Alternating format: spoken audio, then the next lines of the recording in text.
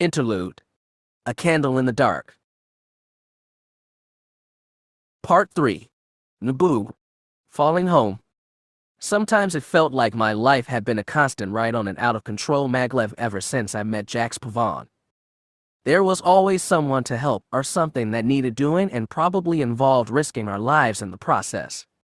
Other times I felt like my life had been like that since I'd met I-5. After Cerulean, though, it felt like the maglev had come to a screeching halt. There was no place we needed to be and nobody who needed us. It almost felt like freedom. Chapter 21. A low winter sun cast long shadows in the streets of Thee. Cold wind cut through the streets and stunned the faces of people walking with their heads bent low, but when they stepped into the city's broad plazas or open intersections, they were immediately warmed by the crisp morning light. Sola Nabariye paused for a moment as she crossed one of the pedestrian bridges arcing over a branch of the Salu River. She picked her head up, felt the warm sun on her face, and looked around. Queen Iram's needle stabbed up to her right and the concert hall's broad dome swelled high on her left. Both rose above the roofs of these other buildings and gleamed in the sun. The sight made her feel a little better. She lowered her head and crossed the bridge. It took her another 10 minutes to reach her destination. Thee was an old city, stubbornly resistant to what the rest of the galaxy called modernity and near fanatical in the preservation of its elegant sandstone buildings. Some people thought that provincialism, but Sola could not have called any other city home. When she passed the art museum, she crossed a broad open lane where people moved about in the sun. She picked her head up to see the building ahead of her. A squat rectangular structure framed by pillars and topped with a green shingles roof. It managed to create an austere air while also blending in with the nearby buildings. Placed next to the triumphal arch and facing a long promenade that led to the Queen's Palace, it was one of the very few buildings in Thee erected in the past century and the only one in the past few years. Normally the preservationists did everything they could to block new construction, but this building had received no objections at all. It was a mausoleum to honor Sola's sister, Senator, and Queen Padme Amidala. Solo climbed up the row of marble steps to the mausoleum's entrance. She nodded at the guards in blue and red uniforms. They recognized her instantly and let her pass. Padme lay encased in a stone coffin. Morning light spilled through the stained glass window containing her image, beautifully dressed in a sky blue gown. The window cast shades of blue and violet and red and orange across coffin, the walls, the slick gray tile floor. Sola did what she always did when she visited her little sister. She walked slowly around the coffin one time, counterclockwise, her fingers lightly trailing along its smooth marble lid. Every footstep clapped and echoed in the chamber's sepulchral silence. In the beginning she'd whispered words to the sister that had been younger than her but often seemed much older. Sometimes she told Padme the news about her daughters, Puja and Ryu. Other times she'd ask for advice, knowing she wouldn't get it. That morning Sola simply walked her slow loop in silence and savored being alone with her sister. They said Padme had been murdered by Jedi. Sola had never believed that. Neither had Queen Apalana. Padme had been one of the Order's greatest supporters, and, Sola knew, she had been very close to one young Jedi Knight in particular. Close enough to have become pregnant with his child. Padme hadn't lived to tell her family who the child's father was, but Sola knew. She'd never seen Padme show interest in anyone else after she brought Anakin to their family's estate in the country, just before the Clone Wars began. She hoped, by some magic of the Force, Padme and Anakin were happy together in death. When she'd completed her ritual, Sola Nabariye left her sister behind and walked across the bright sunlit plaza toward the high shining domes of the royal palace. The guards knew her here too.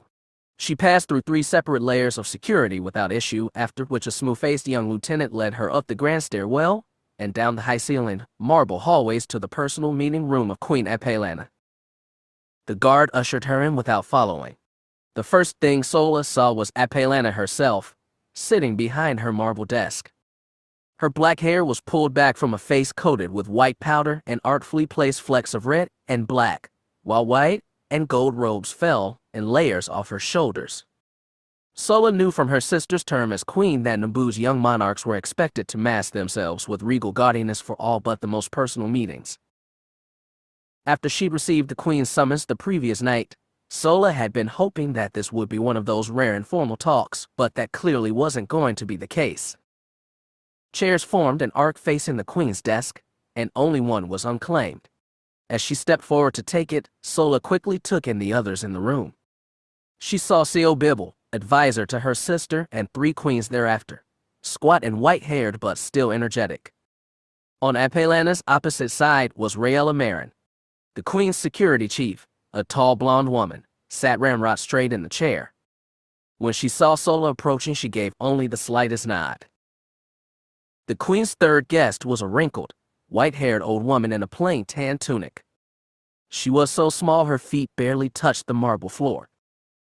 As Sola sat down beside her, Jedi Master Thracia Cholim favored her with a generous smile. "I'm glad you could make it, dear." "As are we all," the queen said.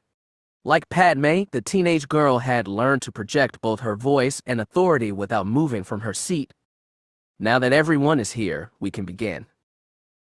The very fact that Thracia was present told Sola it was Jedi business. The old woman and her collection of fugitive knights spent most of their time in the secret tunnels beneath the palace. Sometimes they ventured up to the surface and walked the streets of Theed with normal citizens, but only rarely. Sola knew it must be a dark and miserable existence for them, but hiding has seemed the only way to protect both the Jedi and the Queen from the Empire's wrath. "Sure enough," Apelana said, "Master Cholim, I'd like you to explain to everyone what you told me last night." The old woman nodded. "I've just received a secret communication from a very close friend of mine, Jyn Altus." Sola recognized the name. "Your Jedi are his followers." "That's right. Jyn led a certain splinter group that kept its distance from the Jedi Council, which is why so many of them survived." Splinter group was as good a way to put it as any. When Sola had learned that the Altesian Jedi were allowed to marry and make families, she'd immediately thought of Padme and that passionate, conflicted young man she'd brought home with her. Maybe, if they'd been part of Altus sect or if the Jedi Council had followed Altus rules, her sister and Skywalker both would be alive and happy. But the galaxy was full of what-ifs. Most of them you just had to stop yourself from thinking about. "Is Altus coming here?" Sola asked. "That's right. He's on ship with several other Jedi." "When will they arrive?" Rayella asked stiffly. The security chief had no problem with Jedi, otherwise she wouldn't be at this meeting, but she'd never liked big surprises. "They're set to arrive tomorrow morning, just before dawn." Sola could see the other woman relax. "I'll make the arrangements to receive them in the main hangar. Privately." Co. Bibble shifted in his seat and asked Thracia, "How long does Altus intend to stay here?" "I'm not sure. It may be some time. I'm told 2 of his people will need medical attention." "I'll gather trustworthy medical staff," Bibble said. "Thank you, Counselor," the Queen said. "Chief Marin, make sure you can do the same for your people." "Of course." Rayella seemed to bristle at the suggestion of anything else. "Can you tell us anything else about these Jedi?" Sola asked Thracia. "I didn't talk to Jyn for long, but it seems like he just escaped an Imperial prison ship." The room tensed. Co. Bibble said, "Your Majesty, we're going to have to keep these Jedi well hidden." "Then you'd best make preparations, Counselor. And you, Chief Marin." "I'd like to get started now," Rayella said. "Of course." Dismissed. Bibble and Rayella both rose, bowed, and walked out of the Queen's chambers as quickly as they could while still looking dignified. Thracia sighed. "I'm sorry to be a burden on you, Your Majesty, but Jyn needs all the help he can get." "We'll do everything we can for the Jedi," Apelana said. "You know that, Master Cholim. You're putting yourself at risk, Your Majesty. We're doing the right thing." In a way, Sola had to admire the Queen's simple courage. She seemed so much like Padme at the same age, all strength and ideals. After corrupt old King Varuna, the Naboo had fallen back on their custom of electing young women as rulers. The reverence of both archaic tradition and youthful conviction was strange to most off-worlders, but Sola had never seen a contradiction. In both cases, the Naboo were trying to preserve an ideal. There aren't many beings in the galaxy willing to do the right thing anymore, Thracia said as she pushed herself out of her chair. We appreciate it more than we can say. Thracia gave a bow of her own and walked out of the chamber, leaving Sola and Apalana alone. Is there anything you need me to do, Your Majesty? She asked the young woman. I want you to work with the Jedi once they arrive. See that they're taken care of. Give them anything they need. Of course. Apalana allowed a little smile. I know how much helping the Jedi means to you, Sola. It's why I wanted you to know about this. It means a lot to Padme, Your Highness.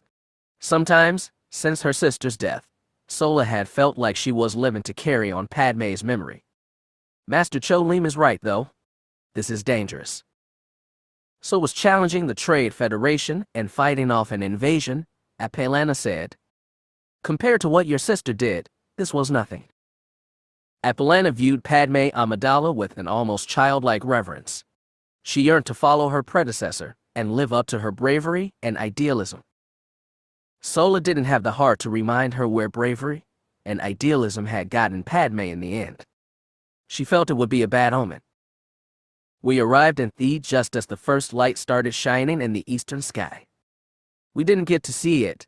Laranth dove straight into the main hangar complex sitting on the cliff's edge that overlooked the floodplain, and once we got off we were whisked away by security personnel into the tunnels that ran beneath the city, and for me at least it was a long time before I felt real honest daylight. As a Celestin I grew up in caves and tunnels, so it shouldn't have bothered me, but it did. But I'm getting ahead of myself. When we set Laranth down in the hangar amidst rows of pretty gleaming golden starfighters, we were met by a tall, pretty severe-looking woman who introduced herself as Raella Marin, the chief of the Queen's security detail. Jax, as always, was at the lead of the group, and he shook the woman's hand, but Jen Altis hung behind him and looked a little edgy, and naturally that made me edgy too. Then this wizened, white-haired little human lady no taller than me popped out, seemingly from nowhere. Altis nearly swept her off her feet in a hung, and when they pulled out of the hug, Altis dipped back in to give her one peck on the forehead and another on the lips. I was finally getting what they said about these being non-traditional Jedi. After the ice was broken, they led us into the tunnels beneath the hangar. The complex was attached to a massive plasma refinery station, where deep shafts of energy carved deeper holes into the planet's core in order to extract the raw energy there. I didn't understand half of what Marin told us, but I tried to look like I did. Het and Magash made it the whole way under their own power, though both looked pretty bad. Once we finally entered the lower levels of the palace complex, Med Tech swept in and led them both away. Some of the other Jedi showed up to greet us, including one Duros Jedi who seemed especially pleased to see Ash. After that they showed us to our quarters, which like everything else were underground, without natural light or air. It felt almost like being back on Sullust, which, like I said, shouldn't have felt strange, but it did. So we all settled into place, except for Hannah Ding. Scout had explained to everyone the truth the Arcanian girl had been hiding. None of the Jedi seemed surprised, and I guess I wasn't either. The only question left was what to do with her. Now that we were on Naboo, she wasn't the burden, or the threat. She'd been on Laranth, but she was still a Force user, and I didn't trust her, especially after that confession. Still, I could tell Jax, Scout, and Altis wanted to be lenient. Het gruffly suggested that we lock her in a deep dungeon. Kinaha said we should keep her under close observation at all times, and that's what happened. Thankfully, being a mere Force insensitive, I didn't have the duty of watching her. I didn't have much of anything to do at all, and that was the problem. I couldn't bring myself to admit that to Jax, but I told I-5. We just finished hauling his pit droid chassis and a box of supplies into the little room I'd be sleeping in. 5, of course, didn't need sleep or a room, but we had to stash his stuff somewhere. Once we'd done that, and an awkward silence filled the room, I sat down the side of my hard bunk and said, I'm not sure how much longer I'm going to be here. I5 just stood there, looking at me with that blank HRD face. When it was clear he wasn't going to respond, I pressed, 5, what do you think is going to happen here? Are we just going to hide underground for a couple days? A week? A month? A year? I have no idea. Does Jax know? Does anyone? Den, we just got here. You want to leave already? I looked at my hands. I don't know. These Jedi have been hiding here for over a year. It seems like as safe a place as we're going to find. Hiding in the dark, I muttered. I admit it's not ideal, but I was talking to one of the Jedi. He said they slip out alone or in small groups and walk around the city once every few weeks. I snorted and shook my head. I5 sat down next to me on the bunk. It was a smooth, natural movement, and for a second I almost forgot he was a droid. I admit it's not an enticing existence, he said, but I'm sure these Jedi have ways to bide their time. We're not Jedi, I reminded him. No, but we seem to attract them like flies or a rotting nerve. Or maybe it's vice versa. He was trying to joke. He didn't get my hint. I tried a different tack. Jax isn't going to like it here. Jax likes doing things. There isn't much to do down here, is there? Even if we were back on Coruscant, there wouldn't be. 5, Whiplash is gone. House, Shilmafine, Yemen, they're all dead. Sign and Slake are gone too. The resistance to the Empire is totally broken. I5's shoulders bow forward. There doesn't seem to be much cause for optimism, I'll admit that. 5, our mission is over. Done with. We failed and there's nothing else to do. We'll find something. Jax will find something. It always came down to Jax, and there was nothing I could do about that. I didn't feel jealous right there, just tired. Very, very tired. Softly, I5 asked, you want to leave, don't you? He was always more perceptive than he let on. I don't know what else I can do here except hide. What would you do if you left? I don't know. Go back to Sullust, see if Irmerith's still looking for a mate. Find a nice tunnel to build a nest in, sire a handful of kids. I laughed dryly. That ship had soared off a long time ago. I'm not normally one to get stuck on regrets, but I did then. To my surprise, I5 said, for you, it's possible. Even if the Empire knows who you are and what you've done, they probably wouldn't look very hard for you. Compared to Jax, you mean? Exactly. And you, 5, you'd have an easier time slipping out than anybody. Just stick your processing unit in Satch's ducky droid and carry you onto a ship. He cocked an eyebrow. And leave behind this handsome, well-sculpted body. Depends how bad you want to go. Den, I'm not leaving Jax. Yeah, I know. If I leave, if they let me leave, I'm on my own. Slight surprise showed on I5's face, like he hadn't considered that part. He said, maybe you can have Jax wipe your memory. Just the thought of telling Jax that I was walking out on him made me hesitate. Then I thought of Cerulean, of Slake and Sign, and all they'd done being stamped out beneath the Empire's boot heels. I didn't want to die for nothing like them, but I didn't want to face Jax as a coward either. I felt trapped between two fears. I sighed and said, I'll have to think about it. Thank you for telling me, I5 said. I glanced at him sideways.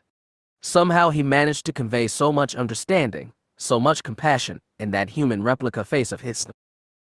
Before I could say anything, a shape filled the open door. I shifted my gaze to see a brown-haired human woman, probably in middle age, wearing a blue dress and white cloak over her shoulders. Definitely a Naboo native, I thought. Practical, casual fashion isn't a thing there. Hello, the woman smiled gently. My name is Sola Naberier. I'm a friend of Queen Apelana. If there's anything you need, I'm here to help. Something about that name was vaguely familiar, but I couldn't place it. I5 stood up and offered his hand. I hopped off the bed and did the same. After we all shook and shared names, Sola said, I understand the two of you aren't Jedi. We're more like sidekicks, I5 said lightly. I talked with Jax Pavan already. He said you two are his best friends. That was like a punch in the gut. I-5 said, "We've been with him a long time.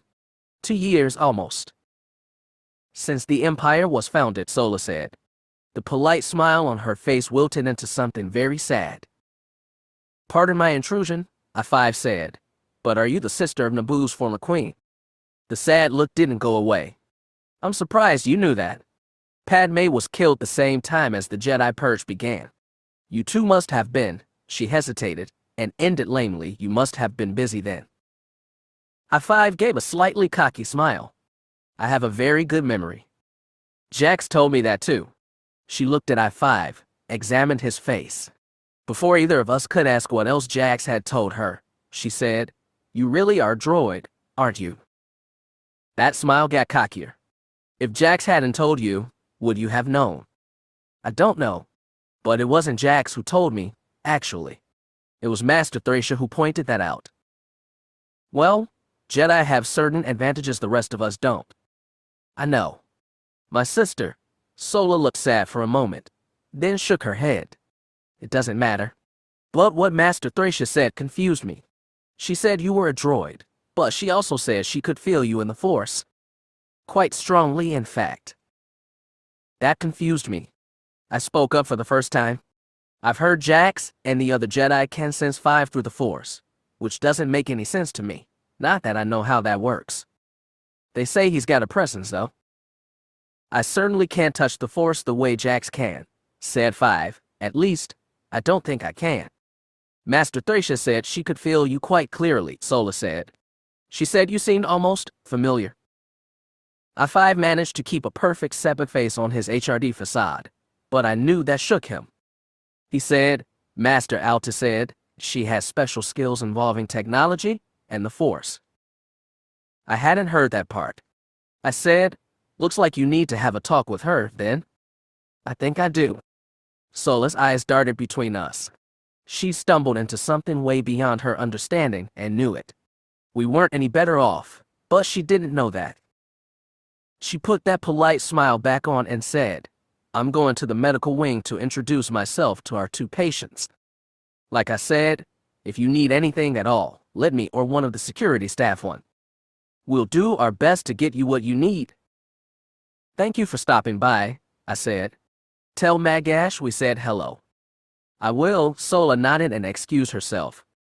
That left the 2 of us, standing side by side in my narrow room. He looked down at me, and I looked up at him. I said, "I guess we know what you're going to be doing next." "Indeed," he muttered. "And you?"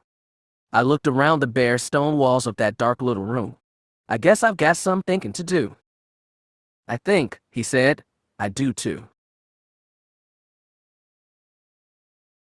Jax Pavan had never been to Naboo, but he'd heard the planet referred to by a number of adjectives, ranging from unique, charming, and quaint, to old-fashioned, and an oversized museum piece. He hadn't seen much of these, so he couldn't say anything for sure, but being quaint or old-fashioned hadn't stopped the royal palace from stocking his medical wing with the most up-to-date technology.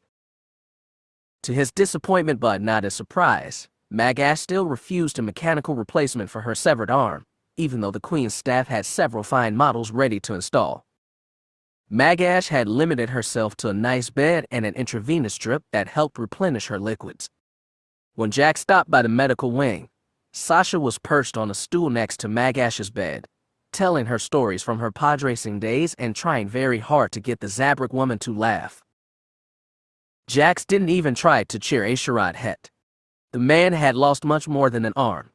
He closed his emotions off from the Force even more than usual, and after their last conversation, that was starting to worry Jax, though he didn't know what could be done. Physically, Hett wasn't difficult to fix.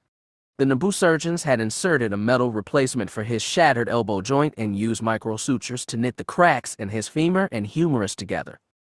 They said he'd be back to swinging a lightsaber within a few days. Once it was clear Hett no longer needed to stay in the medical wing, Jax asked him to step out for a meeting. There was a lot to talk about, and this time Jax wanted others in on the conversation. They gathered in a round chamber at the base of one of the narrow towers jutting up around the rim of the palace's main dome. The chamber even had windows that revealed the first real sunlight Jax had seen since Coruscant.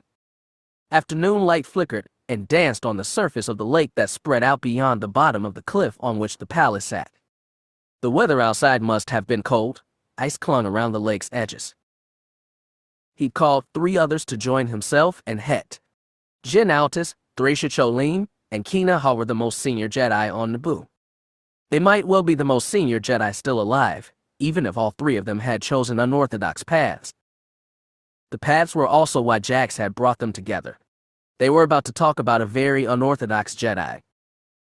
Once everyone was seated in a circle, cross-legged on the hard marble floor, Jax began as simply and directly as he could. He looked around the group and said, "The man we know as Darth Vader was once Anakin Skywalker." Thracia's eyes went wide. Altis looked suddenly sad. Kina Ha's head tilted thoughtfully on his long neck. His face stayed a hard mask. "I knew Anakin Skywalker," Jax said. "He was my friend, or something like it. I always knew he had a lot of anger inside, but this." "I knew him as well," Altis said. "We only met once, at the start of the war. I'd heard of him beforehand, of course. Every Jedi had, even ones that didn't lurk in the temple. When I heard Yoda and Windu had found their so-called chosen one, my first thought was how awful that must feel for the poor child, to have that weight of that prophecy on his shoulders.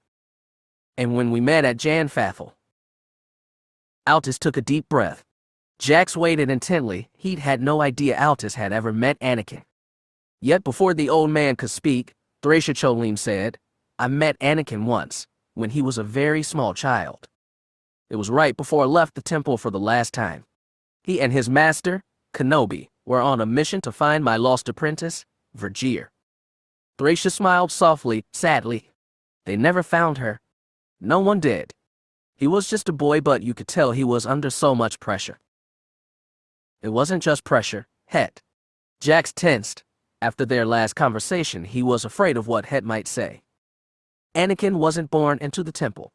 He was taken from his mother when he was a child. He tried to get back to her. When he found her, she died in his arms. He got his revenge, though.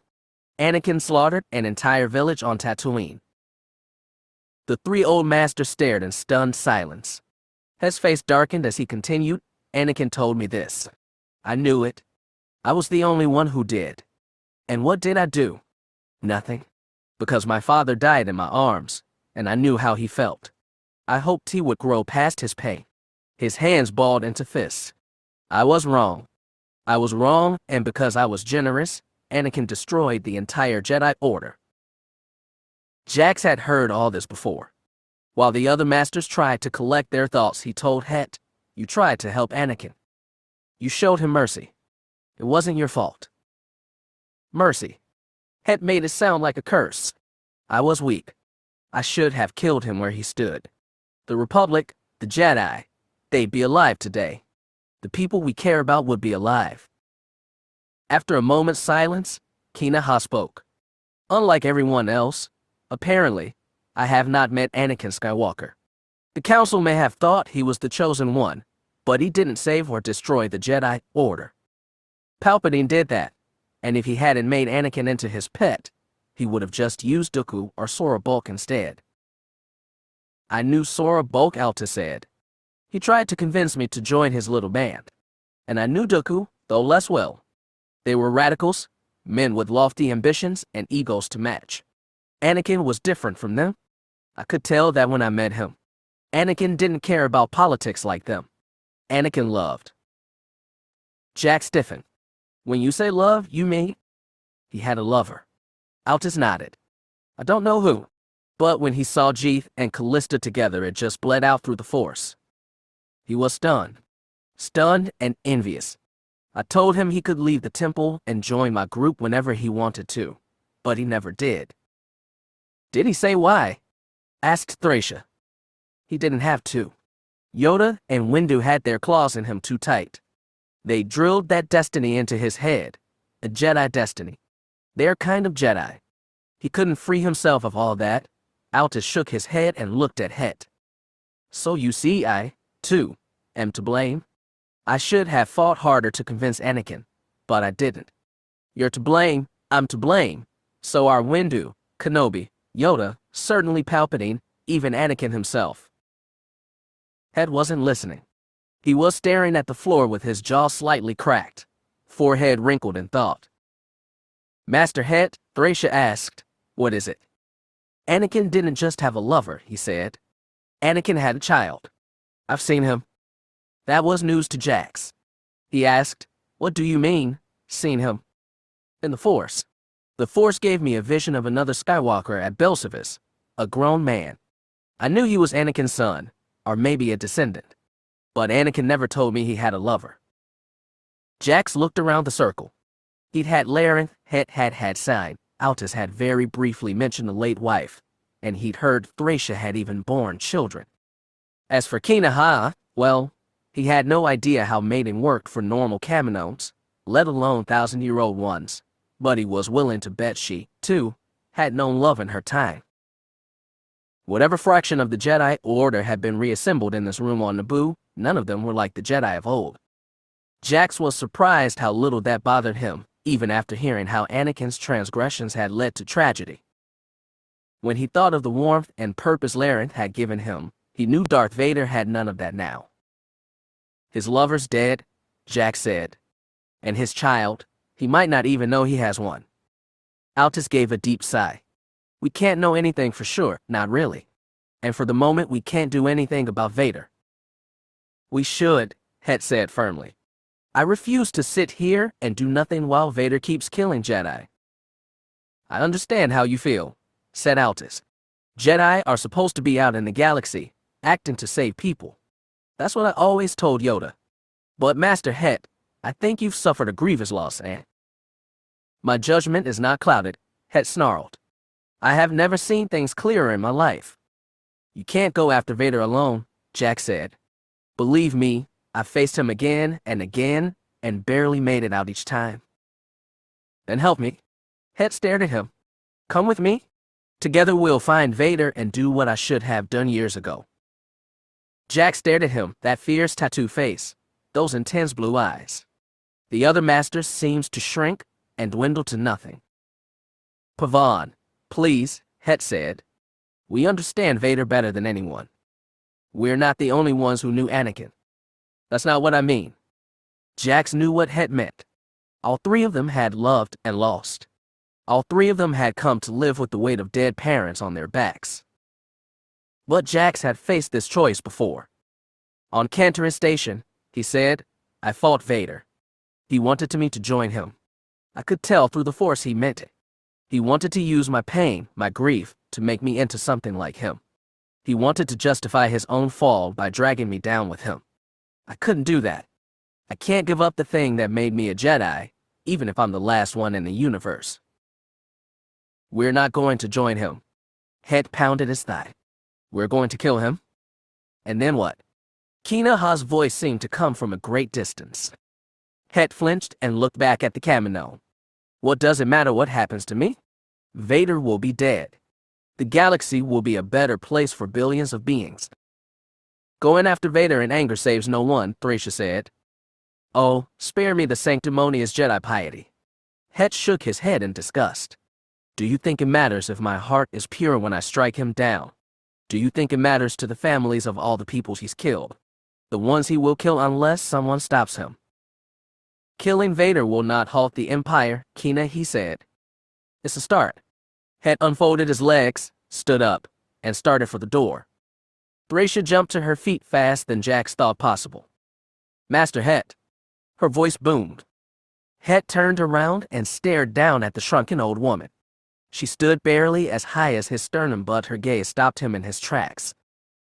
Master Hett, she said, this is my sanctuary. The people here are under my protection, and I will not have their lives put at risk. Promise me that you will not leave Naboo without discussing it with me first.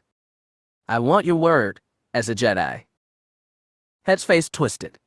His lips parted and air hissed between his teeth, like he was caught between a sneer and a laugh, though Jax couldn't imagine what joke he'd heard in Thracia's steely voice. I give you my word, he said, and walked out of the room. When he was gone, Altus lowered his head and sighed. I think Vader might be the lesser problem right now.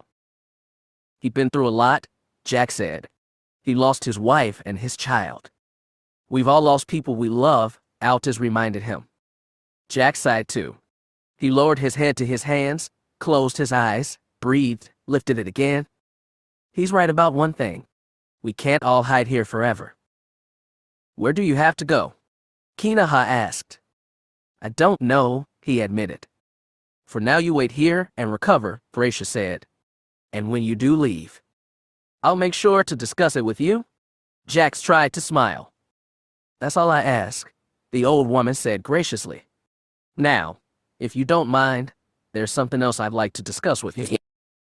Jack struggled to push Anakin and Hett from his thoughts. What's that? Your droid, he said simply. I-5 is nobody's droid but his own. Jax's eyes flicked to Altis. The old man was listening intently. I can't sense your droid in the Force, she said. That's right. And believe me, I have no idea how. I know it shouldn't even be possible. That, Thracia said, is up for debate. Jax frowned. What are you saying? I'm saying that I'd like to spend some time with you and I-5. We have a good deal to talk about. Suddenly Hett and Anakin were the last things on his mind. He looked into that old woman's ice blue eyes and said, Okay, I'll get him right away. Chapter 22. Tucked away under Naboo Palace, we didn't have much exposure to what was going on in the rest of the galaxy, but Sola brought us some snippets of news. The HoloNet was full of coverage of the battle at Cerulean. The whole thing was stomach-churning. Sign, Slake, and Yemen were the evil anarchist rebels who massacred helpless civilians, and Octavian Grant was the pure noble hero who brought them down. There were also hints that the three villains had been part of the continuing Jedi conspiracy to destabilize the galaxy. I warned Sola not to share that news with Hett, because if it was awful to me, it would be unspeakable to him. After the Battle of Cerulean, Jan Dodonna returned to Imperial Center a hero. He'd been a hero before. It felt different this time. Unlike the embarrassments at Bavinir, and Zoth, and Ord Merit, the victory at Cerulean got plenty of press coverage.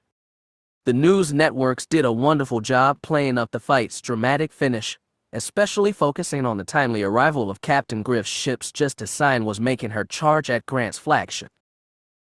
Dodonna, Grant, and Griff had promptly been called back to Imperial Center to receive the Azure Cross, one of the Empire's newly created Medals of Honor. When Dodonna had received the Holt Cross with Terranol Screed after the Battle of Annexus, he considered it the proudest moment of his career. Now he didn't know how to feel. The award ceremony was set to take place at noon the day after his arrival on Coruscant. Admiral Screed had flown into the capital to be part of the award ceremony, and Dodonna had arranged to meet his friend at the man's under-construction home in Imperial City. He briefly talked to Screed over Holo to set up the meeting. The man seemed politely cheery. Dodonna had been unable to speak with him before Cerulean, which still bothered him. If he'd gone into the fight with a clearer understanding of what his duties and objectives were as Grant's observer, it was possible fewer Imperial lives would have been lost.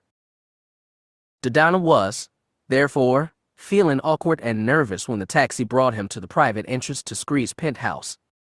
He was surprised to find it was in one of the finest high-rises in Imperial City, less than a kilometer away from the prestigious building once called the 500 Republica, now 500 Imperial. Dodonna was impressed. A senior admiral's salary was good, but not that good. A section of 4 stories had been blocked off by construction, droids, and scaffolding, but apparently enough of it was completed for Screed to live in during his stay on the planet. When he stepped onto the docking platform, Screed was there to greet him. Like Dodonna, he was dressed in his olive green uniform. His short dark hair was tousled by the wind, and used his carved obsidian cane to steady himself. It's good to see you, Jan, he said. He sounded warm, sincere. Likewise, Dodonna nodded. Should we get inside? Of course. Follow me, Screed said. As the taxi pulled away, Screed led him into the lowest level of his penthouse. It was, to Dodonna's surprise, already well appointed with furniture and art objects. As Screed directed him toward a pair of chairs facing each other across a short table, The Admiral gave a sharp whistle. A moment later, a pale, lanky young Twi'lek appeared. He clasped his hands in front of him, bowed low, and said, "What is it you want, my master?" "Something to eat. A drink, perhaps." Screed glanced at Dodonna. "Your pick, Jan. Do you want tea, Kath, or something stronger?" It was a damned good question. He felt tense, anxious. Something to soften his nerve would help.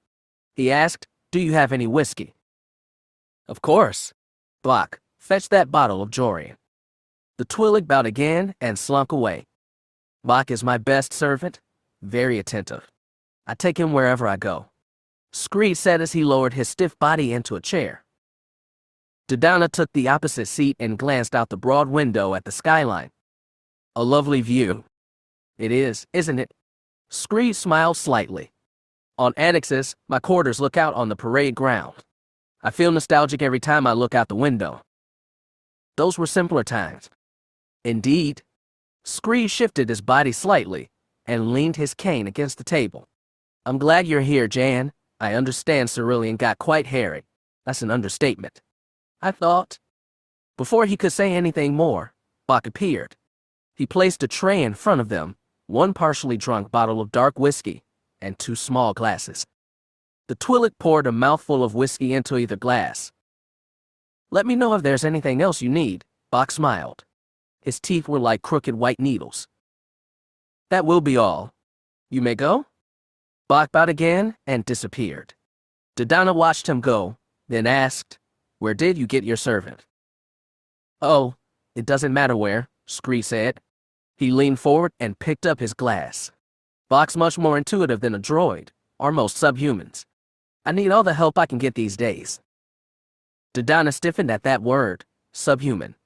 It was becoming more and more common lately, subtly replacing non-human and the more casually pejorative alien. He couldn't recall Screed using it before. The Admiral raised his glass for a toast. Dodonna picked up his and raised it as well. "To coming home from every fight," Screed said. It was as good a toast as any. Dodonna tipped his cup back and drank. It felt like fire burning down his throat and dropping into his stomach. "Oh," he breathed. "Oh, goodness." Screed smiled a little as he set his glass down. "Haven't had it for a while, have you?"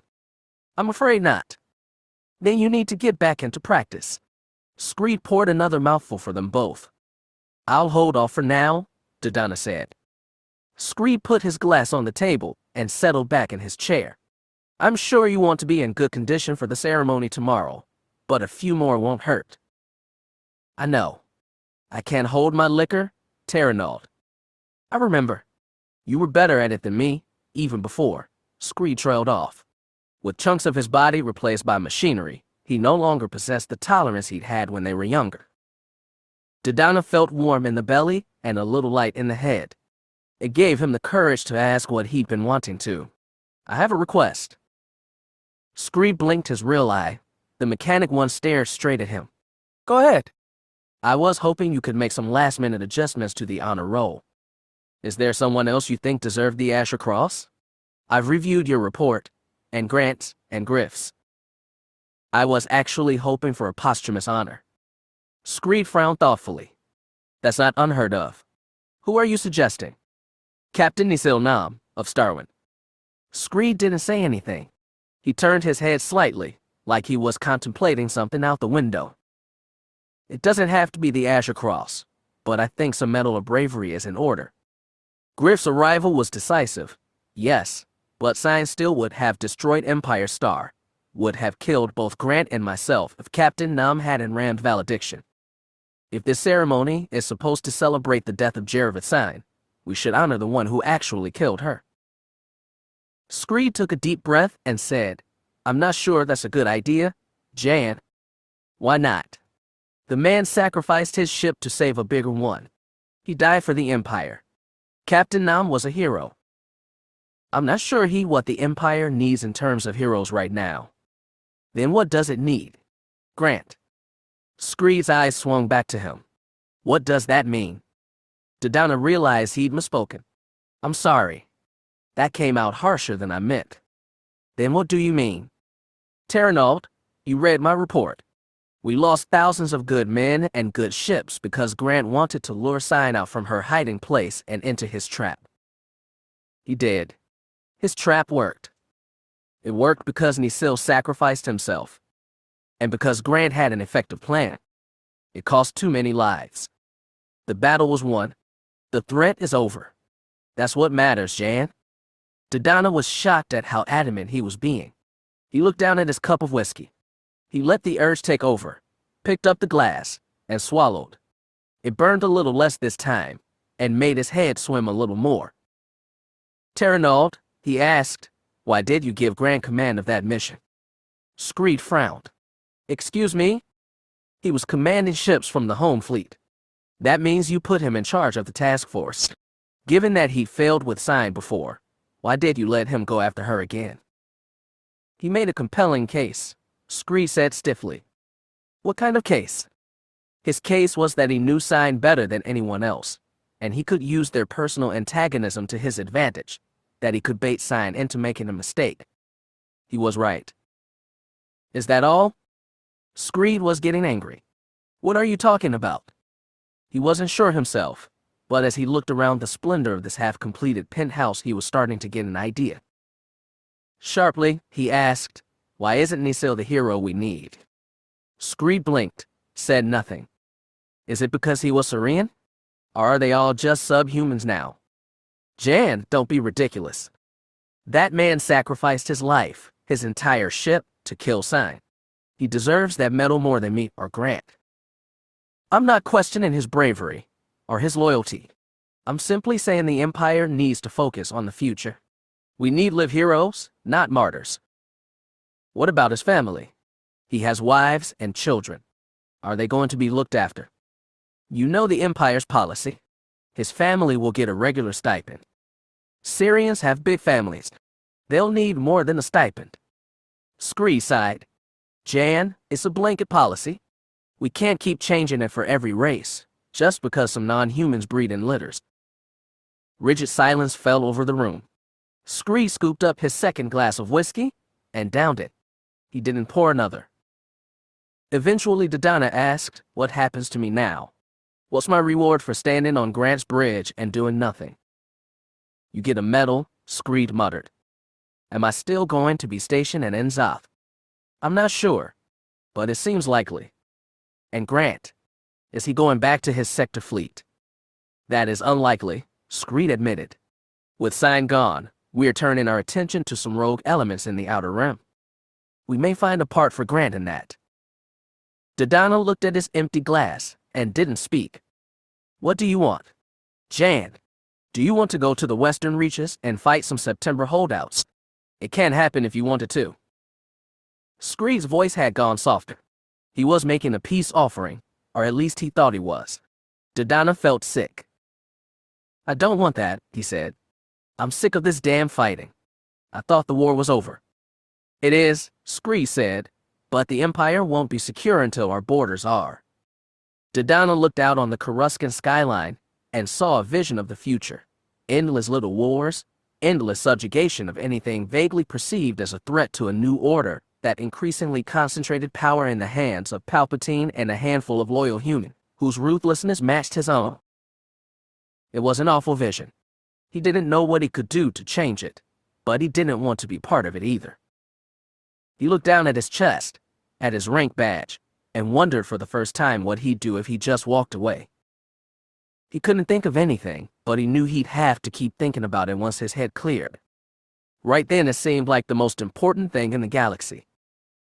Terranald, he said, I'd like to leave now. Screed didn't object. He called for Bach, and Bach summoned a taxi and led Dodonna out onto the landing platform. Screed didn't bother to get up from his chair as he waved Dodonna off. As they stood on the windy platform, Dodonna looked at Bach and asked, how long have you been Terranald's servant? Bach blinked his red eyes and said, oh, not long. Just a year. Is he a good master? Does he pay you well? Bach gave a needle-toothed smile. I have food and shelter. Isn't that payment? What he was suggesting made Dodonna's stomach turn. He had to be jesting. There was a taunting leer in his eyes. Have you met Octavian Grant? Dodonna asked. Oh, yes. I've met Grant. He came here to plead his case to the Admiral. Several times. Can you tell me what case he made? Why do you want to know? The Twi'lek's grin was openly mocking now. I'm simply curious, that's all. Bach considered something for a moment, then said, I'm afraid I can't divulge my master's secrets. Of course. I wasn't asking you to. He was. They both knew it. Bach's smile grew wider. He said, You're different. Different from whom? All my master's other friends. Before Dodonna could ask what he meant, the taxi arrived. Bach shrunk back toward the door, ending the conversation. Somehow, Dodonna knew he'd have only gotten more hints and mocking from the servant anyway. He got into the taxi and felt relief when it pulled away, but the relief didn't last long. He hadn't solved any of his problems and he hadn't escaped them. He was as trapped by them as ever. Chapter 23. I-5 was, by any objective measure, a miracle. For a droid to be as self-aware as he was, not to mention present in the Force somehow, should have been impossible. After so many years I'd come to take it for granted, but meeting so many new people again reminded me how impossible he really was. Still, I never thought he was anything more than a kind of freak accident, a byproduct of whatever tinkering Lorne Pavan had done 20 years ago. I certainly never had any idea of the real truth. They gathered with Thracia in a dark chamber where the only light came from a winking candle the old woman placed in the center of the room. They all sat down to face the candle, Jax, I-5, Thracia herself. The woman began by asking I-5 about his history. The droid was still wearing his HRD body, the only chassis they'd brought with them from Laren, and he sat with his legs crossed and back straight in imitation of the two Jedi's mediation postures. He told Thracia everything working backward from his encounter with Jax to his time traveling with Dan, then his months on Drongor, and finally back to his time with Lorne Pavan. I owe Jax's father a lot, I-5 said. If he hadn't modified my program to allow greater freedom of cognition, I would have never become what I am today. Was Lorne an expert programmer? He was a good programmer. He wasn't really an expert in anything. He did a lot of different jobs. Thracia thought for a moment, then asked, Have you ever wondered why no other droids have become as self-aware as you? Maybe they have, Jax offered. It's a big galaxy. It is, Thracia acknowledged, but it's just been through a terrible war where droids were some of the main combatants. Granted, the Separatists were mostly concerned with making droids kill as efficiently as possible, but don't you think some ambitious tech might have tried to improve droid cognition also? I'm sure some did, Jax said, but like you said, the Separatists wanted killing machines. They'd have cut short research geared toward anything else. Thracia looked to I-5. Have you ever heard of other 5YQ protocol droids developing like you have? No, 5 admitted, and I have looked. So, in all the galaxy, with all the artificial intelligences out there, and all the programming geniuses, it took one short-lived protocol droid model and one down on his luck information dealer to create the only droid in history to touch the Force. Stranger things may have happened, I-5 said, but I haven't heard of them. You seem very proud to be what you are. I'm practically a whole new life form, one that, if I dare say, improves upon you humans quite a bit. 5, Jax warned. The droid shrugged. Why shouldn't I feel a little proud? Your new chassis is especially impressive, Thracia said. I've seen human replica droids before, but none of them acted as human as you do. I'll choose to take that as a compliment. You do look pretty authentic, Jax said, except for that manual off switch on your backside. I don't know what switch you're talking about. I-5 tugged the back of his jacket down. More seriously, Thracia said, you have to admit, what you've become does sound rather unbelievable. My father probably had the Force, Jax said. I mean, if I had it, he might have had something too, even if he never got real training. That might have affected things. Thracia narrowed her eyes. She was thinking hard on something, but she didn't seem willing to volunteer it yet. Instead, she asked I-5, what did you do before you met Lorne Pavan? I was a nanny, I5 said dryly, for some really annoying rich brats. Then their parents found out that 5YQ droids were no longer in fashion, so they sold me to a junk dealer. Lauren ended up buying me cheap. And before that, I can't say. He shrugged again. Those people thought they bought me fresh from the assembly line. I never saw any reason to doubt that. So those are your first memories? He nodded. The old woman looked very thoughtful again. Jax was about to ask her what was happening when she said, I5, I want you to picture something. To hold it in your mind. I want to see if I can sense it. We've tried this before, Jax said. None of us could do it. Thracia smiled thinly. Humor me? Please? All right, I5 said. He didn't need to, but he closed his eyes to show he was in thought. Thracia closed her eyes too. Jax held back from touching either of them with the Force, afraid he might upset whatever delicate methods the old woman was using. It took less than a minute. Thracia's eyes opened and she said, one of those pod racing pit droids. I5's eyes opened too. You got it. Try something else, Jax said. I5 blinked. Okay, try now. He didn't close his eyes that time. Neither did Thracia. She frowned and said, a Sith holocron. We don't have that anymore, Jax interjected. Try one more, said I5. A spaceship. A Jedi starfighter. I5 put on a slanted smile. That was pretty good. Could you feel her touch your mind? Jax asked. I don't know what that's supposed to feel like. I5 shook his head. I guess that means I didn't. Not even Master Altus could do that, Jax told Thracia. Where did you learn that skill? An old master, she replied. His name was Lath Melray. Sounds Neimoidian, Jax said. They're supposed to be weak in the Force.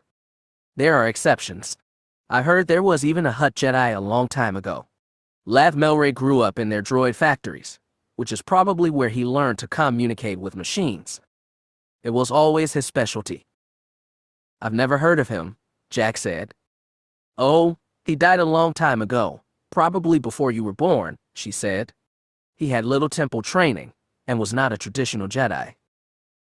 Though seems to be all over lately, I5 muttered.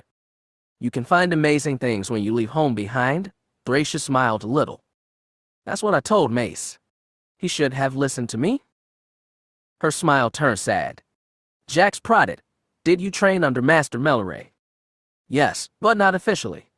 After Master Yoda knighted me, I decided I wanted to explore the galaxy for a while. I found Lath working alone, on a colony near Cato Neimoidia.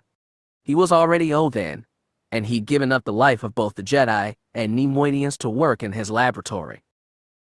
He experimented with droids. I5 asked.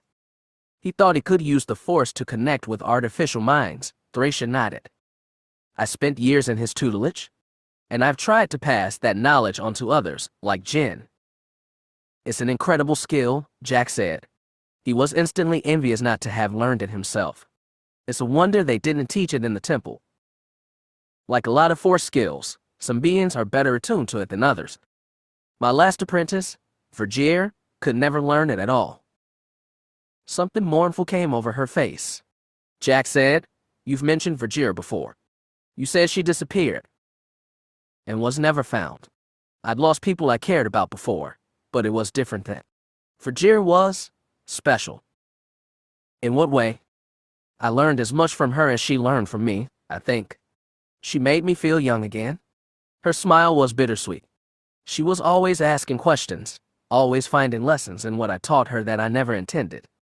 When I told this to her once, she asked me, is it what the teacher teaches, or what the student learns? I never found an answer to that, which maybe was the point. I wish I'd know her, Jax said. I wish you had too. She had a way of looking beyond the accepted truths we Jedi cling to. Toward the end, she was even questioning whether the dark and light side of the Force exist at all. Jax frowned. How can that be? Everything we've learned. We've been told that the Force embraces everything. It can even bind people to machines. If it can bridge those opposites, it should bridge light and dark as well. That is what Vergier was thinking. As for me, well, I think there's always more to learn. I wish you'd try to teach this at the temple. Oh, I'm like Jin and Melray. I prefer to do things on my own. I always have. I left the order permanently after I lost Vajir. I never saw the temple again, never talked to Master Windu. Did you fight in the Clone Wars? She shook her head. No.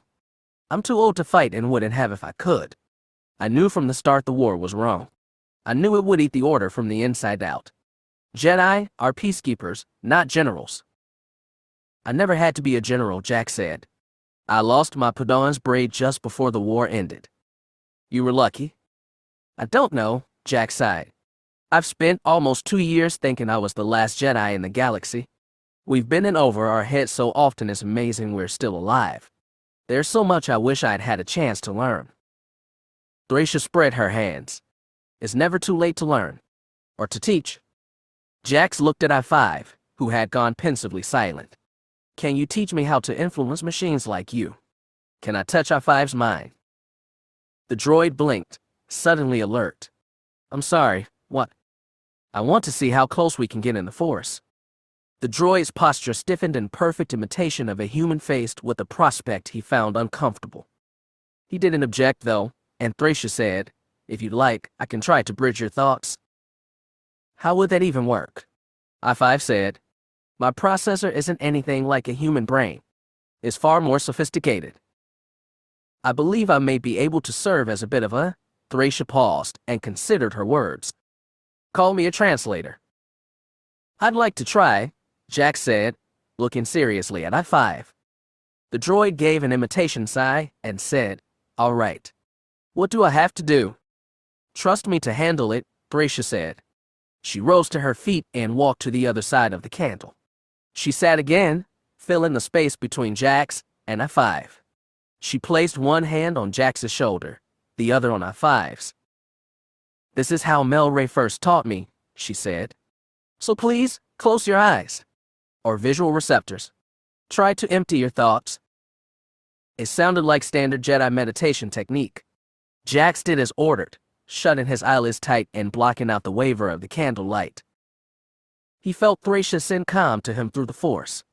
He trusted she was doing the same to I-5 in the unique way Lath Melray had taught her. He felt I-5's familiar Force presence grow brighter, or perhaps he was simply being drawn closer to it. He felt something from it, a calm that mirrored his own but also curiosity and skepticism. I-5's presence grew brighter. Images seemed to resolve out of the black, plucked from I-5's machine consciousness.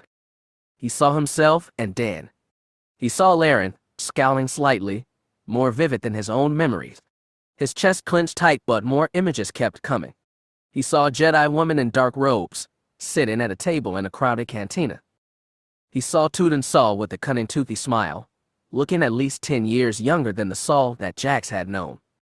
He saw a cloaked figure holding a lightsaber, red blade sizzling out of either end. He saw his father, Lorn Pavan, grinning a weary, affectionate grin. The grin becomes a scowl bent low over a glass as he says, here's all you need to know about the Jedi. They're a bunch of self-serving, sanctimonious elitists. The scowl becomes serious and set as he says, I'm sorry, 5, but this is something I have to do. A Jedi isn't all I want to be, says a round-faced woman, looking upward with youthful conviction in her dark, familiar eyes. He didn't understand. He tried to speak, but it was as though his jaw was made of metal and refused to open. Thracia's hand clenched tighter on his shoulder, and the sensations, the images, the memories kept rolling past. I want to learn from you, Master Melray, the young woman says. I want to touch the Force in ways nobody ever has. A cramped old workshop filled with cobbled-together processors and hollowed-out metal bodies from every kind of droid imaginable, from squat astromechs to Bactoid war machines to tiny mouse droids to a new gray-shelled protocol model. So many round green Nemoidian faces staring with scorn in their red eyes at this stranger, this interloper, this freak, this Jedi. The connection snapped. The images fell away. Jax popped his eyes open and saw the candle, still wavering against the dark. Thracia's fingers unlashed from his shoulder, and he looked to see I-5, with his mouth slack, and his eyes wide open, and a very real, very human shock on his face. Jax felt something roll down his forehead. He wiped it away with his hand and realized his entire body was soaked in sweat. He was panting, short of breath. Thracia, too, looked exhausted. But I-5, he just looked stunned. What was that? Jax breathed. 5, did you see? I saw it, he rasped. But I don't understand. We both looked to Thracia. The old woman wiped a bit of sweat from her face, took a deep breath, and said, I believe I understand what happened to Lath Melray. How did he die? Asked Jax. Thracia closed her eyes and exhaled. One of his Nemoidian assistants found his body in his lab. He was assumed to have died from old age. His droids? I-5 asked. His voice trembled. I heard they were put on the market. Sold. It was incredible. Impossible. Yet it explained too much. I never remembered that, I-5 said. Any of it. Those aren't my memories. They belong to Lath Melray, Thracia said. But how is that possible? Jax asked. Thracia stared into the candlelight and seemed lost in her thoughts. I last saw him a few years before he died. When we spoke, he was talking about transferring his essence into a machine. I-5 stared. Jax managed to say, I've heard about Sith transferring themselves from one body to another. Organic bodies. But Melray. He was no Sith, Thracia said firmly. Yes, he was unorthodox, but he never dabbled in their ways. The Sith wanted to transfer their spirits from one body to another to cheat death. Melray wanted to push the boundaries. He wanted to find new ways of experiencing the Force. The Sith, they steal other beings' bodies and destroy the spirits within. Melray didn't want that, but if he tried it with a droid, he wouldn't have to take a life. For a moment, Jax said, I felt stiff. It was almost like I was inside I-5. You were inside my thoughts, the droid said. You saw what I saw. For a second I felt like I was in your body. Melray taught me to be a conduit, Thracia muttered. To bridge the minds of two beings. Even a man and a machine. But 5, Jax's eye settled on his friend. Is he really a machine? I'm not Melray. I-5's voice was shrill. Jax had never seen him so distressed. I'm not some dead Jedi Master. I'm just a droid. I'm the way I am because of Lorn, not some essence transfer thing. The transfer must have been imperfect, Thracia said. When Lorn modified you, he must have somehow unlocked little pieces of Melray. That's how you became sentient. That's why you register in the Force. I'm not him. I-5 jumped to his feet. I don't remember being him. I'm a droid. A rotting droid. Jax held up a hand. I-5, wait, we need to think about this. No! I-5 waved both arms. I can't do this anymore. I'm going. I-5 marched for the door. Jax tried to rise, but Thracia's hand clamped down, shockingly strong, on his shoulder. He sat back down. After the door slammed shut behind I-5, she softly said, Now you know. I can't believe this, Jax shook his head. I-5, he's my friend. I never expected anything like this. Does this mean, deep inside him, he's all Melray? Is there some dead Jedi trying to get out of him? I don't know. Maybe. When I bridged you two, when I really touched him, I felt. She trailed off. He pressed, What? What did you feel? I felt my old master had come back from the dead, she said. He saw the lines on her face glint with tears. But if Melray's spirit is in I-5, what does that mean? Can it be transferred to a new body? I don't know. Perhaps. But if we did that, what would happen to I-5? Would he be transferred too? I just don't know. I'm sorry. Jax stared at the candle and tried to focus his thoughts on the light. He couldn't find calm. Even after all the loss and revelation of the past few days, he never expected anything like this. I need to think, he said, and got to his feet. As he walked toward the door, he heard the old woman mutter behind him, as do we all. I hadn't told anyone except I-5 that I was thinking of leaving.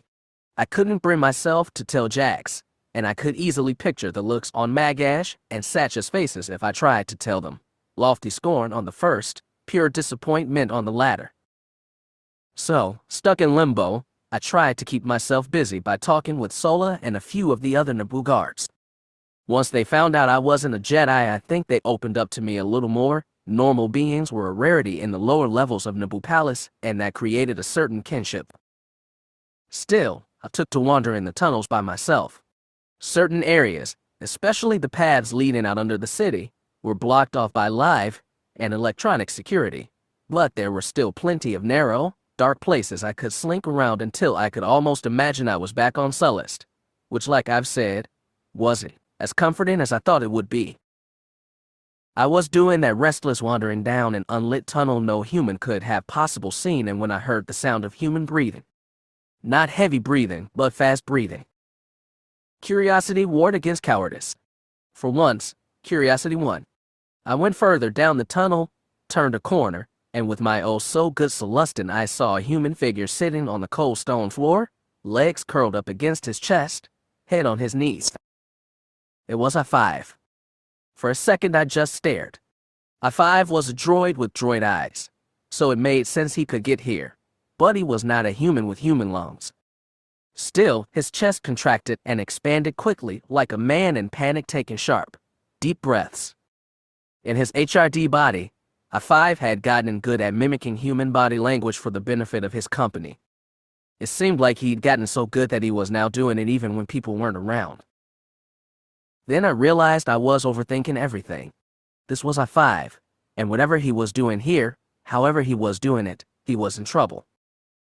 "Hey," I said in the dark, "I-5, what's wrong?" He picked his head up. Those electronic eyes spotted me in the dark, maybe 2 meters away. He asked, "Did Jack send you?" "I haven't seen Jax in hours. I thought you were doing something with him. Why are you here?" He sounded angry, desperate, panicked. I'd seen my robotic friend exhibit an impressive variety of mental states, but I'd never seen him like this. "I'm just stretching my legs." "5, what's going on?" He looked back at his kneecaps. "I'm not I-5. I blinked. "Then what are you?" "I'm a Jedi." One laugh shook his body. "I'm a criffing Jedi Master." "Then, couldn't you tell?" I blinked again. "5, what were you?" I saw it. He slapped a hand against the stone. "That woman, Thracia, she showed it to me. Some of it.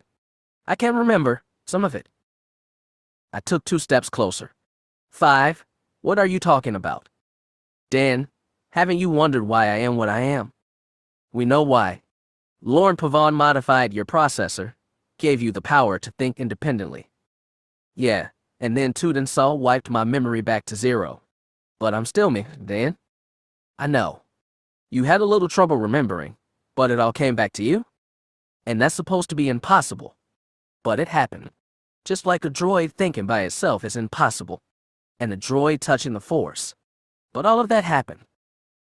You were always proud of being unique." He laughed again. "Oh, I'm unique all right. The first Jedi essence transfer from a wet to a machine, or something." I took another step closer. "5, you're gonna have to explain this to me. Slowly." Thracia says, he laughed. It sounded like choking. "That woman says that I'm her old master. This old Neimoidian Jedi who taught her to mind meld with machines.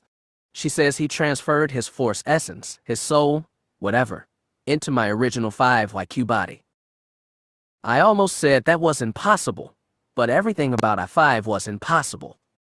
And I thought, this one impossibility actually did, in its way, explain those other ones. I-5 was not taking it as rationally as I was. His hands clenched into fists and unclenched at his side as he said, "And she's right, Dan. I can remember it. Not most of it, but little bits and pieces. They're rattling around inside my head. Maybe all of him still in me." I crouched down beside him and asked, "Can you feel the Force at all?" "I don't know. I don't think so. I can almost remember what it felt like, touching the Force, but now, I can't do it now." "Maybe you need midichlorians for that after all," I muttered.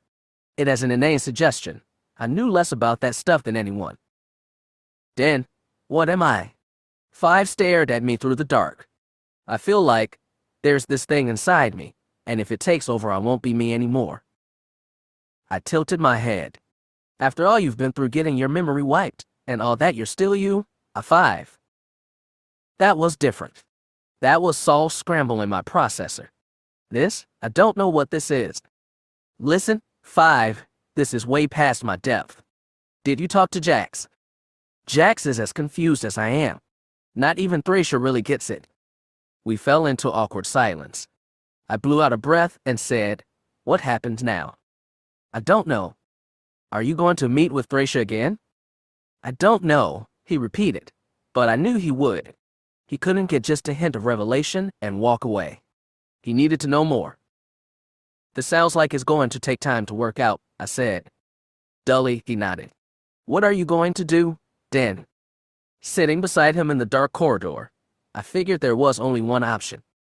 There had always been one option, ever since I sat down next to that weird protocol droid in that cantina on Dronger in what felt like another life.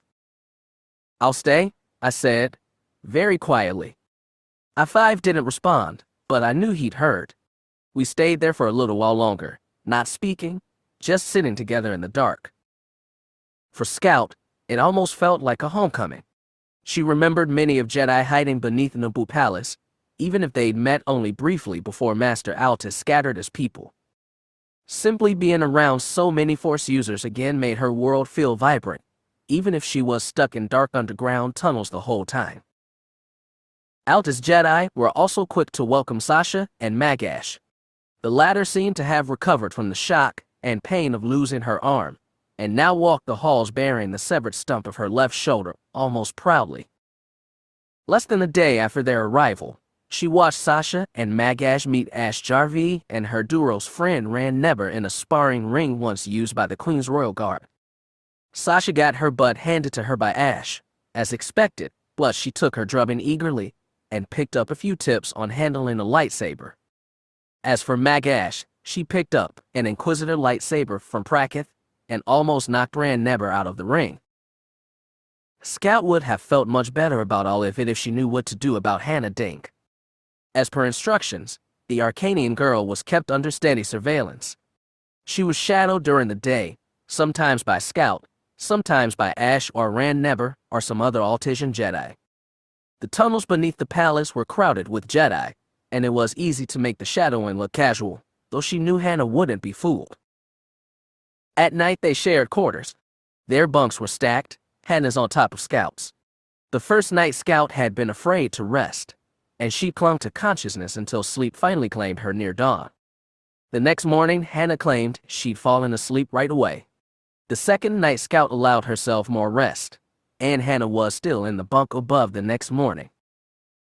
In the end, there simply wasn't anywhere else for Hannah to go. On the third afternoon it started to snow. Scout had no way of knowing that. Almost all of the halls and rooms the Jedi had access to were buried underground. She was in the practice hall, watching Sasha and Magash spar against each other when Ash Jarvis stepped into the room. Scout expected her to start giving fighting tips, but instead a broad smile spread on the woman's face. Come on, she waved. There's something you should see.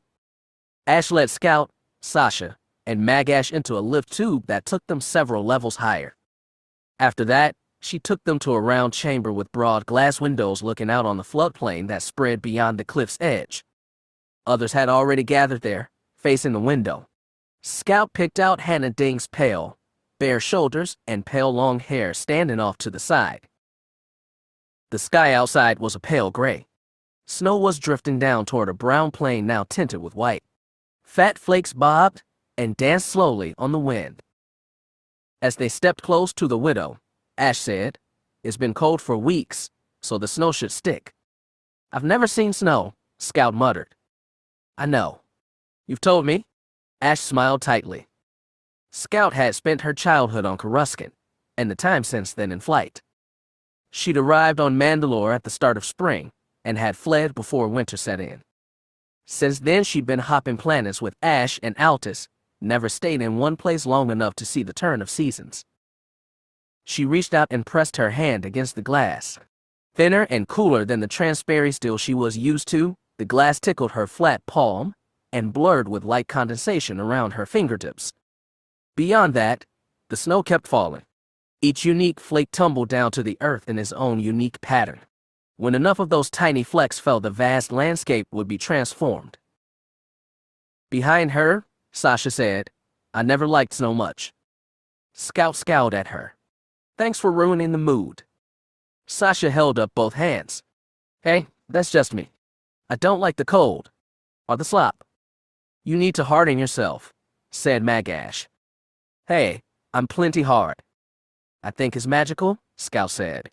"All those flakes, they're so little. Fragile. I bet they'd melt right in your hand, but when you've got enough of them, they can change everything." Ash leaned close and asked, "Metaphor much?" "I don't know." She laughed a little. "I was just thinking out loud." "If it works, it works," Sasha said. Scout took her eyes off the snow and looked around the room. More Jedi had appeared. She even spotted Master Altus standing along the back wall. Nobody was speaking loudly. Everyone was watching the world outside get paler and brighter with rare serenity on their faces. Everyone except Hannah Dink. Scout broke away from Sasha, Magash, and Ash. She slipped over to the far end of the room and sidled next to Hannah. Without looking at her, the Arcanian girl asked, "What do you want, Scout?" "Want? I just want to talk." "About what?" She didn't sound actively hostile, just cold. Scout chose to take that as a good sign. "What do you plan to do from now on?" "What do you plan to do?" "Hide underground for years." "I don't know exactly," Scout admitted, "but I think that whenever Ash and Jen leave, I'll go with them." Hannah shifted slightly to look at her. "You're that loyal to them?" "Personally, they're my family." Or something like it. Hannah looked back at the snow. "You're lucky." "I know. Believe me. But you're lucky too, in a way. You got a second chance." "A chance to do what?" "I don't know exactly. I figure that's for you to decide. But you want to make up for what you've done?"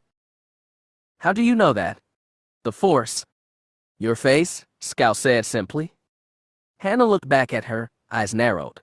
"We were never friends, Scout." "Why do you think you know me? What I've gone through?" "I don't. But I do have a pretty decent imagination." "I was never imaginative." "I know." Scout smirked a little. "It's how I beat you in that sparring match, remember? You won because you fight dirty?" Hannah didn't smile. "I've always wanted what I do to be rational. The sure, safe bet. When the Jedi died, I think I threw in with the Inquisitors because they were safe. Strange as that sounds. A lot of beings did terrible things to survive. Hannah had been one of them, though the Empire had many worse criminals. Scout wasn't sure if she, or any of the other Jedi, had really forgiven Hannah for what she'd done to Pole House and Shilmafine. She wasn't even sure if forgiveness mattered. "There aren't any safe bets anymore," Scout said. When Hannah didn't respond, she added, "You'll have to think hard and choose the right path from now on. One step at a time." Hannah nodded and looked back at the snow. "I'll keep that in mind." She still felt as closed off in the Force as ever. Scout knew she wasn't going to get much else out of the girl and stepped away.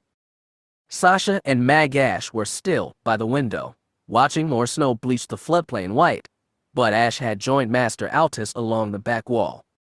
The older woman caught Ash's eyes and sent a soft beckon through the Force. Wordlessly, Ash and Altus pushed off from the wall and moved for the door. Scout followed them out into the dim, windowless hallway. "Any progress?" Ash asked. "I don't know," Scout admitted. "I don't know what I'm supposed to be progressing to." She doesn't seem to have opened herself up in the Force anymore. "No, but it doesn't feel like she's hiding anything either. She just feels lost." "She's not alone in that," Altus said. "I know. Do you sense anything, Jen? Anything different about Hannah? Like you said, she's closed herself off in the Force and from other people. The things that must be going in that young woman's head. Well, I don't envy her for them." Scout looked down at her feet. "Ash, Jen, do you forgive Hannah?" They didn't respond at first. That was the last thing she wanted. Stony silence wouldn't calm her confusion at all. Eventually Alta said, I didn't know the people she killed. If anyone's forgiveness is important, it's Jax Pavan's. But even then, it's not the most important thing. What is? Scout, anyone can feel bad about something. The galaxy is full of people who feel bad about what they do but keep doing it anyway, because they're afraid of what might happen otherwise, or because they don't want to look at themselves too hard. Palpatine's empire depends on people like that. You're saying what Hannah does is more important than what she feels. A Jedi isn't something you are, Scout. It's something you do. I know. You've told me that before. So what do you think Hannah is going to do? Altis gave a little sigh. She's the only one who can help you with that, and I doubt even she knows. That didn't get Scout any closer to the certainty she needed. That night, after she and Hannah both turned down the lights and dropped into their bunks, she wondered what she could say to the other girl. She stared into the dark for a long time and couldn't come up with a thing. Eventually, she resigned herself to sleep. It ended up being the first good rest she'd had since coming to Naboo, but when she woke the next morning, she didn't feel any better. Heavy snowfall was rare in Theed, even in winter, and when it came Sola Nebarrier always tried to savor it. Padme had enjoyed the snow, as well. She remembered how eager her little sister had been to throw on winter clothes and dash out into the white courtyard of their parents' home. Sola had generally preferred to build figures out of the snow, but Padme, she'd been one for snowball fights. Despite being the younger sister, she'd always had the better throwing arm. What Sola loved most were cold sunny days immediately after snowfall, when the entire city seemed to gleam with fresh untrammeled white. When she woke up to find just that outside her window, she decided to take it as a good omen. As much as she wanted to, she didn't rush out the door. That morning she made breakfast for her daughters and made sure her husband had everything prepared for his lecture at the university that afternoon. At one point, while Ryu and Pooja were gulping down the last of their juice and Dared was finishing his calf, her husband asked, "Are you going to be home late today?" Sola, standing over the sink with her daughter's dishes in hand, froze for a second, then turned and smiled at him. "I might be. It's hard to say. You know how it is." "I know. I was just thinking. I'm not sure how long I'll be out today either." Sola glanced at her daughters. "I can't talk to Mother. She can get the kids after school." Dared looked to his daughters. "What do you say, girls? Do you want to spend time with Grandma after school?" The girls nodded gleefully, which wasn't surprising. Jabba always spoiled them. After arrangements were made, Ryu and Pooja left for their school, and Dared left for his. Sola finished clean up, then put on her boots and heavy cloak, and went out into the pristine snow-bright city, where she tried not to feel guilty. Sometimes you had to keep secrets from the people you loved, if only to protect them. The snow and the sunlight really did lift her moods, even if she did have to keep shielding her eyes from the glare. When she passed the bridge over the Salu, she was surprised to find the entire river iced over and coated in white. She went into the palace the normal way. After clearing security, two of Chief Marin's hand-picked officers took her down to the lower levels where the Jedi were kept. Today she was set to escort a few of the newly arrived Jedi out of the palace and show them a bit of the city. Her two guests were waiting for her when she arrived, but to her surprise, neither of them looked especially excited to be getting out of the dark after days underground. Jax Pavan seemed very distracted by something, while A'Sharad Hett had a perpetual scowl on his face. Still, she wasn't going to let that ruin her snow-bright mood. She showed them to one of the secret exits that led from the Jedi quarters to the exterior of the palace, near the cliffs that fell down to the floodplain. Jax Pavan had a perfectly forgettable face, and she wasn't worried about taking him out in public. Hett was a very different story. Thankfully, he had borrowed a black mask from a Cubaz Jedi staying in the palace. Sola would have found the heavy black thing suffocating, but Hett put it on like masks were the most natural things in the world. After that, Sola led them around the palace and onto the main plaza. Citizens moved along narrow pathways cleared of snow, The rest of the open space was a broad plain of dazzling, stinging white. A few children jumped into the snow to build figures or toss snowballs. Sola couldn't help but smile, even as it stung her cold face. She did her best to explain some of the main sights to Pavan and Hett. Neither of them asked many questions, and she was beginning to feel like a mediocre tour guide when they passed Padme's mausoleum. "Is that where your sister is buried?" Pavan asked. "It is," Sola nodded. "It's the only thing on the main plaza built in my lifetime. Would you like to see inside?"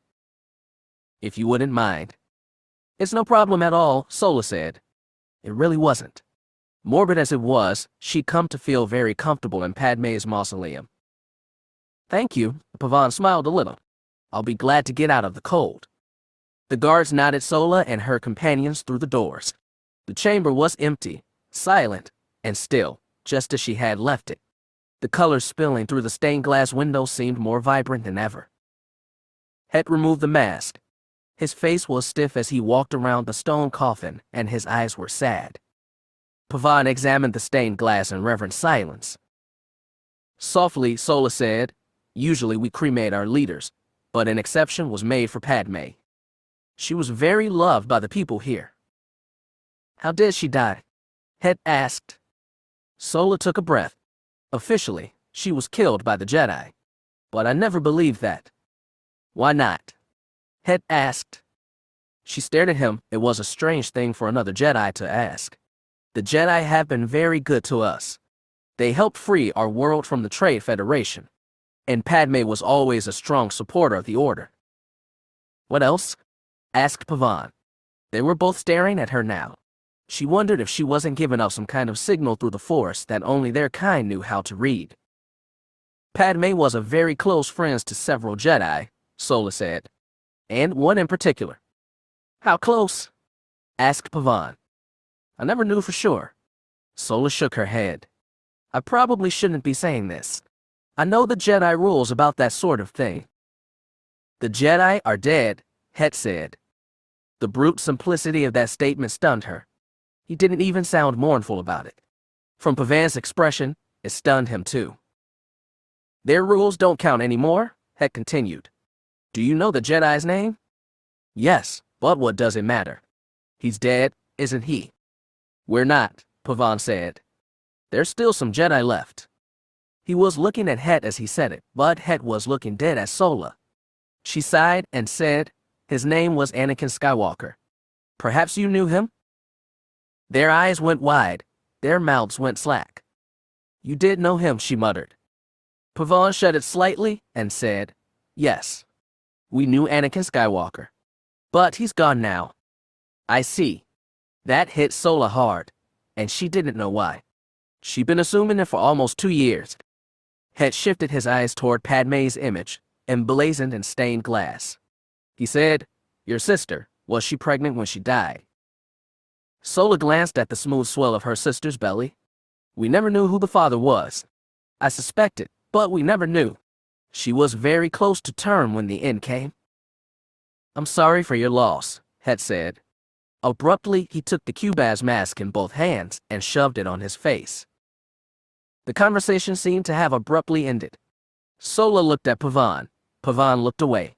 She thought she saw the tiny diamond sparkle of a tear of his face, caught in the colored sunlight, but she couldn't be sure. As she led them out of the mausoleum and onto the snowy white plaza, she wondered if Hett, too, had shed a tear beneath his cold black mask. Chapter 24. Being with all of the Altesian Jedi in Naboo lulled us into a false sense of security. These people had been hiding down there for over a year, and had started assuming that they'd still be there day after day. After all the running around we've been doing, I think we wanted to believe that. We needed that sense of security too. But security was an illusion. We all knew that, but we couldn't stop believing in it, because we needed it so badly. Darth Vader had been broken before. They knew how to put him back together again. The firestorm at Prakketh had destroyed his right leg and mangled the other. Thankfully, those were already machines, easy to replace. So too was his right hand, and though it had been damaged by shrapnel, it had only required the replacement of 2 fingers and a thumb. His breathing apparatus had been damaged also, and if technicians from Pracket hadn't reached the prison ship quickly, Darth Vader would have likely suffocated. But they were good technicians. They knew how to replace his limbs and broken respirator. They replaced his scorched and battered helmet and even made him a new black cape. When they were done, the shell around the man had been almost entirely rebuilt, a perfect replica of the one he'd worn before. And in the end, they put him right back where he began, the Emperor's throne room on Coruscant, kneeling before his master, with High Inquisitor Jarek at his side. "You may both rise," Darth Sidious said. They stood in unison. Half hidden beneath the Emperor's hood, his sunken yellow eyes shifted back and forth between them. "Carefully," Sidious pronounced, "it seems you both have failed me."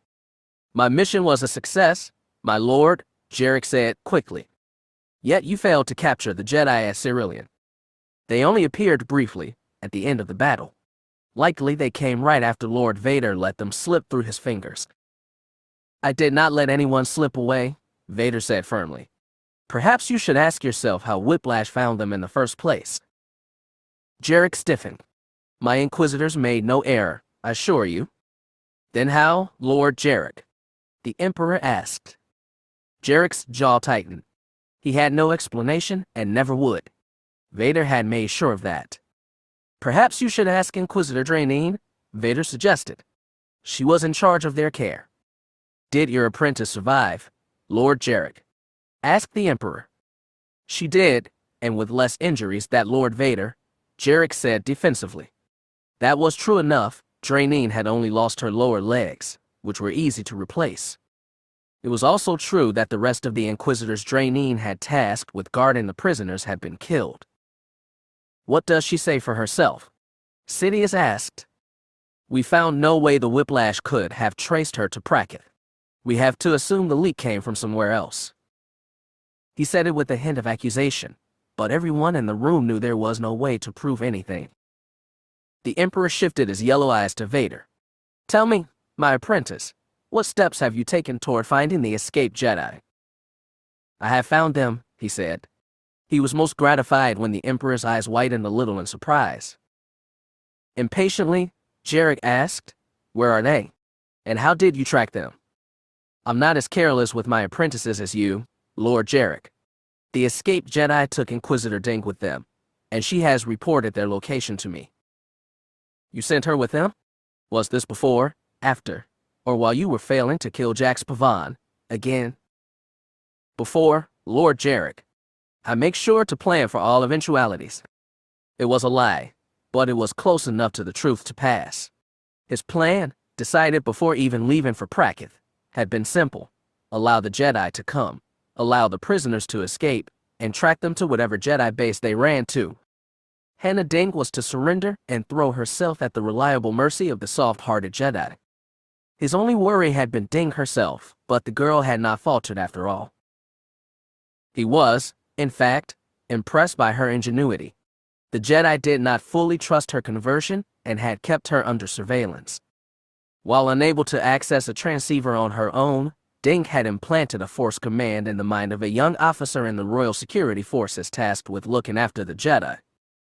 Just after returning to Coruscant, Vader had received a message composed by Dink and sent from a secure RSF communications console. Everything had gone according to plan at Pracket, except for two things: the survival of Jax Pavan and the shocking appearance of A'Sharad Hett. Anakin Skywalker had never known what to make of Master Hett. They had been eerily alike in some ways, totally different in others. He felt that Hett, despite being raised a savage Tusken, had understood his pain and anger at losing a parent better than any other Jedi ever could. The Hett he'd known had come to peace with his own loss, more or less, and renounced the need for revenge. With that typical Jedi mercy, he'd forgiven Anakin when he confessed to slaughtering the Tusken tribe instead of reporting at the Jedi Council as they both knew he should have. After that, Skywalker and Hett had shared a rare, unspoken trust. But that was all a long time ago. Vader believed that he could have easily taken either Pavan or Hett alone. He had the strength and the willpower to kill either. But when the two ghosts from his past appeared before him together, sabers blazing, he'd been caught unprepared. Even then, he'd come agonizingly close to defeating both those ghosts and putting Anakin Skywalker behind him for good. Unfortunately, that was about to get much harder. Lord Vader, the Emperor asked, "Where have the Jedi run to?" He stared at Sidious, right into those awful yellow eyes, and said, "Naboo?" Those eyes widened a little more. Weathered white lips tightened, then relaxed, then curved upward in a gently sadistic smile. "Then you must go, Lord Vader." Jarek, oblivious to the significance of it all, said, "My lord, I insist on going as well, as I should have gone to Procket from the start." "Oh, don't worry, Lord Jarek." The Emperor kept his eyes on Vader. "I was planning to send you both." Jarek looked mollified. "I'd like to take a few apprentices along as well." "As you like." "Lord Vader, where on Naboo are these Jedi hiding?" "They are being sheltered by Queen Apalena herself, Master." A wicked yellow-toothed grin spread on the Emperor's face. Somewhere under those robes, his sickly body shook with laughter. "Ah, those children, they've always been so idealistic, haven't they, Lord Vader?" "Yes, my lord," Vader growled. "It seems they have joined a much larger group of Jedi. Inquisitor Ding reports nearly 24 were already there." 24, Jarek echoed. "Are they part of Alta's group?" "They are." "Then it is imperative we wipe them all out." "Oh, I think you shall," Darth Sidious said. "Lord Vader, muster the 501st. I believe Vader's fist will be quite suitable for this mission." "You'll be launching a full assault." Jarek frowned, then added, more politely, "It seems, my lord, this situation might require a special delicacy." He was certainly right. Naboo was not Pavan or Gibbeton, nor was it Camus. Naboo was the Emperor's own homeworld, and any show of violent disloyalty to the New Order would be a huge personal embarrassment to the Emperor. However, a queen who sheltered dozens of Jedi could not be permitted either. "Prepare the 501st for a tactical strike," the Emperor told Vader. "They are to remove the Queen and the Jedi sympathizers in her government. A new, more compliant one will be installed in her place." "Where will we find a new queen?" Vader asked. "Oh, if there's a throne, there's always someone who wants to sit in it," Jarek said. "It's simply finding the right person." "Indeed," Darth Sidious smiled.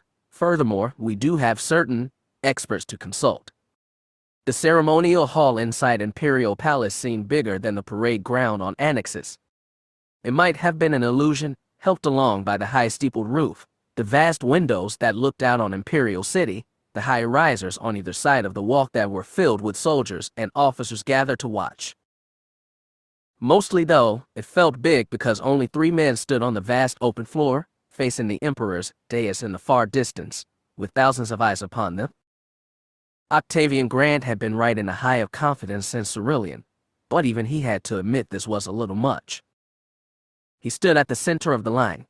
Griff was on his right, struggling to keep a boyish smile off his face. Dodonna was on his left, looking frankly miserable. But when the Imperial anthem started playing, they all snapped to attention and started walking across the hall. The anthem played on for almost 5 minutes until they crossed the yawning space and came before the Emperor. Palpatine was hunched in his scarlet metal chair, body draped in black robes, head hooded. On his right stood Admiral Screed in full dress uniform, chest heavy with medals. On his left, the black figure of Darth Vader. Grant had never seen Palpatine in the flesh since the Jedi coup attempt 2 years ago. He'd seen Holos, but the depth of his Emperor's disfigurement struck him for the first time. The man's skin was chalky white. His gnarled hands grasped the arms of chair, like knobby spiders. His face looked like the wax of a melting candle, and the dim yellow of his eyes like dying flames. Grant didn't think about dropping to one knee and bowing his head. He simply did. It was like an invisible hand had shoved him toward the floor, and when he glanced beside him he saw Dodonna and Griff had done the same. Then a voice, sickly yet booming, proclaimed, "We are gathered here today to witness the bravery and devotion of 3 of our best men. At Cerulean they faced down 3 of our most nefarious enemies and exterminated them. From this day forward we shall all remember their victory. These are the men upon which the new order is being built. These are the ones who will deliver safety, security, justice, and peace to the entire galaxy. Rise and receive the Azure Cross, Captain Amiz Griff. The young man rose smoothly to his feet. Grant watched his boot step up the short stone steps to the dais and glimpsed him bowing low to his emperor.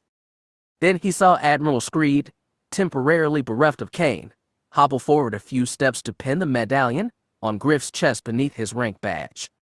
The captain went back down the stairs but remained on his feet, facing his emperor. General Jan Dodonna, the emperor called. Dodonna stood. He walked up to the emperor, bowed, and turned to Screed. Grant thought he saw a moment's hesitation on the admiral's disfigured face, but then Screed pinned the medal on Dodonna's chest, beneath the rank badge and right next to the holt cross they shared. When Dodonna went down the steps, the emperor called, Vice Admiral Octavian Grant. It was like an invisible hand pulled him up too. He felt strangely disembodied as he walked up to the emperor and bowed. Before he could turn to Screed, Palpatine said, in reward for your service as Cerulean, you are hereby promoted to the full rank of Fleet Admiral. Congratulations, Octavian Grant. Grant blinked, stared. A stupid smile came unbidden to his face. He scrunched his lips back into a straight line and said, Thank you, my emperor. Then, like a puppet on a string, he found himself turned to face Screed. The man reached out and plucked Grant's rank badge off his chest with a black-gloved hand. He replaced it with another 12 squares of red and blue instead of 5. Then Screed pinned the gleaming Azure Cross on his chest. And, like the others, Grant went back down the stairs. In impeccable unison, they all snapped a salute. The men lining the stands were finally allowed to cheer and clap. The band started playing the Imperial anthem again. While it played, they marched as one across the long, broad floor until they reached the other end and exited the convocation hall. As soon as they stepped into the small vestibule, Griff's shoulders went slack with exhaled breath. He spun on Grant and said, Admiral, I want to thank you for this honor. Without you, I'd have never had this chance. You were doing your duty, nothing more. Grant patted his shoulder. Dodonna was turning away, probably looking for the quickest route out of the building. Before Grant could say anything to Dodonna, a black-gloved hand touched his shoulder. He turned around to see 2 soldiers in the polished black armor of the 501st Legion. Admiral Grant, the clone said, you are requested for a private audience. He swallowed and said, Of course. Lead the way. As they marched him through private hallways, Grant convinced himself not to panic. Even if Vader, or the Emperor, or someone else, wanted him, there was, logically, no reason to start worrying. The Emperor wasn't about to give him a medal and a promotion only to take it all away. If anything, they were probably going to pull him out of Farstein, finally, and give him a more worthy command. He wondered where he would end up. There were still parts of the Outer Rim to be pacified. The western reaches were still chaotic, and Adar Talon hadn't completely finished off the Cymirthian rebels. He wanted to keep fighting somewhere. The 501st clones showed him into a small private room with broad windows looking out on Imperial City. His first thought was that it looked surprisingly casual.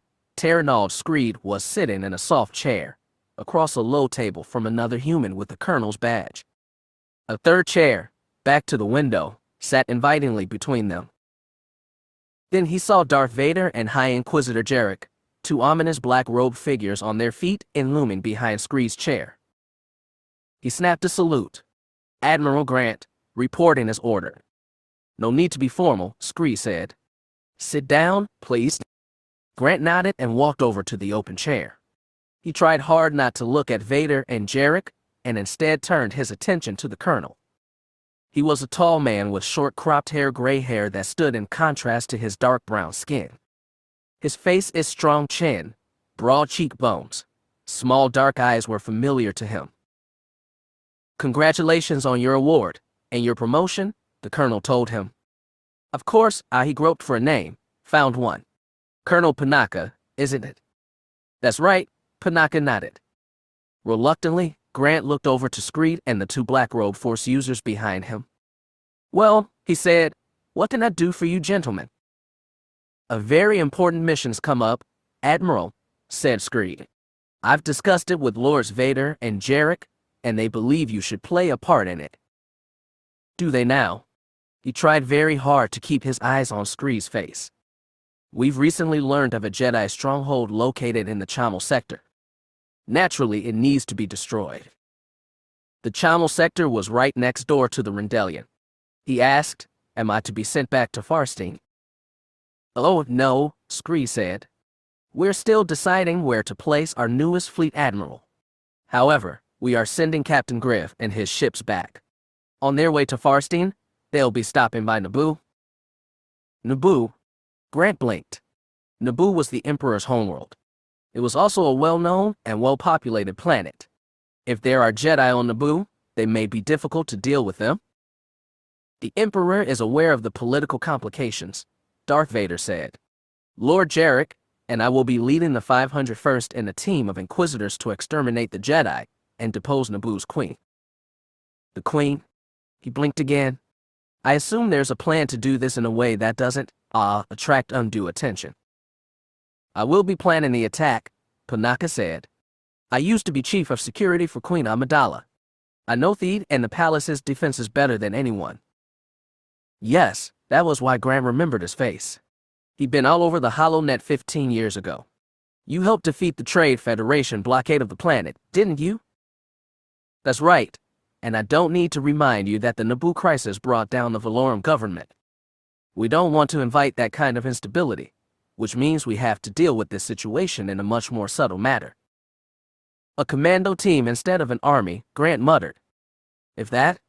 Panaka leaned forward with his elbows on his knees. "Before any attack is launched, I'm going to meet with Queen Apalana personally and see if I can convince her to surrender the Jedi." "Do you think that's likely?" "No, but I want to try. The Naboo have a history of electing young women to lead them because they value youthful idealism. Queen Amidala was naive enough to ignore the Trade Federation's threat. She nearly lost her world. Apalana was a baby during those events, and she grew up idolizing Amidala. She's been sheltering Jedi, which proves she's just as naive." Grant wondered how all that Naboo naivety squared with electing a senator as wily and ruthless as Palpatine, but held his tongue. "Then why speak to her at all?" Jarek asked. "We stand a risk of tipping her hand. We don't want to give the Jedi a chance to escape again." "Naboo is still my homeworld," Panaka said stiffly. "Its queen might be a fool, but I don't want to see it harmed." Jarek sneered. "Your sentiment isn't the issue, Colonel. Our goal is exterminating those Jedi." Screed shifted in his chair and said, "The ultimate command of the mission belongs to Lord Vader. He has the final say." All attention fell onto Vader. The man's black armored head dipped for a second, then rose again. His deep voice said, "Colonel Panaka will offer the Queen the chance to surrender. If she does not, her life is forfeit. Then it's decided." Screed lightly slapped a metal thigh. "Lord Vader, I believe you wanted to leave as soon as possible." "That is correct." "Then it's best to get ready. Admiral Grant, our guards will escort you back to Captain Griff. He's already being briefed separately." Grant rose from his chair. His legs felt surprisingly weak. He hadn't expected this, hadn't planned for it, and certainly didn't want to actually go on this mission, not after he'd just gotten what he wanted for so long. Force users were always more trouble than they were worth. But for better or worse, he was a soldier of the Empire, and that meant he'd do as he was told. He saluted, then eagerly left the room. Chapter 25. The revelation about I-5's origins pretty much killed all my thought of fleeing. It wasn't just that I wanted to find out the truth of it all. It was also a reminder that I had no place else to go. Jax and I-5 had become my life. Everything else had been erased. I realized that staying with them was all I could do, even if I sometimes felt like a side player in their big drama. Because they had to know more, they once again joined Thracia in the dark. They sat in the same positions as before, Thracia between Jax and I-5, all of them facing the flickering candle. Are you sure you want to go through with this? She asked. Jax watched I-5 carefully. The droid nodded and said, I have to find out how I became what I am. All right. 5, I'd like to touch your mind for a moment. Is that all right? Do it, I-5 said. He sat straight and closed his eyes, like a Jedi in meditation. Thracia reached out and placed both hands on I-5's head, then closer her own. Jax could sense the force passing between them, but he could gather no more than that. They both seemed frozen in place. The only motion came from the mechanical rise and fall of I-5's mock-human chest. Thracia didn't seem to be breathing at all. He felt the force connection between them surge, then die just as fast. Thracia's eyes popped open and she gasped. As for I-5, he opened his own eyes, very slowly.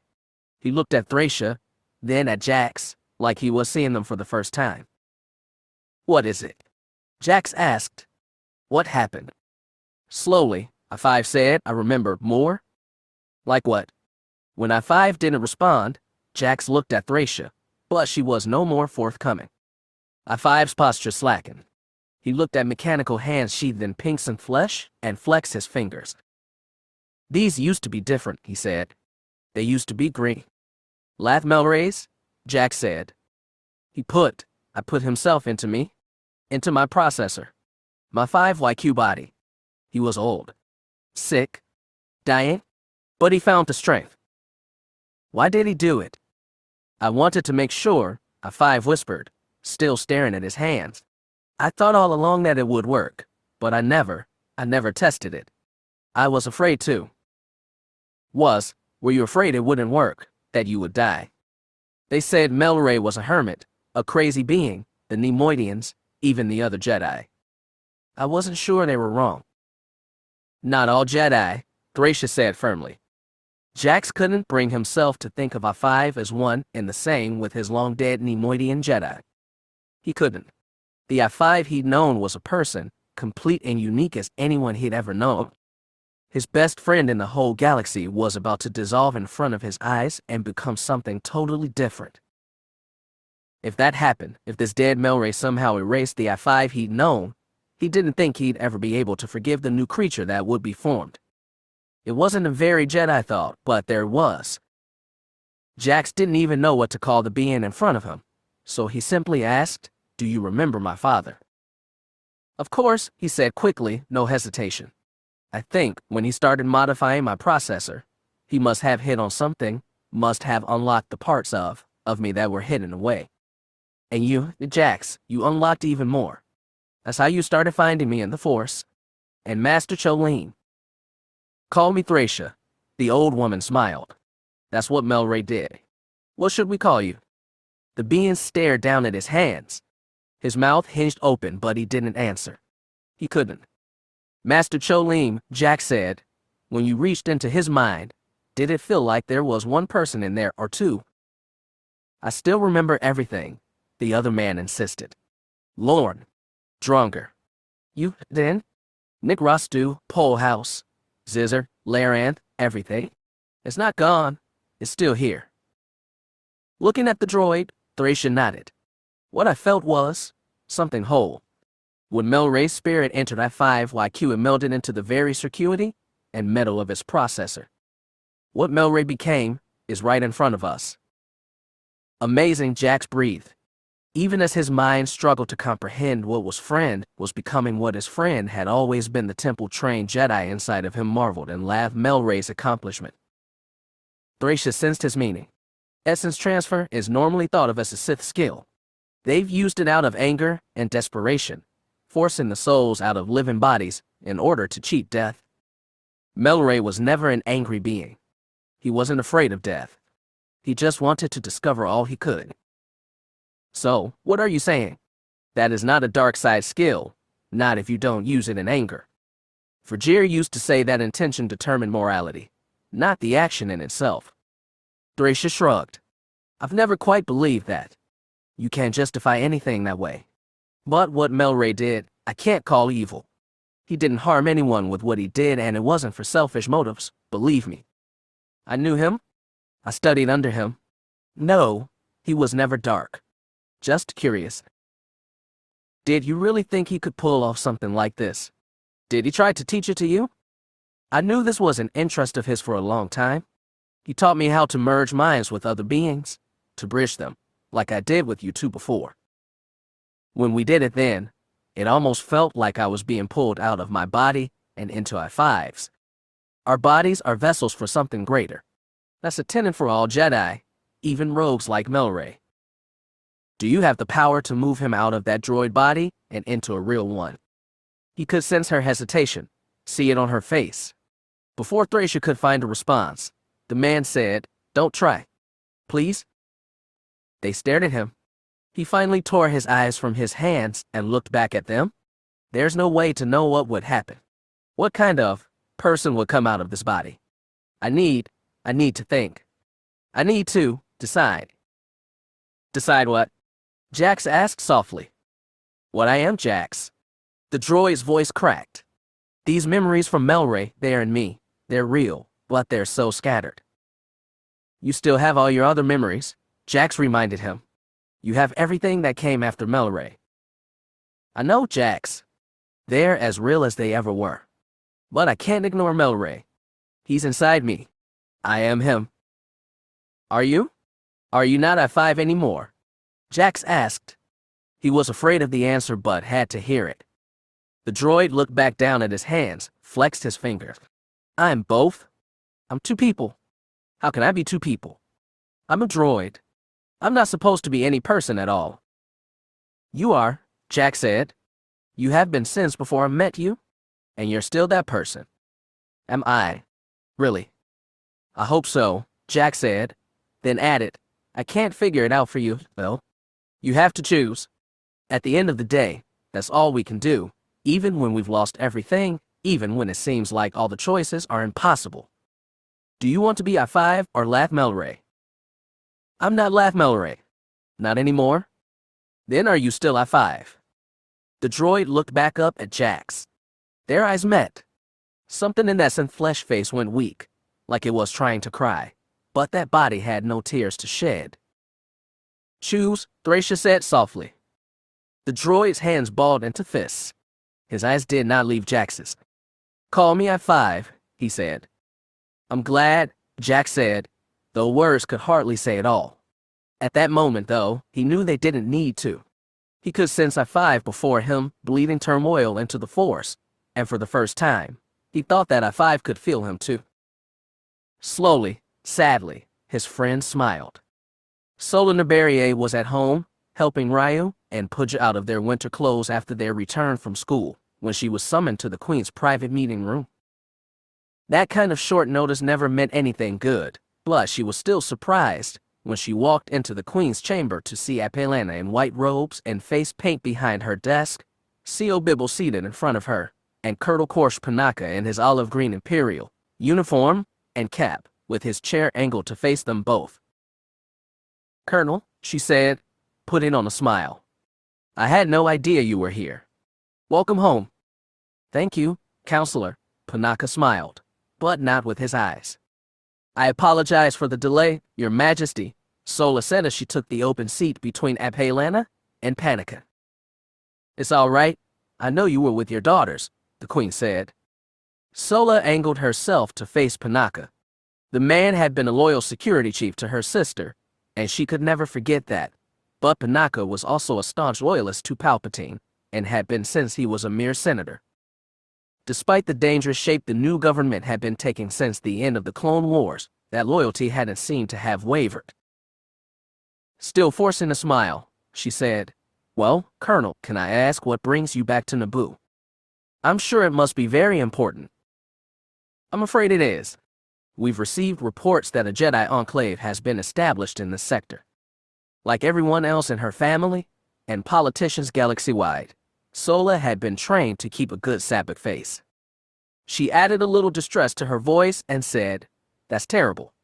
Do you know where the Jedi might be hiding? That's undetermined at the moment. How do you know the Jedi are in the Chamal sector? Asked C.O. Bibble. I'm not privy to the details, but I've heard the Inquisitors have recently traced a Jedi terrorist cell here. I've heard they're being led by a master named Jyn Altis. Yes, the Inquisitorius, Bibble said. The Emperor swaps out one batch of scheming Force users to replace them with another. Do you really think we can trust them, Colonel? It was a good piece of bait on Bibble's part. He could probe how much of a Palpatine loyalist Panaka really was, while playing the anti-Jedi paranoia card to shield him from accusations of treason. Unfortunately, Panaka also had a good sapid face. He said, I'm simply an officer, counselor. I follow orders, and right now the Emperor has tasked me to investigate the presence of Jedi in our sector. Do you have any reason to believe they're hiding on my world, Colonel? Apelana put a convincing tremor of fear into her voice.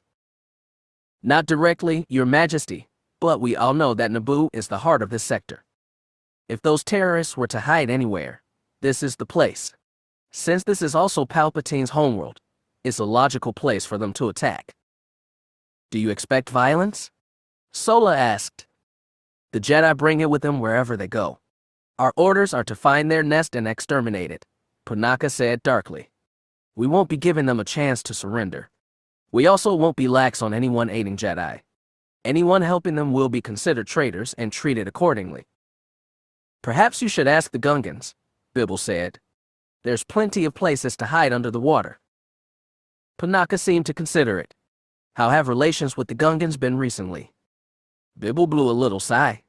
There are ups and downs, as always.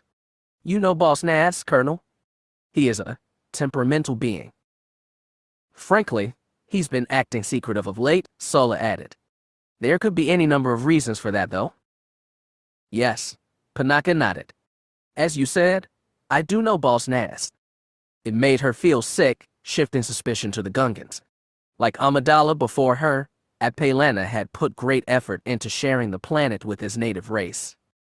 Sicking the Imperials on them would ruin relations for decades. But the Gungans had no Jedi stashed away, and they did, and protecting those Jedi was the highest priority for all three of them. It was what Padme would have done. Where's Captain Marin? Panaka asked. I'd like to talk to her. She is at the main hangar complex right now, Bibble said. Though if you want for us to bring her here. Not at all, Panaka smiled politely. I'll go see her. It's been a long time since I've visited our SF headquarters. Are you feeling nostalgic, Colonel? Sola asked. A little. I don't get back to Naboo very often. I'm sure that after spending so much time on Imperial Center, Theed must look quite small. It does, he said, but it's still home. Is there anything else you need, Colonel? The Queen asked. I came here to search for the Jedi, Your Majesty, and to warn you. After what they did to Senator Amidala, you need to be especially careful. Counselor Nabarrier, you should be careful too. They may go after the rest of Amidala's family. I trust my security team, Apelana said. Many of my lieutenants still speak well of the man who trained them.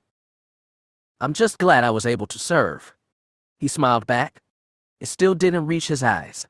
Before I go, Your Majesty, I just wanted to ask you one last time. Are you certain you haven't seen any signs that Jedi might be hiding somewhere on this planet? Apelano appeared to consider for a moment, then said, I've had no reason to think so. All right, Panaka said, that's all I wanted to know. He rose from his chair. So did Sola and Bibble.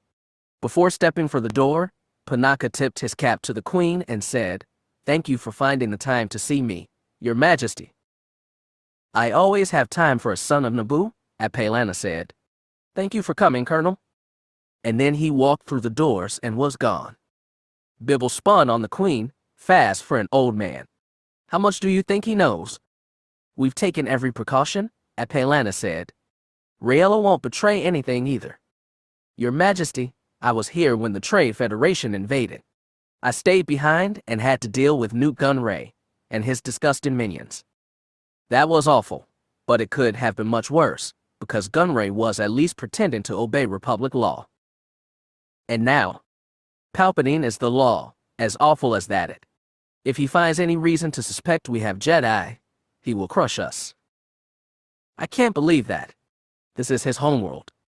A military action here would be a huge public embarrassment. Palpatine controls the press. They say what he tells them to. That's not true, Sola said. People all around the galaxy heard about Bavanire. Even more just heard about Cerulean. We can't afford to be rash, Apalana said. The young woman seemed calmer than either Sola or Bibble. We need to talk with Master Cholim and the other Jedi. Even if they decide to leave, I don't want to move them when Panaka is still on planet. Agreed, Sola said. The Colonel was a smart man, and he knew Naboo's security arrangement better than anyone except Rayella. If they tried to sneak Jedi out, he'd spot it.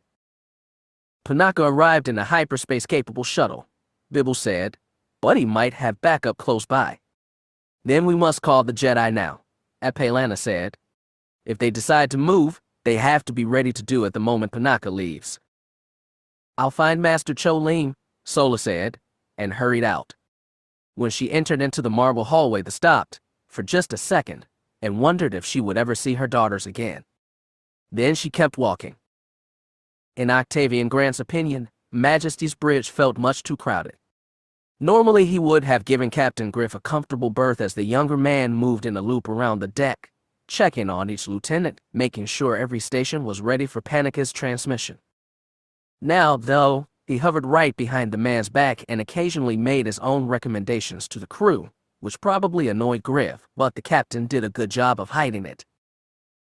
He was doing everything possible to keep away from the center of the bridge. They stood there in the aisle between crew pits like black harbingers of death. None of the crew beneath them dared look up and risk catching their eyes.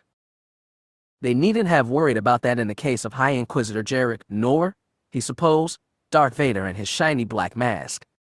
They did have to worry about the passing gaze of the other two Inquisitors Jarek had brought along. One was a thickly built fallen male named Cuthera. Like Jarek, he was dressed in Inquisitor's red and black robes. The other was Draeneen, a human woman in a tight all-black jumpsuit. Her face would have been stunning if not for the dark scar that cut diagonally across her face. Everything below that would have been stunning too, if not for the fact that her leg stopped just short of the knee. She stood on long, thin mechanical limbs that were jointed in two places like a Menka cat's and ended in four long, razor-sharp toes. They were probably good for running, but when contrasted with the attractive woman above the knees, the whole combination struck Grant as grotesque. Darth Vader and the Inquisitors didn't seem to be talking among themselves. They didn't seem to be doing anything except standing there and looking intimidating. At one point, Grant and Griff stopped in front of the forward viewport. Majesty and the other three destroyers sat in the middle of black space light years from the Naboo system or anywhere else. As they looked at their reflections, Griff asked, "Did the Colonel give us a timetable, sir?" "None. He said he'll call the moment he gets back to his shuttle. One way or the other. I've reviewed the Colonel's summary of Naboo's defenses. It seems like we could occupy the whole planet with our current force. The Trade Federation didn't have much more when they took the planet. We're explicitly not imitating the Federation, Captain." "Of course, sir. I didn't mean to compare us to them. It was a perfectly valid comparison to make, but an impolitic one, especially with the Emperor's enforcer right behind them." He wondered what Vader was beneath all that black armor. Some said a Jedi. Others said some strange cyborg like Grievous. More outlandish rumors said he was the deranged clone of a long-dead Force user, and others a resurrected member of an ancient Jedi splinter sect known as Sith. Half of Grant wanted to know. The other half wanted to learn as little about Darth Vader as possible. Grant tried to concentrate on the blackness between stars and nothing else. He was almost getting somewhere when the communications lieutenant called, "Sirs, we're receiving a signal." Griff and Grant both hurried over to the station as fast as dignity would allow. To Grant's surprise and relief, none of the black figures moved to join them. A blue holo appeared in front of them, Colonel Panaka, from the shoulders up. He said, "Admiral Grant, are all forces in position?" "They are." "What's your report?" "Queen Apalana denied all knowledge of Jedi on Naboo. That she signed her death warrant." "It appears so," Panaka said gravely. "I'm sending my coordinates now. Drop out of hyperspace at exactly this point. Jam all transmissions and deploy assault teams immediately." "Understood," Grant nodded. We'll see you in a few minutes, Colonel. The holo shut off. Grant turned to the center of the bridge, but Darth Vader and his black-cloaked cronies were already on their way out. When they stepped through the blast doors, every crewman on the bridge seemed to exhale at once. "All right, Captain," said Grant, "run your final checks. Let's get this over with." For days, A'Sharad Hett has stewed beneath Naboo Palace. It wasn't that he doubted the course in front of him. He wasn't afraid to face the Jedi and tell them he was leaving. Hett knew what had to be done. He was simply unsure of how to do it. He ran through different possibilities in his head. Neither Pavan nor the old masters would help him track down and kill Darth Vader. He briefly wondered if A'Sharad might be willing to help. She had a hardness in her, and a warrior's mindset, but he dismissed that too. She was crippled, half-trained, and too loyal to Pavan. He had no choice but to do it all himself. He was pondering options such as hunting Vader or setting a trap when Sola Nabariye appeared and summoned Kinaha, Brasha Cholim, and Jyn Altis to a meeting with the Queen. Apparently, nobody had decided to bring him into the loop. Something unexpected had come up. None of the other Jedi seemed to know, even Pavan. Hett asked the royal security staff, and none of them seemed to know either, until he found one chief who said that one Korsh Panaka had just visited the palace. Panaka, who had been chief of royal security for many years, and was now an Imperial colonel loyal to Palpatine. A'Sharad Hett realized that he'd been a fool. They all had. He wouldn't have to come for Vader. Vader was coming for them. And if the Empire had found them, there was one obvious way it could have happened. Once again, the Jedi had let mercy be their downfall. Hett stretched out with the Force to sense the many beings beneath the palace. He could not find Hannah Ding. As usual, she kept her Force presence shielded. Instead, he found the next best thing. Hett hurried through the dim tunnels until he reached the sparring room. A small group, apparently unaware of what was transpiring above their heads, were watching Ran Neber spar with A'Sharad. Hett ignored them both and found Scout standing along a back wall. She saw him coming and said, "Master Hett, what is it? Where's Hannah Dink?" She blinked in surprise. "I'm pretty sure she's in our quarters. Isn't she being watched? She said she wanted to get a little rest." Hett didn't bother to hear the rest of her excuses. The girl was even softer than the other Jedi.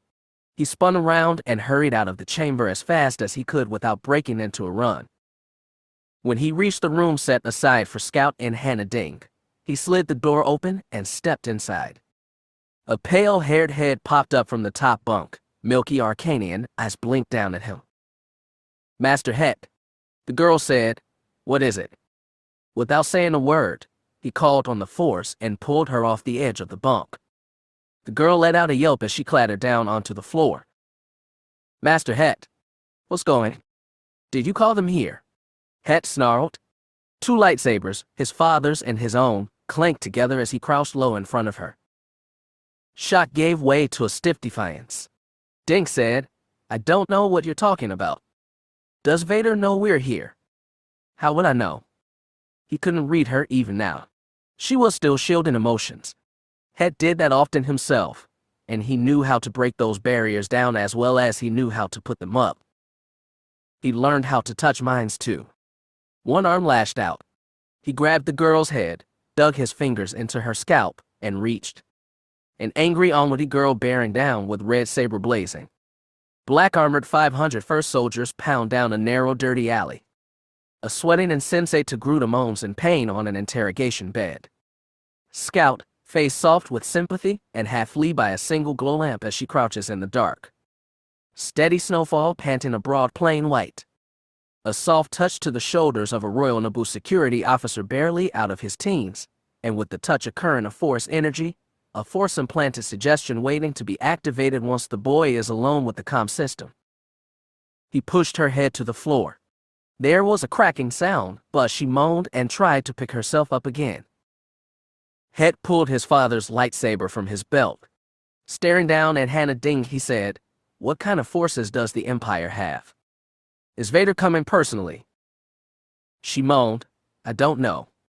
"I've seen your thoughts." He snapped. I know what you did.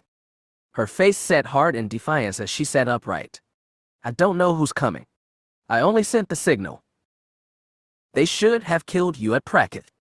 Lord Vader knew you Jedi would show mercy. He thumped the switch on A'Sharad Hett's lightsaber. A brilliant emerald blade shot out, stopping just short of Hannah Ding's chin.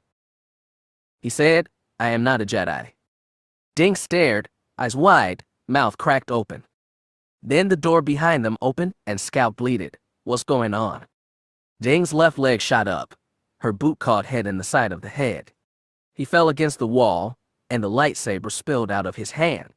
Ding sprung to her feet and jumped over his prone form. Hett pushed himself upright and turned around just in time to see Ding throw Scout against the wall and burst through the door. What happened? Scout shouted, confused. Ignoring her, Hett grabbed his father's lightsaber and raced out into the hall. He could find the girl in the Force now, strong and clear. He still felt connected to her by the phantom tendrils that had reached into her mind and plucked out the truth. He could sense her desperation and panic, even feel the rasping of breath in her lungs. He followed her down one canton hallway after another until they passed beyond the regions assigned to them by the Queen's security. When he turned a corner to find himself staring at a dead end, he didn't hesitate. The Force still tied them together a string, and the string was pulling him up a ventilation shaft in the ceiling. Hett was much larger than Ding, and he barely managed to squeeze his wide shoulders into the passageway. He pushed and kicked and crawled straight up, then followed Ding's trail through a set of horizontal air ducts. He knew he was getting close when he felt the tingle of cold air on his face. At the end of the duct, the grate had already been broken off.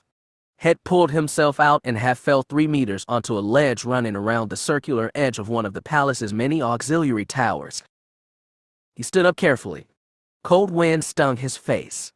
Beyond the ledge, the tower plunged straight down into a sea loft, and the cliff plunged even further to a vast plain, its features erased by snow. The sun was smoldering somewhere in the west, behind the tower. The eastern sky before him had already sunk into the violets and blues of twilight that found a mirror in the snowfields below. He felt Hannah Ding close by, and let her string pull him just a little further. He walked carefully along the curve of the tower until another loomed in front of him, jumped over the gap, and continued along the new tower's ledge. When he'd followed the curve enough to see a hint of sundown, he stopped. Hannah Ding was there, back against the tower wall, face silhouetted against the smoldering end of the day. Wind tossed her long hair, obscuring her face. It's over, Hett said. He took his father's lightsaber in his hand again. She turned her head to face his, but he couldn't make out her features in the gathering dark. Yes, it is. For you? She tipped her head back as if listening for something. Hett listened too. He heard the wind and nothing else. Then he made out a low droning. He looked up at the sky and saw a few lights overhead. They grew steadily brighter, and he realized they were ships plunging toward Theed from the upper atmosphere. As the lights grew brighter, the sounds grew clearer. It was a sound he hadn't heard in almost 2 years, but remembered perfectly. Everyone who fought in the Clone Wars, Jedi generals, Separatist mercenaries, clone soldiers, could instantly recognize the droning engines of a Lot-I assault gunship. They're here, Ding said. Her voice trembled, like she on the verge of either laughter or tears. He's come for us. Vader, he said. He suddenly found himself drained of everything, even anger and dread. Hannah Ding had given him everything he wanted, but not when or how he'd wanted it. She looked back at him. For a few days I didn't know if I was going to do it. Betray you to him? What made you decide? He asked, staring at her dark face while the sun's last light died behind the wind-blown tangles of her hair. The Jedi are dead, she said. Vader, he's the safe bet. Her voice broke again. Something rattled her chest, either choked laughter or sobs. He looked up. He could almost make out the familiar shape of the Lot-I gunships as they dove past the palace and over the city. It's over, Hannah Ding wheezed. It's all over. Yes, he said. It is. He didn't ignite his lightsaber. He didn't even extend a hand. He simply reached out with the Force. Instead of sending tendrils of thought into Hannah Ding's mind, he did something simpler. He grabbed her by the throat and pulled her off her feet. The girl struggled. She clawed at the invisible fist around her throat. Her clothes and hair flailed wildly in the wind as he pulled her over the ledge. Even without touching her mind, he could feel it all pouring out of her: anger, fear, panic, primal dread. He took a moment to enjoy her suffering, then squeezed a little harder. Even against the screaming wind, he could hear her throat snap. He let go of her. In silence, her body plunged into the snowfield far below. He didn't bother to go back into the palace. They'd never understand what he had done, and they didn't need his warning anyway. By now, Imperial troops were probably on the ground. He found he didn't care about any of it anymore. Not the sanctimonious Jedi whimpering in their hiding place. Not even the enemy soldiers who'd gunned him down at first sight. Carefully, he made his way around the exterior of the palace and into the city. A'Sharad Hett cared about one man, and there was one place he'd be sure to find him. Chapter 26. Until we fled there, Naboo was for me what it was for most beings in the galaxy, a place you'd heard of but never been to. And like most beings, I thought of it as a quiet, quaint, out-of-the-way place. Then Palpatine showed his true colors, and his homeworld got tainted by association. But when I finally came to Naboo, I finally learned firsthand the truth behind all those stories. This was a place that valued beauty, youth, and tradition, all at the same time. A place of high ideals and stubborn resistance to change. I think the Naboo were trying to carve a little safe paradise for themselves out of an awful, messy galaxy. For some people, it must have meant the perfect home. The snowy rooftops and streets of Theed shone silver in the moonlight. The window of the Queen's private meeting chamber looked out on Palace Plaza, its fine arches, and domed buildings. From that viewpoint, Theed appeared to have quietly settled into another peaceful winter night. Then Sola Nebarrier saw the first flashes of battle in the distance and turned away. A holographic map of the city glowed above the Queen's desk, displaying the position of our SF forces and suspected Imperial landing sites. The Queen and C.O. Bibble stood around it, as did Rayella and the 3 old Jedi Masters with whom, not 10 minutes before, they'd been plotting an evacuation. It was all too late now. As Sola stepped up to the desk, Rayella was pointing out red circle marks on the map. Your Majesty, we've confirmed landings at these positions. Our SF is moving to intercept. What kind of weapons do we have at our disposal? Asked C.O. Bibble. All the flash speeders on normal night patrol, plus heavy John speeders from the palace garage. So far the Imperials have just landed infantry. They're probing our defenses before they send in something bigger, Master Altus suggested. Very likely, Rayella nodded. Before she could say more, her comlink buzzed. The woman stepped away and began speaking into it, quietly but fast. Sola looked back out the windows. The light of firefights bounced up from city streets. She saw the engine flares of a circling Lot-I gunship. Why don't they attack the palace directly? She muttered, half to herself. They know this place is defended, and they know we have Jedi, Bibble said. Besides, even Palpatine would hesitate before bombing the palace. He might as well level all Theed if he did. It would be a public relations nightmare, having to destroy your home city because they rebelled. Is that what this is? Sola asked. A rebellion. For a moment, everyone looked around in silence. You're defending your home? Said Kina Ha. Sola had no idea what to make of the towering, soft-spoken Kamino. She seemed to be the only one not trembling in panic. Behind her, Rayella swore loudly. At the same time, an explosive boom rippled over the city. Heads turned to the window in time to see the fireball of an explosion rising from the main hangar complex, next to the 3-domed plasma refinery facility. Stepping back to the desk and doing an admirable job of hiding her anger, Rayella said, Your Majesty, we've lost control of the main hangar facility. That means the Empire can start landing more troops, Bibble said. And heavy weaponry, she nodded. What about the Queen ship? Sola asked. I don't know. I just lost my last people there. They didn't say if the Imperials left ships intact. Sola spun on her Queen. Your Majesty, we need to get you and the Jedi into the tunnels right now. We need to retake that hangar, or at least get you in them. No, Pavan said firmly. My place is with my people. It was exactly what Padme would have said. Solar pressed, Your Majesty, please. You heard what Panaka said. They will kill you when they find you. She saw, just for a moment, a tremor of fear pass through the young woman. Then Pavan said, I will not run from this fight. Master Thracia, you should get to the hangar.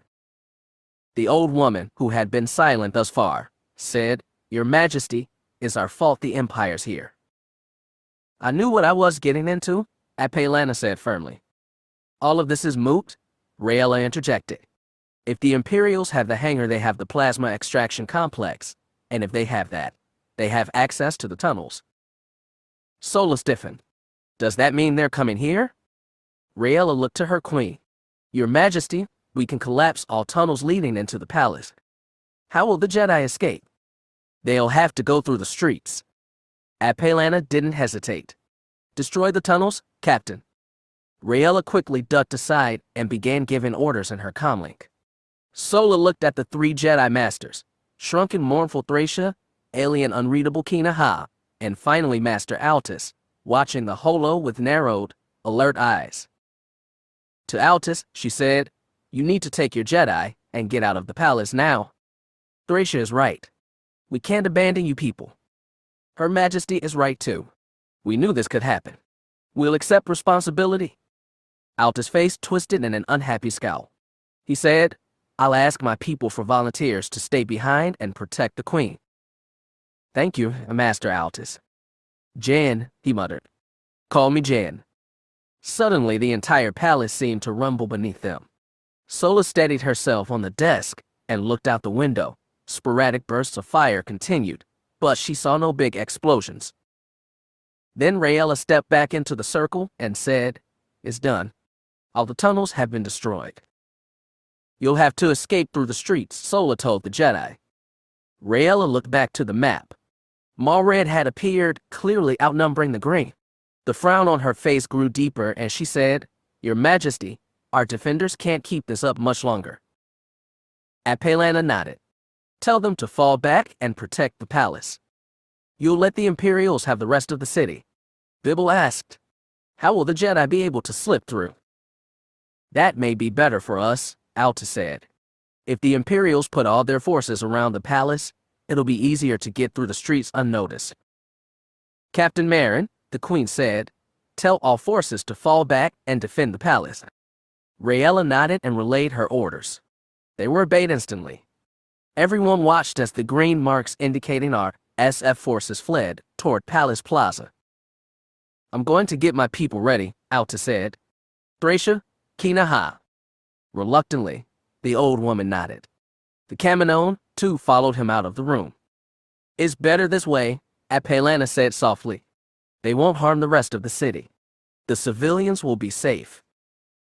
And us, Your Majesty? Asked Bibble. The Queen didn't answer. She didn't have to. Sola's chest grew tight with the realization that she was never going to see her children again. Her only consolation was that they'd be safe so long as all the fighting was concentrated in Palace Plaza. She never learned exactly how Padme died. She wondered if it had come suddenly, or if she'd had time to brace herself. She wondered if, in her last minutes, Padme had felt this same strange combination of calm acceptance and bitter regret. Armored land speeders has gathered in Palace Plaza, hovering over untouched stretch of flat white snow.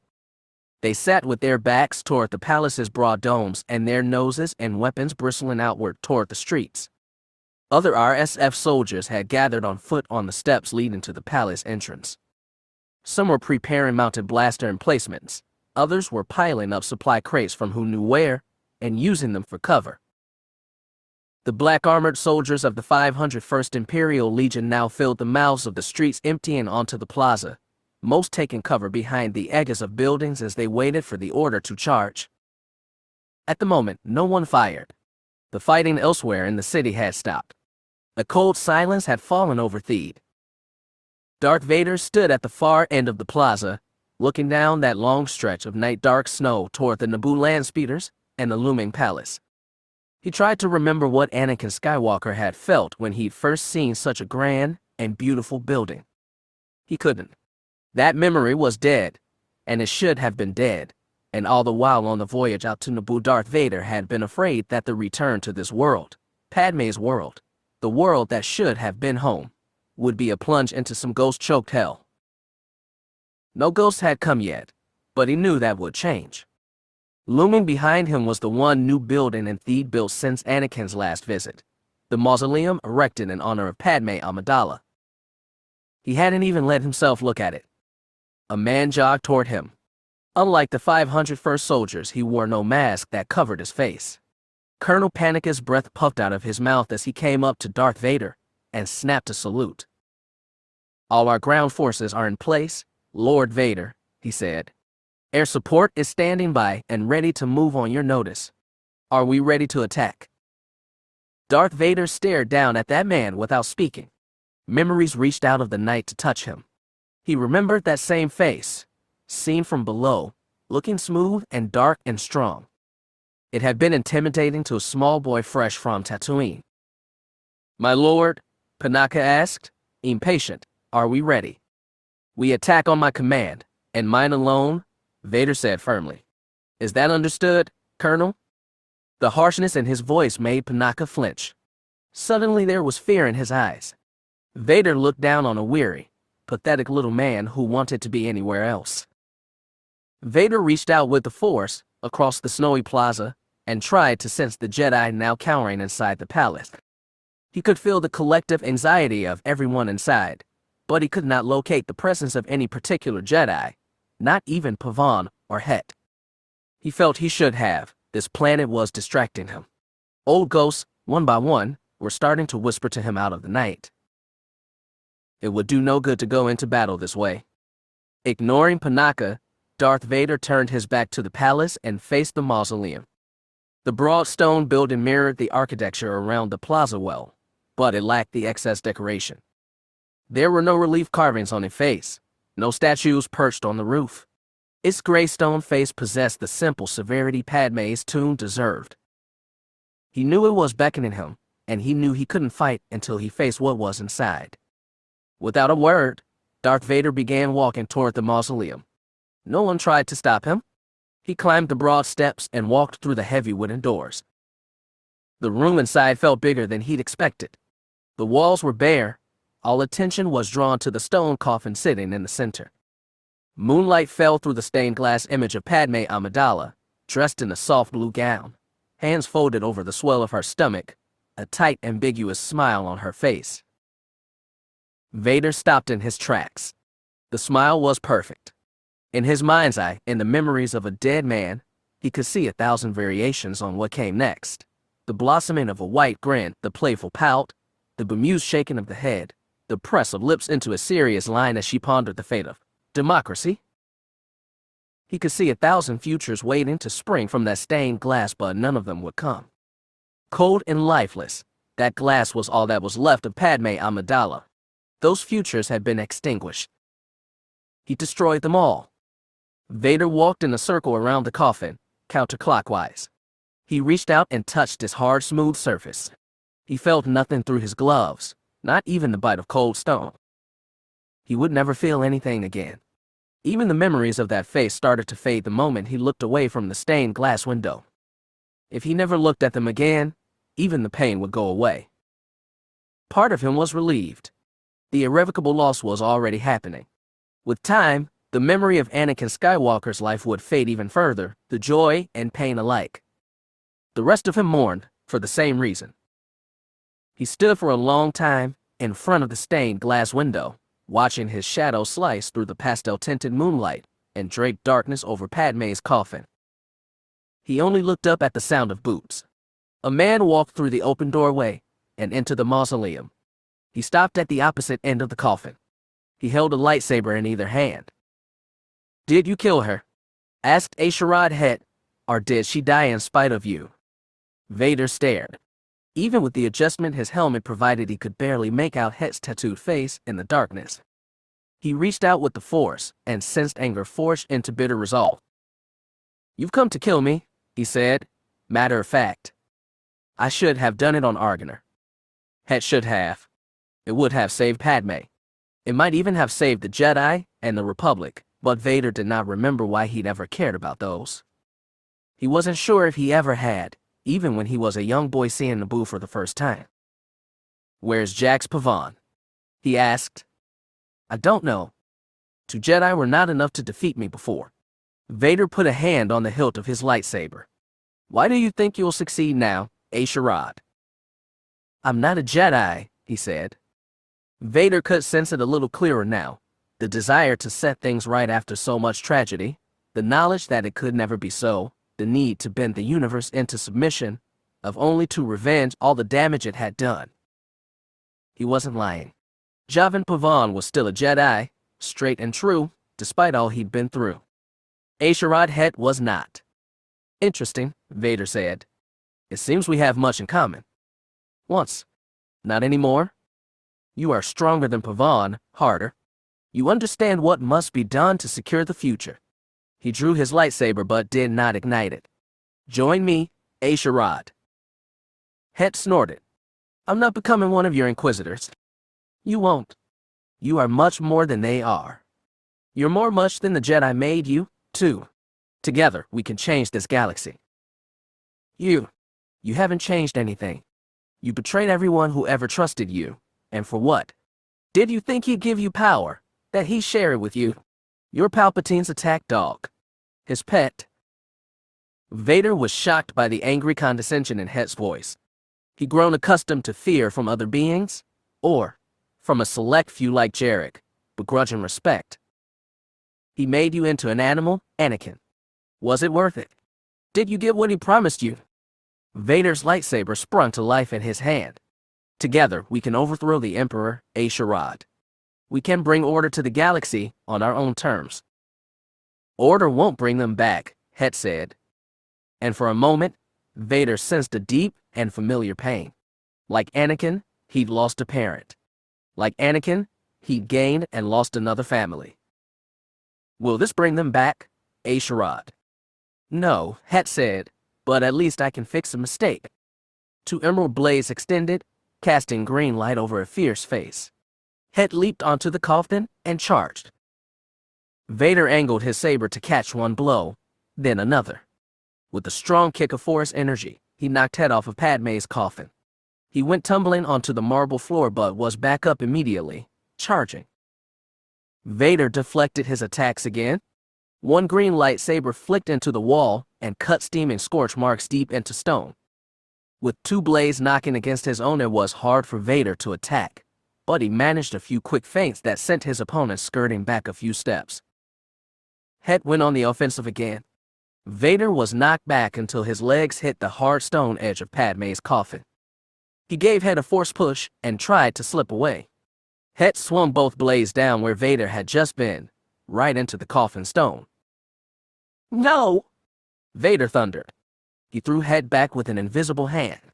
His body smacked hard against the opposite wall and fell, but he didn't let go of his weapons. He ran a glove palm across the smooth stone of the tomb. He felt the fresh cuts the lightsaber had made and was relieved to find they were shallow.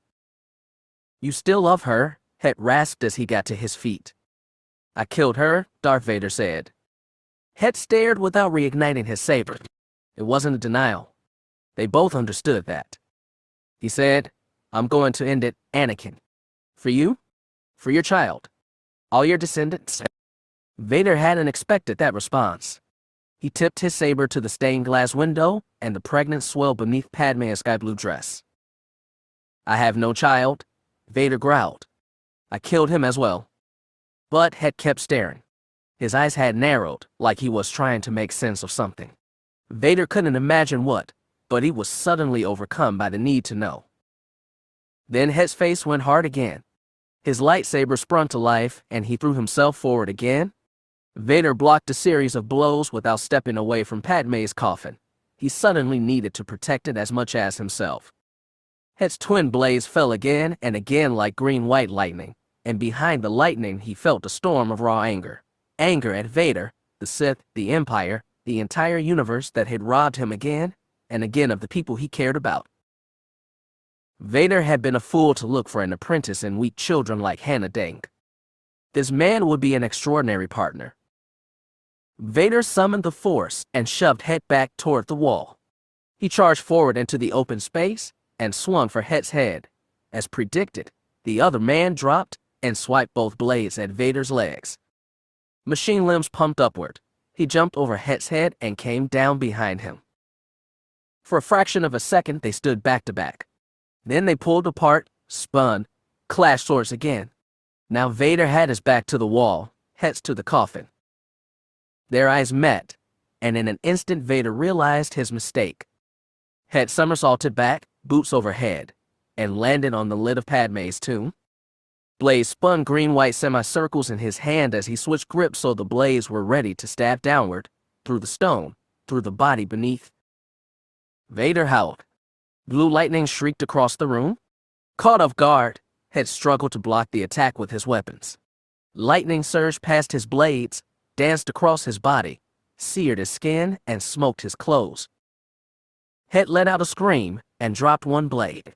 Vader hurled him off the coffin's lid toward the doorway. Hett's smoking body skid across hard tile until stopping right on the threshold.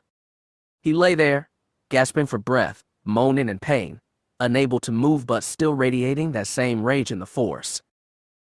Darth Vader walked over to Padme's coffin and picked up the metal cylinder lying atop it.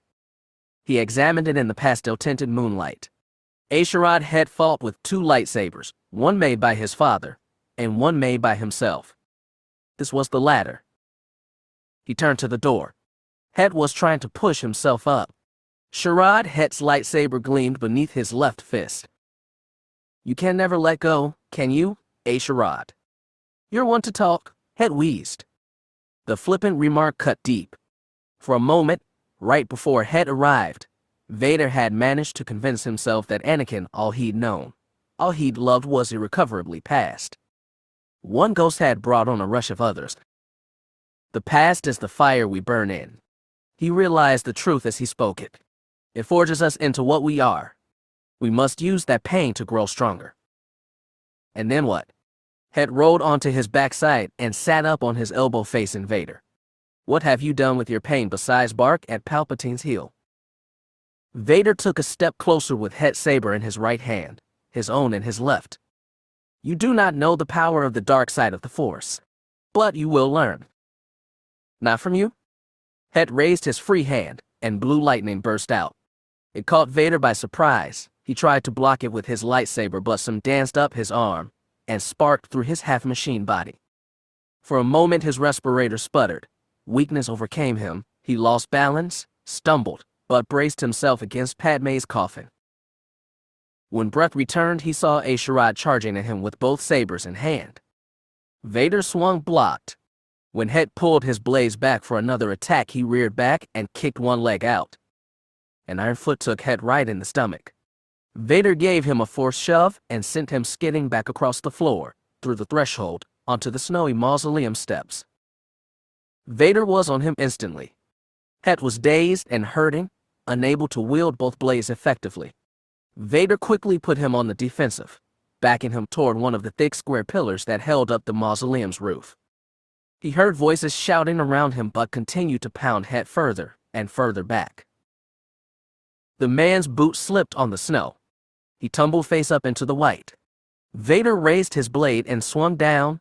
Hett caught his attack between his crossed sabers and tried to push back. Red and green sparked in their faces. "If you will not join me," he warned, "you will be destroyed." Hett's face twisted in a rictus of pain. He couldn't respond, but Vader could feel that angry defiance surge stronger. Hett's boot snapped up and kicked Vader right in the respirator. Breath failed him again. He stumbled back, slipped, lost balance, and almost fell into the snow. Hett jumped back to his feet. Then someone shouted, "Open fire." Vader looked up just as a squadron of black armored troops began shooting. Hett spun to face the soldiers and frantically batted back their attacks with both blades. He jumped to the side and took cover behind the closest pillar, but the soldiers didn't stop firing. Their shots tore black pockmarks in the pillar and sent cracks through its stone. "Stop," Vader bellowed. "Cease fire." Then he heard the hard clatter of a grenade hitting ground. The mausoleum steps shuddered, light flashed, and some filled the air. Vader summoned the Force and swept the air clear. The pillar was scorched, cracked, gutted, but barely holding. Hett was nowhere to be seen. He reached out with the Force. He could still feel that anger, but he felt pain too. Both were growing distant. On the far side of the plaza, the fight had sparked a response. The Naboo speeders and soldiers opened fire, and the 501st responded. Explosions and laser flashes lit up the night. Then he noticed Colonel Panaka jogging up to him, puffing white breath in front of him. "Lord Vader, are you all right?" "You shouldn't have interfered," he shouted. Panaka skidded to a halt at the base of the stairs. "Lord Vader, the Jedi was going to. I had him under control," Vader shouted. He reached out with the Force and grabbed Panaka by the neck. "You are not to come between me and the Jedi. Is that understood? I am in command here, Colonel, not you." Panaka clawed at the invisible hand around his throat, like they always did. He gasped, "Sorry, sir. I was only trying to help." "You will help me by following orders." "Yes, promised, sir." Vader released him. To his credit, Panaka didn't drop to his knees gasping for breath. He wavered but didn't fall. Vader looked toward the palace. Grenades began to explode in the center of the plaza, and missiles arced into the surrounding buildings. The battle had fully begun. "Colonel Panaka," he said, "summon 3 gunships. I want commando teams ready to insert into the palace through the upper levels." "Yes, sir," Panaka said, still rubbing his throat. "And Colonel, I want you to lead them." The man nodded. "Of course, sir. No one knows the palace like I do. But, sir..." He paused, hesitated. Vader said, "What is it, Colonel?" Given the choice, should the Queen be apprehended or killed? Vader had never met Apelana, but he knew she would be exactly like the woman he'd loved, young, idealistic, and ready to die for her people. It was the fate she'd chosen the moment she decided to shelter Jedi. Vader turned to look at the mausoleum one more time and let the memory burn him. The past was a fire that had forged him and made him into what he was now. That man had no room for mercy. "Kill her," Darth Vader said. "Kill them all." Chapter 27. The moment we'd arrived on Naboo, we'd been stuffed into the underground tunnels and carted off to hide beneath the palace. What I learned of the Naboo I learned from Sola and the security people taking care of us. I didn't get to see Theed at all. I felt restless and stir-crazy. I wanted to get out and see anything. I got my wish, of course, and it wasn't the way I'd wanted it. Without warning, we were all cast out into Theed's streets and left to fight for our lives in the snow and the cold of a bitter winter night. The halls of Naboo's royal palace, normally a model of elegance and tranquility, had become a chaotic mess. As sounds of the battle outside drifted through its sandstone walls, its halls were filled with Jedi, our SF officers, and scattered civilians, all scrambling to be someplace else. All Scout cared about was finding 2 people who disappeared right before the disaster started, Hannah Ding and A'Sharad Hett. Pushing against the current of evacuating Jedi, she checked every room in the living quarters, the practice rooms, the viewing chamber, even the refreshers. She didn't see them anywhere, and in the chaos she couldn't find any trace of them in the Force either. Even as she came up, empty stubbornness took hold. A part of her was telling her exactly what had happened. Ding had betrayed them somehow. Hett had figured it out. Ding had run, Hett had chased her, probably killed her. Because she needed for something else, anything else, to have happen, she went back to search the same areas again. She was just about to head for the living quarters when Master Altus grabbed her shoulder and spun her around. "Scout," he said, "what the blazes are you doing? We have to get out of here now." "Hannah, I have to find Hannah," she almost shouted. "And Hett, I can't. There's no time. Come." He started steering her down the hall by both shoulders. Scout stumbled but kept pace. Even as she retreated, she said, I have no know what happened to them. When I went to my room, I saw them, and I know, I heard. Hett was chasing Dink. But what does that mean? There's no way to know, and no time to. She stopped, spun around, and grabbed the old man by the arms, forcing him to face her. Did she do it, Jen? Did Hannah bring the Empire here? His face was long and sad. He didn't say a thing. Please. She squeezed his arms tighter. Tell me I didn't do this. Tell me this isn't my fault. He reached up and clasped her arms back. Scout, you didn't do this. But Hannah, she betrayed us, didn't she? Reluctantly, he nodded. It seems so, yes. Her whole world seemed to sway. She felt ready to collapse right there. Altus held her arms tighter and said, Don't do this, Scout. There's no time. I trusted her, Scout said. She used me. I let her do this, Jen. No! Altus shook her hard. She was here for days, Scout, and I didn't sense her intentions. None of us did, not even Kina Ha. She fooled all of us, not just you. I'm the one who brought her back from Pracket. Yes, you did, and you did nothing wrong, Scout. I did everything wrong. I should have. What? Killed her. Cut her down, unarmed. For a moment, Scout flashed back to that hot, sudden rage that had overtaken her on Pracket. It had felt so easy then. She never understood all that talk about the seductive dark side until that moment, when she let all the loss she'd taken finally lost transmute to anger. She remembered once warning a good friend against that dark rage. You made a Jedi choice then, Scout. That's all that matters. What did you tell me once? We can be either the candle or the dark. We just have to choose. A weird calm settled over her. Actually, that was Master Yoda. Well, Altus puffed. I guess even he was right every now and then. Scout blinked, looked around the hallway. It had emptied without her noticing. We're late, she said. Time to catch up then, Altus said. She ran down the corridor without having to be pushed. To her surprise, the old Jedi Master managed to keep up. When the call to evacuate came down, we were all thrown from different places into the same tussle of people making their way for the hidden exits from the palace. For the vertically challenged such as myself, being thrown into a mob of taller humanoids is always an unpleasant experience. My one advantage is a decent set of lungs, so as I was pushed and pulled with the crowd I kept bellowing, Jax. I-5. Sasha. Magash. Jax. And eventually that worked. I-5 found me first, then Sasha. After that Magash, and finally Jax congregated to where we were. What's going on? Sasha was asking. Is there a plan? Tell me there's a plan. The plan is that we all get into the streets and run for the hangar, Jax said. Then we grab Laranth or whatever we can and fly. Good thing you brought the rifle. I had one of the Verpine guns from Laranth slung awkwardly over my shoulder. I shifted the weight and said, I thought the imps have the hangar. There's a way inside that cuts through the plasma processing facilities. We'll try that. Is everyone heading there? I gestured to the people spinning around us.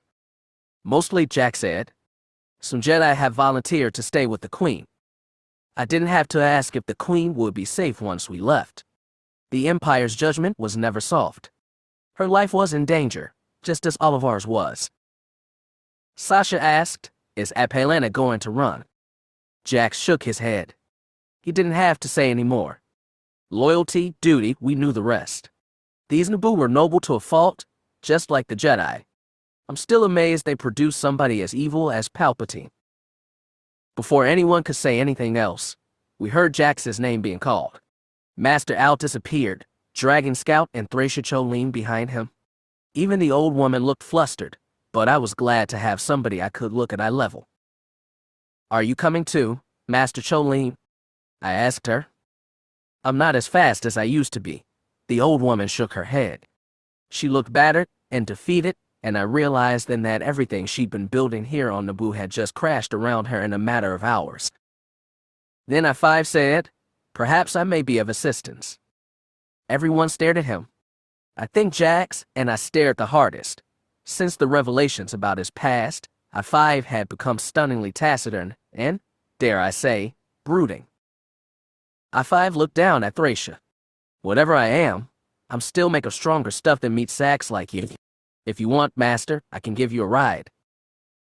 On what? I asked. You're back. I5 blinked. That was the idea. Thracia started laughing. It sounded like tinkling bells. Jax was right. You never cease to surprise, I5. Looking grateful, he nodded back. Excellent, Altus clapped his hands. Scout, I want you to go with Jax too. What? Scout blinked. Master, I thought. Jan, he insisted. I'm going to hang back with Ash. No, I'm not staying behind. I just want to make sure all our people get out. You should go ahead. Before Scout's eyes could get too sad, he patted her shoulder and said, don't worry about us. We'll meet you at that plasma extraction facility, safe and sound. Wait, Sasha said, where's Kinaha? Everyone started looking around. The stalk-necked white Kaminoan would be hard to miss. And indeed she was. We saw her standing at the top of one of those ornate marble staircases leading up toward the Queen's rooms. She was looking down on the other Jedi with what looked, to me anyway, like a benign, peaceful smile. Kinaha will be staying here, Thracia said. Here. Sasha gaped. That's suicide. Those imps. She knows what will happen, said Altus. She accepts that. But, why? Altus looked up at the white figure on the steps. She is old. Slow. And she has no one to carry her. But she can't just sit there and die, I said. She won't, Scout said. I saw realization in her eyes. Altus nodded. She'll do her part while she can. She'll give us a fighting chance. What is it? I asked. What am I missing? Kinaha has a special gift, Scout said. She used it at Pavan. It helped us then. It should help us now. But what about her body? Sasha asked. Doesn't Palps want to cut her up and figure out how she lived so long? We can't let the Empire have her, dead or alive. Altus cleared his throat. The RSF has been kind enough to gift her with the thermal detonator. When the time comes, there won't be anything left. I think something rattled in my throat then. There was nothing I could say when faced with that kind of courage. Mag Ash, who'd been silent until now, said, she's the bravest warrior of us all.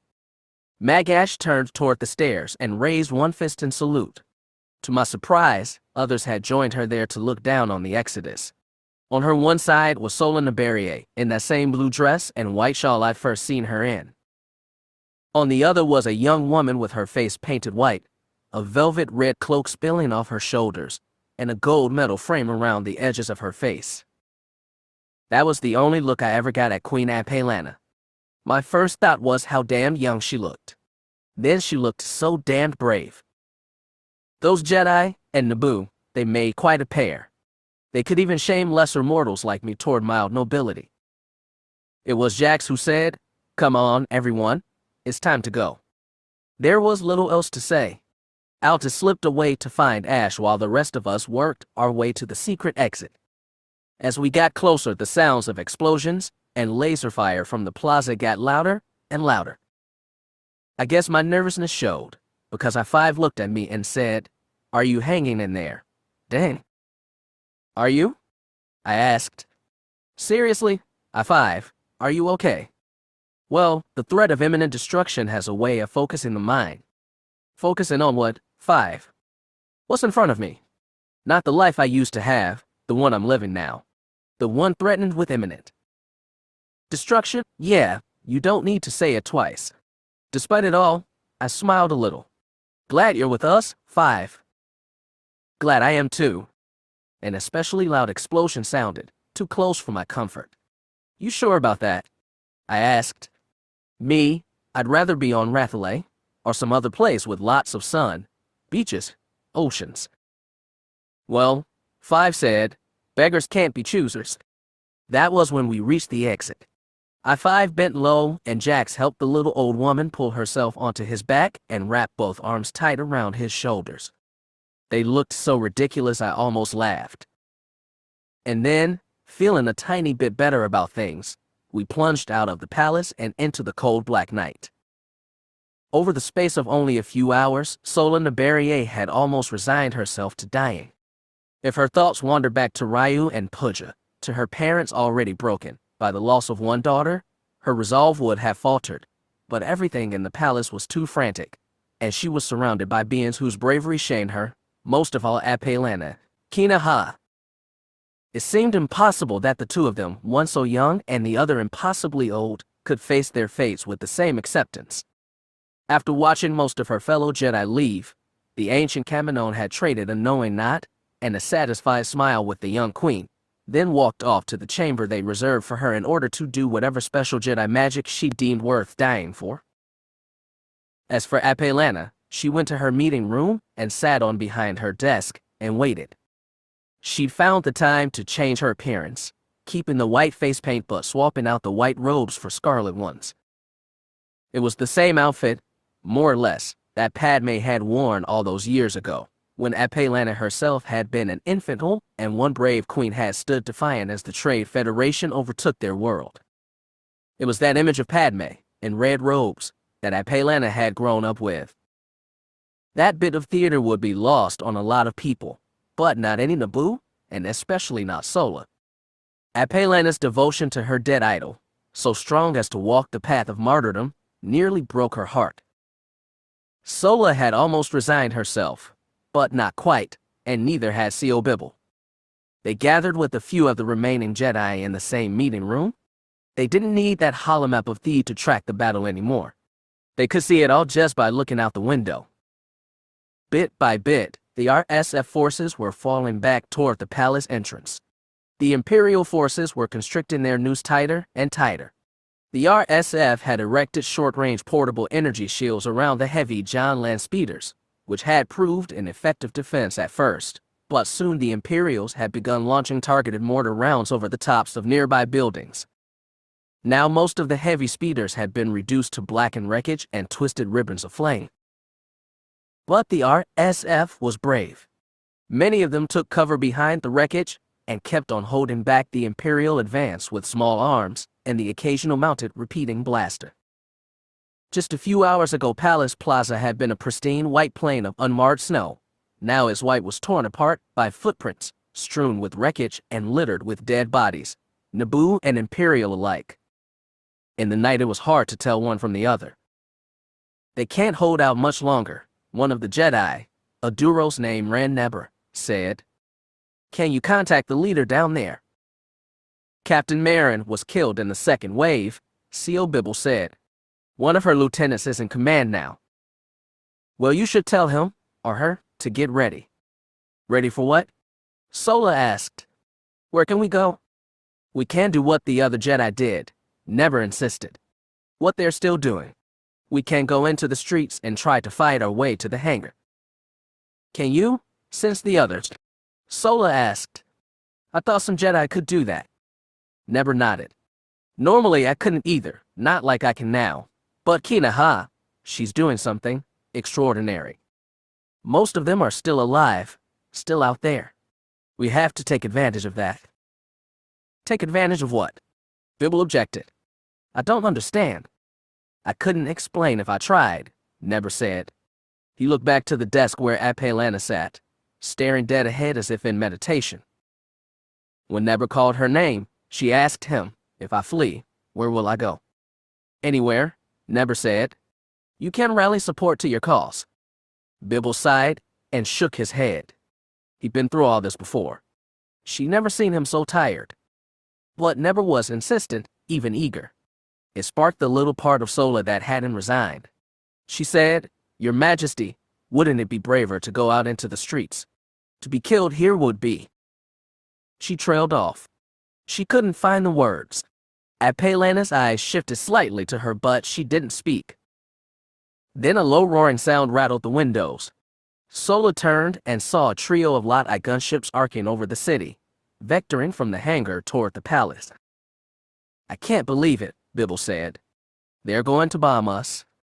The gunship swooped close, but Sola didn't see the flare of launching missiles. Instead, just when it looked like they were about to smash into the palace, one pulled up and the other two swerved around the palace's dome. Everyone looked around, confused. Then Bibble's comlink buzzed. The old counselor took out his comlink and spoke into it. 30 seconds later, he pocketed it and said, "Imperial Commandos have entered the buildings through the upper levels. They'll be here any minute." For a long moment, Sola believed the Queen really would sit in her chair and wait for death, and Sola and the rest of them would die with her. Then Queen Apalana stood up and said, "Counselor Bibble, alert the RSF. We're going out. Master Jedi, lead the way." Bibble got his comlink back out. Neber nodded with grim determination. As the group went for the door, Sola lingered with Apalana. The young woman took a golden holdout pistol from her desk.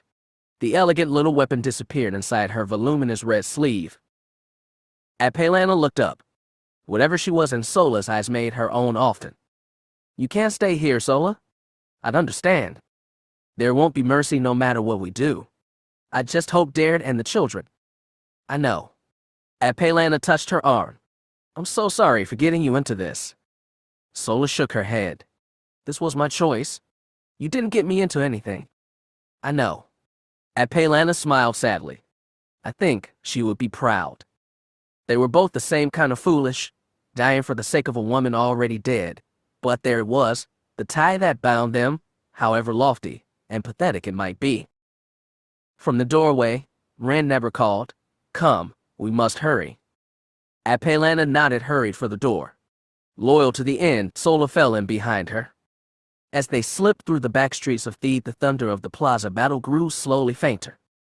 The fight had drawn the vast majority of Imperial troops and, as planned, the Jedi's flight was mostly a smooth one. Jax Pavan had never been in the city before. Its old streets curved and looped without any obvious order, and in any normal circumstances he would have been totally lost. But this night, he knew exactly where to go.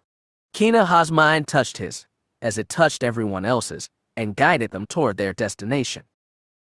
He knew, too, where Altis and Ash and their band were. He could feel them winding through a different route but steadily converging on the three-dome plasma extraction complex adjacent to the hangar that was their ultimate goal. He could also feel another group, the first to slip out of the palace, closer to their goal than the other two. Even more clearly, he could feel the beings around him, the old woman calmly reaching ahead to sense danger, Scout and Sasha, very alert, Mag Ash, very conscious of the half-familiar lightsaber in her single hand. He could even feel I-5, barely bothered by Thracia's weight on his back. Because he was linked to everyone else, and they were linked to him, he could feel the shock ripple throughout his group as they came under attack. Everyone else around him could feel it too, except for I-5 and Den, but even in the dark they could pick up the anxiety rippling through the group. "What is it?" Den asked. "What's wrong?" "It's Jin," Scout said. "They're in trouble." Jax could tell Den was straining to hear, and with those ears of his he probably could have pinpointed the location of the fight. Thanks to Kina Ha, Jax could do better than that. He stabbed a finger at a winding street he'd never been down before and said, "This way? Come on." He took the lead, with Magash close behind. Scout held up the rear along with I-5. Den, slinging that Verpine rifle off his shoulder and cradling it against his chest, did the best he could to keep up with Sasha. It took Jax 3 more turns to find them. His group had already managed to cross the ice over tributary of the Salu River that ran between the palace and the hangar, but Alta's group had gotten pinned down on a bridge. Troops from the 501st, barely visible in their black armor, converged on the arch from either side while a shrinking circle of Jedi desperately tried to bat back their attacks. Jax and Magash sprinted along the riverbank toward the bridge. Even as they ran, he could see another Jedi go down. His dying pain rippled through the mind meld but was quickly washed away by Kina Ha's soothing touch. Jax and Magash fell on the troops at the west end of the bridge. They'd been so concentrated on the Jedi on the bridge that they didn't see their attackers coming until it was too late. Jax and Magash both pirouetted through the crowd, nimbly bouncing black laser blasts while spinning their sabers to cut off arms and hands. Sasha quickly joined in. Her blade sizzled through black armor and dropped soldier after soldier. As for Scout and Dan, they rushed to Alta's remaining Jedi and helped cover their retreat to the west end of the bridge, even as the soldiers from the east end kept firing at their backs.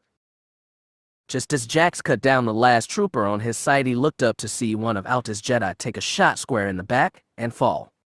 Dan, awkwardly cradling the Verpine gun against his chest, fired back stray shots, none aimed to hit but good enough to make the enemy duck. "Thank you for the help," Altus gasped as he came to Jax. Jax looked over the remaining Jedi. Besides Altus himself and Scout, there was only Ash Jarvi and 2 more standing. "This is all?" he asked. Altus nodded gravely. "I didn't train my people to be soldiers." As he scrambled off the bridge, Dan shouted, "We need to go. Now." The 501st troops from the other side were already cresting the bridge. The remaining Jedi raced for the cover of the streets, but the enemy gave chase. A shot took another of Alta's Jedi in the back of the head. Scout and Sasha stayed at the rear of the fleeing group, batting back blasts with their lightsabers, while Altus and Magash joined Jax at the front of the column. Just as Jax led them into a narrow alley, something spiked alarm through the meld. In their minds, Scout and Sasha screamed alarm, but Jax didn't know why until he saw a tiny spot of black arc over his back, then drop right in front of him with a metallic clatter. "Grenade!" he shouted and tried to throw it forward with the force. He got it into the air right before it went off. The force of the explosion burst through the confined space of the alley, shattering windows and blowing open doors. Jax felt agony surge through the mind meld and felt the back of his head snap back onto hard flagstones and knew he should have died after that grenade blew up in his face. Jax opened his eyes, felt weight on his chest. He heard the tang of blaster fire behind him and tried to roll the weight off. He pushed. It fell away. He blinked his vision clear and saw the body lying next to him. "Magash." He grabbed her by the shoulders and shook. "Why did you do that?" "Magash." Her eyes opened slowly. Her face was wrenched in pain. "Magash," he pleaded. "Why?" "I was protecting my teacher," the Zabrak woman said. She tried to stand, and Jax knew she wouldn't give up, even though she should. He grabbed her by the shoulders and helped lift her on weak legs. Her entire back was scorched, blood was running out of one burst ear and an ugly shrapnel wound on the shoulder. He was so shocked by the explosion, by her injury, that he barely noticed the fight going on at the mouth of the alley. Lightsabers flashed and hummed through the smoke, bouncing back rifle shots fired at short range. Through the haze he saw someone Ash, maybe cut down one trooper while others still piled into the alley to finish the Jedi off. More laser blasts filled the alley and Jax fumbled for his weapon to deflect them. He saw another of Alta's people be cut down and felt the pain rush through the mind meld, then recede as Kina Ha soothed it. And then, suddenly, the agony was too strong. It overwhelmed everything. Jax staggered and nearly let go of Magash. Just as fast, the agony was gone. So was the mind meld. For a moment, Jax was overcome with a sense of cold, black loneliness. Then he realized that Kina Ha was dead. Magash whispered something, a Dathomiri incantation or battle prayer. Then she pulled herself free of his arms and charged into the fray. There was nothing else Jax could do but fire his saber and charge in after her. He saw Magash cut down one trooper right before he fired a shot at Scout, then spin around and thrust her blade right through another man's chest. She lurched forward a little too far. Her balance shifted, pain stabbed through her body. She tried to readjust her footing and tug her blade out of the black armor. A 501st soldier, all in black, was right beside Magash. He raised his rifle and fired once, point blank, into the side of her head. Jax was on the man a second later, cutting him down with ease. When he dropped next to Magash, it was too late. The shot had killed her instantly. The rest of the battle ended quickly, but Jax barely noticed. Once the last troopers dropped and the smoke started to clear, he felt Din gently shake him by the shoulder. "Jax," the Celestin said softly, "we've got to go now." Jax couldn't take his eyes off the body. The ruined side of her face had fallen onto the wet flagstones, and the other was turned to face him. It almost looked like Magash was peacefully asleep.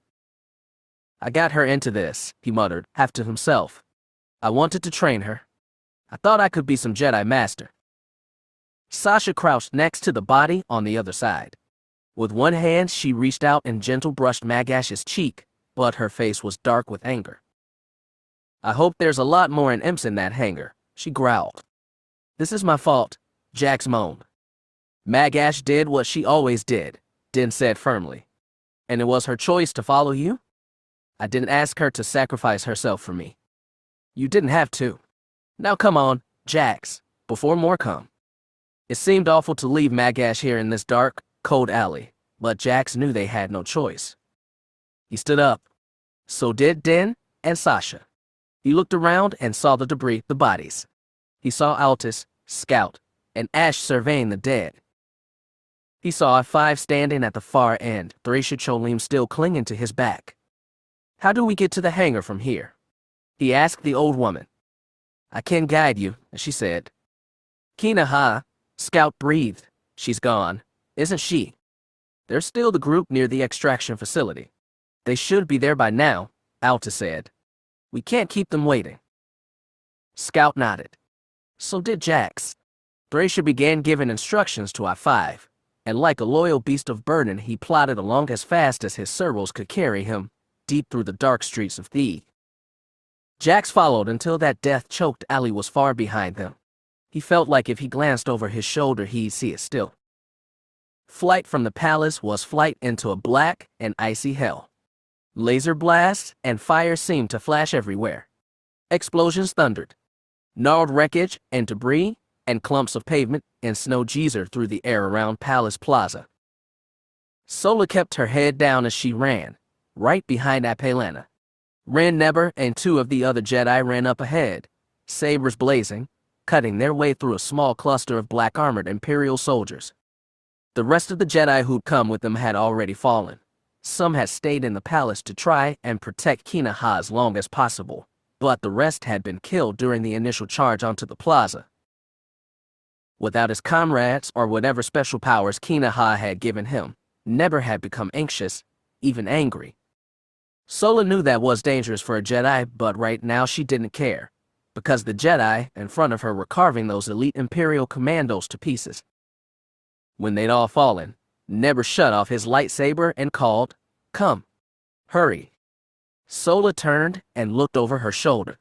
She didn't know what had happened to Seal Bibble. The old counselor had made a valiant effort to keep up with them, but he was gone now, killed or captured, or maybe even hiding someplace safe.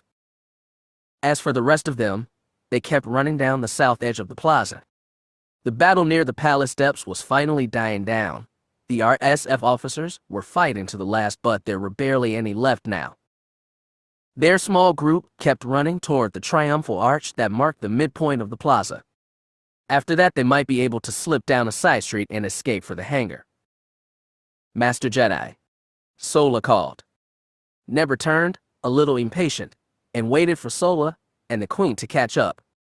As she got closer, Sola said, "Master Jedi, we should try too." There was a tiny yelping sound. She thought of her daughters slipping on ice.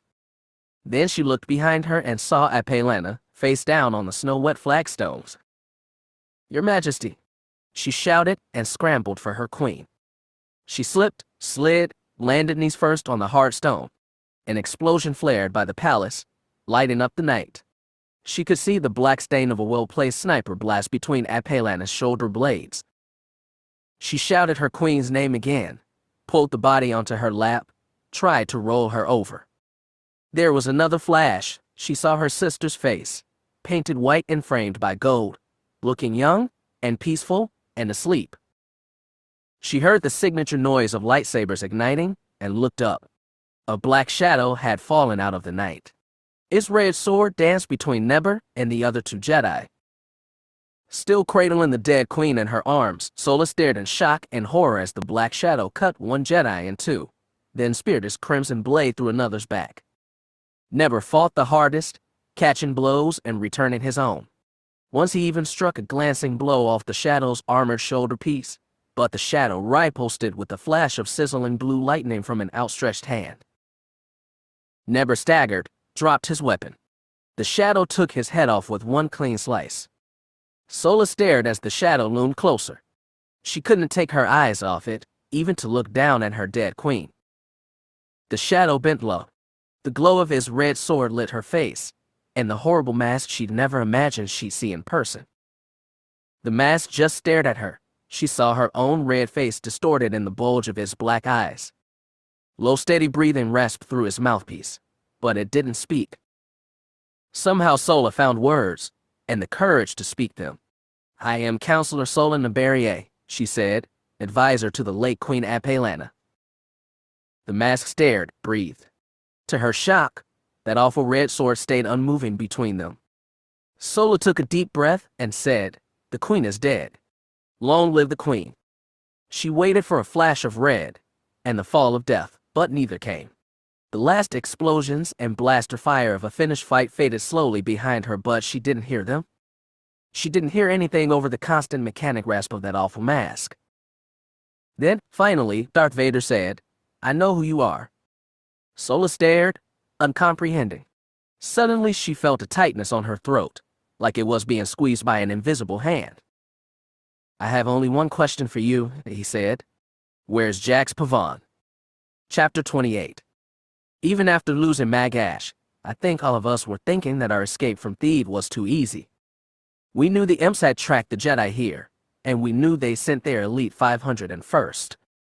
That meant Vader was there too, and there was no way he was going to let Jax slip through his fingers yet again. And if Vader wanted Jax, well, there was one place he was sure to find him. We all knew that, but we had to keep fighting toward the hangar anyway. It was the only place we could go. Thracia Cholene led them true. When they reached the base of the massive three-dome plasma extraction facility connected to the main hangar, she directed them toward a hidden hatch leading into the facility's maintenance system. The snow around the hatch had already been cleared away, seemingly recently, which Jax took as a good sign at first. As they began working their way through the narrow machinery-choked corridors, seen only by the glow of ignited lightsabers, he began to worry. He reached out with the Force but couldn't sense any of the Jedi who had presumably come through shortly before them. I-5 and Thracia were leading the way, so Jax slunk back to talk to Altis. He asked, "Can you feel your people? Anything at all?" The old man frowned. "Lucan and his people were here. I'm sure of it. I can feel traces of them? Very recent." "Maybe they went on to the hangar," Jax said hopefully. "I told them to wait until we'd all meet in the extraction facility." Altis grimaced. "I don't like this at all. I don't feel Vader up ahead." "Well, that's some comfort." Up ahead, there was the clanging of a heavy metal door being manually opened. Jax looked to see Thracia, now on her feet, standing behind I-5, who was using his strong metal body to pull back the latching mechanism and push open the heavy hatch that would lead them out of these tight corridors. When the hatch opened, white light spilled into the hall. Jax squinted and shut off his lightsaber, as did the others. He had no idea what could be so bright until he stepped out of the narrow hallway and into the vast interior of the extraction facility. The room looked big enough to swallow the royal palace twice over. Layers of long metal catwalks crisscrossed an immense void that seemed to plunge all the way to the planet's core. Huge extraction devices pulled pillars of luminous white plasma out of the abyss. Some catwalks cut across the space without touching the pillars, while others abutted the shafts of light and formed rings around the sizzling, pulsing energy. As the rest of the group stepped out of the maintenance corridor, I-5 tapped Jax on the shoulder and pointed to a set of heavy blast doors on the far opposite wall. "You sure that's the way to the hangar?" Jax asked. "Quite sure," Thracia said as she straightened her tunic. Jax gave the catwalks a quick survey. One cantilevered out dead ahead of them, and went all the way to a ring around a plasma pillar before stopping. To get to the hangar entrance, they need to hop up to another catwalk running in a perpendicular direction, then jump up one more to another running directly to the blast door. He looked around and couldn't find any obvious lifts or even ladders that would take them 2 levels up. A little impractical, don't you think? Jack sighed. A ladder would be nice, said Dan. No railings on the catwalks either, A5 added. Does this planet even have occupational safety laws? Well, Dan shrugged, at least it looks pretty. Jax glanced at the other behind them. Satch's face was tight with anger, Scout and Ash looked heavy with grief, and the 2 old masters looked more curious than anything. Lucan should be here, Altus muttered. Where are they? A voice, far louder, responded, I'm afraid you arrived a little too late. Dread filled the force. Jax's lightsaber ignited in his hand. He looked up 1 level above theirs and saw a trio of dark figures stepping into view from the other side of a bright plasma pillar. Their features were hard to see against the glare, but he recognized the Inquisitor's robes 2 were wearing. One robed being looked Falleen. The one in the center looked human but seemed to have a strip of black cloth wrapped over his eyes and around his bald head. The third seemed to be a woman with a scar across her face, but her legs were cut off below the knee and replaced with long, double-jointed metal claws. Altus stepped to the edge of the platform. His lightsaber was ignited in his hand, and his face was set with grim determination Jax had never seen from before. Jarek, Altus called. What have you done? Something appeared from the folds of the bald man's robes, 1 human head, dangling from long hair held tightly by a black-gloved hand. From that distance, Jax was mercifully unable to make out the face. Jax could feel the anger seething off of Altus, but the old master kept his voice steady as he said, Do you kill all of them? Your students have always relied on you too much, Jin? Jarek's fist opened. The head plunged into the void. He spread his arms and said, I'd like you to meet my apprentices, Cuthera and Draineen. We already know her, Ash said as she stepped up beside her master. Yes, I was going to join her on Procketh to handle your interrogation, but unfortunately, the Emperor saw fit to leave that in Lord Vader's less capable hands. A shot rang out. A laser blast lanced out from over Jax's shoulder and slapped into Jarek's outstretched palm. It flashed and fizzled into nothing against the blackness of his glove. Jax looked behind him to see I-5, still holding the Verpine rifle with his eye on the targeting scope. We don't have time for chit-chat, the droid said. I agree wholeheartedly, Jarek said. With a flutter of black cloth, he dropped off 1 catwalk and landed softly on the one below, leaving his heavy robe behind. A red lightsaber sprung to life in his hand. Above him, Cuthera and Draineen ignited their weapons as well. Altus took a deep breath and said, We'll hold off Jarek. Get your people to the hangar. Jax looked at the catwalk above. We'll still have to carve our way through. Then I suggest you get started. Master, you? I'm angry, Jax, but don't worry. The dark stopped tempting me long ago. It's not that. I don't want people to sacrifice themselves for me. That's hardly my plan. From the end of the catwalk ahead, silhouetted by the bright white plasma pillar, Jarek called. As your man said, we don't have time for talk. Okay then, Altus said, and charged down the catwalk, Ash right behind him. A second later, Scout came racing after them. As she whipped past, Jax felt her touch in the Force, saying simply go. Up above, Cuthera and Draineen were waiting. Sasha appeared beside him with a lightsaber in her hand. He knew he couldn't talk her out of it. He took her hand and together they sprung up through the air, onto the platform that circled the burning energy shaft. Then the fight began. Everything exploded into light and motion, and it was hard for me to keep track of it all. Jax and Sasha began fighting on the upper catwalk. They stayed close together, sometimes even fighting back-to-back against their 2 opponents. Jax was fighting defensively against that metal-legged with Draineen, while Sasha was lashing out at the Falleen. Even I could tell her movements were angry, sloppy, but they were fierce enough and fast enough to keep Cuthera from striking back. On the ring platform below, the four of them were in some kind of dance around the plasma pillar. Scout was small and weak, and Altis was old and slow, but they both joined Nimble Ash in attacking Jarek. To my own amazement, the blind man was holding them off. They came at him from both sides, but he anticipated every attack before it came, and blocked them again and again. It was like he was seeing everything around him in the Force. It didn't matter if he was facing Ash with Scout behind him or vice versa. Sometimes blue lightning flashed out of his hands and stunned his enemies. One blast knocked Scout back to the plasma pillar, and she barely escaped with only singed, smoking clothes. And as for me, I-5, and the old woman, they left us behind to watch. I-5 still had that rifle and was trying to put those imported combat subroutines to good use, but they were all moving so fast even his electronic reflexes had trouble tracking them. "We need to get higher," 5 grimaced. At our low angle, we couldn't do much for Jax and Sasha. "A ladder would be real nice right now," I agreed. Thracia let out a breath and touched us both on the waist. "You're going to have to trust me, gentlemen." "What does that mean?" I asked. "You might want to close your eyes. When someone tells you that, you never close your eyes. No, you keep them wide open because you don't know what's going to happen, and you end up watching as the platform falls away beneath your feet and you shoot straight up through the air until that safe deck is a 5, 10, 15-meter drop below you. You only close your eyes in relief when the little old Jedi woman lets your feet down on the long black catwalk leading all the way over the chasm to the big blast doors that lead to the hangar."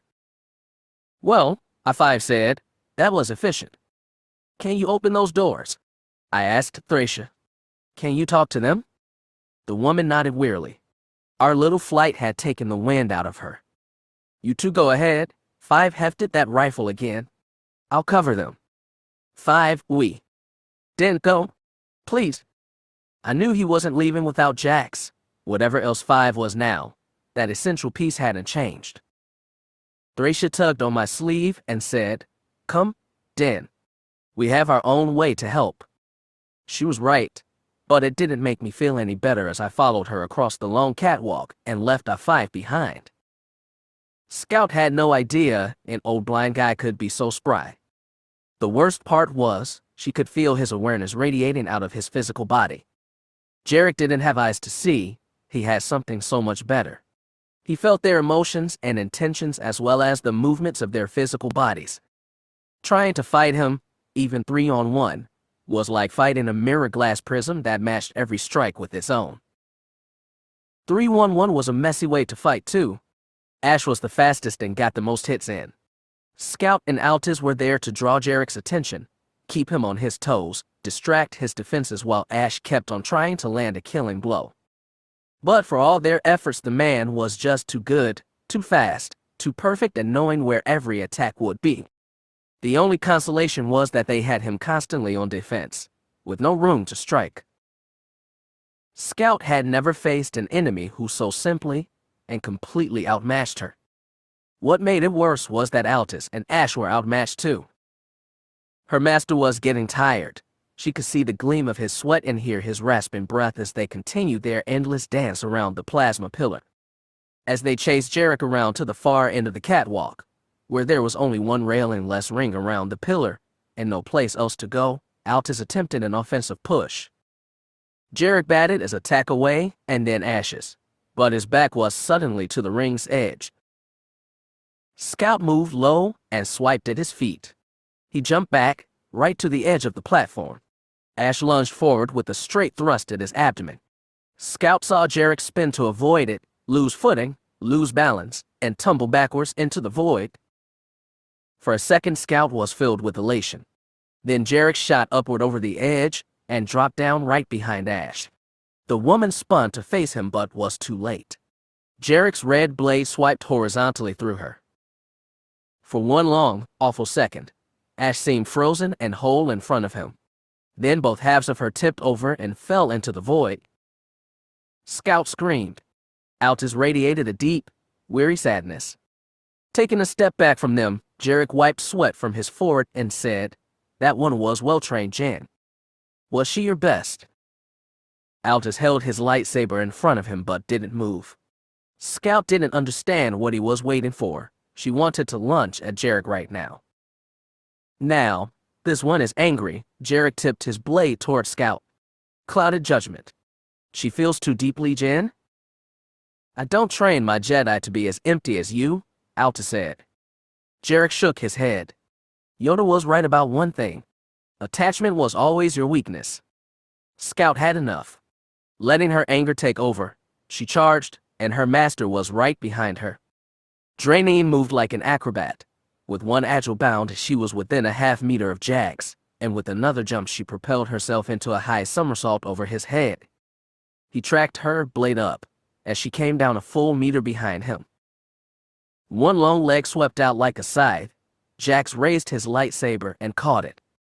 For a second she froze there, perched on one leg while the other's Beskar blade sizzled against Jax's lightsaber. Then the blade fell back, and she jumped another meter away. Jax risked a glance behind him at Sasha, who was still fighting Cuthera on the ring around the energy pillar. Sasha was angry and reckless, but she was at least fast enough to keep the Falling from landing good attacks. Jax turned back to Draineen just as she lunged toward him again, this time with her lightsaber. Those artificial legs gave her superhuman speed and agility, and he was barely able to block her in time. As his lightsaber sparked against hers, he tried to shift the blade downward into her abdomen, but she leaned harder into him. He tried to skirt his feet back, lest she swipe out with one of her leg blades again. He heard the tang of a blaster rifle firing and heard Draineen cry out as a shot winged her shoulders. He immediately gave her a foreshove that sent her skidding down the catwalk and over the edge, but one hand managed to cling to the rim. Jax glanced up, saw a five lying flat on the catwalk above with his rifle barrel peeking over the edge. He gave the droid a tiny nod of thanks, then ran to help Sasha. He got there just in time. The woman took a too hard swing at Cuthera, but the Falling ducked it entirely. Her swing carried her forward and knocked her off balance, and Cuthera landed a jab in her abdomen. Sasha grunted and grasped her wound. Jax leaped in and began attacking Cuthera, pushing him away. He pushed the Falling until his back was to the white-hot plasma and tried to pin him there, praying I-5 had a good angle of fire. Just when it seemed like Cuthera was going to slip away, one laser blast took him in the shoulder. The Falling grunted. Another shot landed in his smooth green forehead. Jax shut off his lightsaber just as Cuthera's clattered to the ground. The dead body swayed on his feet, then fell into the plasma shaft. There was a flash of light, the reek of burnt flesh, and nothing else. Behind him, Sasha grunted. I was trying to do that. How bad is it? He asked her. Your side? I'm okay, she grimaced. She still had her lightsaber and was almost standing straight, even as her other hand held her side. Where's the other one? Draineen was on them before Jax could speak. She jumped over Sasha's head and landed low, spinning her lightsaber in a full red arc that forced Jax and Sasha to jump away from each other. She spun on Sasha and began a fierce flurry of attacks. The wounded woman struggled to block them all. Jax knew she was trying to force the fight to the other side of the plasma pillar, which would block them from I-5's attack. Determined to stop her, Jax went after her from behind. Draineen spun on one leg to block his lightsaber with hers, while the other blade shot up in a backward kick and speared Sasha through the chest. Jax was stunned. Draineen gave him a forced shove that nearly pushed him off the edge of the ring. With one leg blade still lodged in Sasha's body, her sword arm flicked back. A fan of red-white severed the woman's head from her neck. Sasha's body fell into the void, but Draineen held her head by the hair. Death had preserved a look of shock. The grotesque mockery filled Jax with rage. He jumped to his feet and charged. Draineen tossed the head casually into the abyss and started blocking his attacks. He kept on pounding her blade again and again, forcing her around the ring. When he got close enough, he gave a hard vertical swing from over the head, forcing her to block high. That gave him the opening to land a kick in her gut. The woman huffed, staggered back. Jax, weapon still high, angled his wrists for a horizontal strike and swung. He cut in above Draineen's head, below her wrists. Her saber and upper arms all went sailing into the void. For a moment her face was frozen in a look of shock exactly like Satch's. Then a laser blast nailed her square in the back. Her body trembled. Jax shifted his grip one more time and swung straight down, cleaving her body in two from head to groin. One half fell to the catwalk, the other fell farther. Jax looked up to see I-5, face heavy with sorrow. He felt one cold wet trail run down his own cheek. Then he heard the clash of lightsabers below, and knew the fight wasn't over yet. Scout caught a fistful of blue lightning on her lightsaber even as Jarek blocked out his swing with his own. The Inquisitor skipped back 2 steps, putting himself closer to the edge of the platform, but not close enough. Still, there was enough space for Altus and Scout to step apart. Jarek held his arms open, as if challenging them to come at him at once. One wrong step, and all 3 of them would go plunging into the planet's core. He knew that, and so did Scout and Altus. But for Scout, still burning with rage after Ash's death, it was too good an opening to pass up. She charged. Jarek shifted his free hand and fired another volley of lightning at her butt. She was already falling back. She skidded boots first across the smooth metal catwalk, aiming between Jarek and Altus. As she passed, she swept her lightsaber at Jarek's boot. The Inquisitor just managed to jump out of his way. Scout went right off the platform's edge, but she was ready for it. Her free hand reached out and grabbed the rim. She called the Force, and it came easily. She pulled herself one-handed back onto the ring. Jarek was already on Altus. He was attacking the old master hard and fast, backing him toward the pillar of scorching plasma. Scout ran right at him, saber raised high and ready to strike him while his back was turned. For a second she forgot, and a second was too much. Without turning his head, he shifted his stance to block Scout's attack with his lightsaber. He was already close enough to Altus to breath on his face. Before the Jedi Master could land a blow, he grabbed Altus by the chest and sent a surge of crackling energy through his body. Scout's momentum carried her forward even as Jarek parried her attack. Her blade sizzled off his. She fell forward and he cracked a sharp elbow in her face. Pain exploded in her head and she fell back, dropping her lightsaber. She hit the floor hard but opened her eyes just in time to see Jarek spear Altus through the chest. Altus' face went slack, his body swayed on his feet. Just when Scout thought he was going to fall back and dissolve in the plasma, Jarek stepped aside and let him fall face down onto cold black metal. Jarek turned his attention to her. He stepped over to her lightsaber, casually kicked it over the edge of the platform, then walked right up to her. She was pulled upward by the Force, right into his fist, which clenched hard around her throat. She grabbed it with both hands and struggled to kick him in the chest, but his arm held her just outside the reach of her flailing legs. "You're angry, child, aren't you?" he said, almost sympathetically. "You killed them both," she hissed. "You." "I just lost Cuthera and Draineen. I'm going to need new apprentices. Would you be interested, child?" "I'll never join you." "No," he sighed a little. "I didn't think so." "Well, you're not very strong in the Force anyway. It's a wonder Altus saw fit to train you at all." Through her rage, Scout could see Jax Pavan, lightsaber bobbing in front of him, racing down the catwalk. "I can't sense your thoughts," Jarek reminded. "And his?" Jarek could crush her throat in an instant. Jax would never get there in time. "You should never have gotten involved," he said as he tightened his grip. "You're not strong enough for a fight like this." Scout gasped for breath, tried to speak. Amused, Jarek brought her a little closer. "What was that, child?" Defiant last words. She choked. "Fight dirty?" Scout grabbed his wrist with both hands, swung her body forward, and slammed the tip of her boot right between his legs. He gasped and dropped her. She fell between his legs. He lifted one foot to stomp her, but she rolled beneath it. She came up behind him and grabbed his leg with both hands, one right below the kneecap, one above. She called on the Force and pulled. She could hear his kneecap shatter as his leg snapped backwards. He screamed and stumbled forward, trying to keep balance with only one good leg. His lightsaber clattered to the ground, and for a moment Scout wanted to reach out, grab it, and angrily slash the man, and two, then keep slashing until she'd burned away all he was and avenged Ash and Master Altus with a storm of furious red. But, just as fast, she realized neither of them would want that, so she just called on the Force one more time and gave Jarek a tiny shove. He fell. She crawled over to the edge of the platform just in time to see him hit the catwalk 3 levels down, hard. Not as satisfying as seeing him fall forever, but it would do.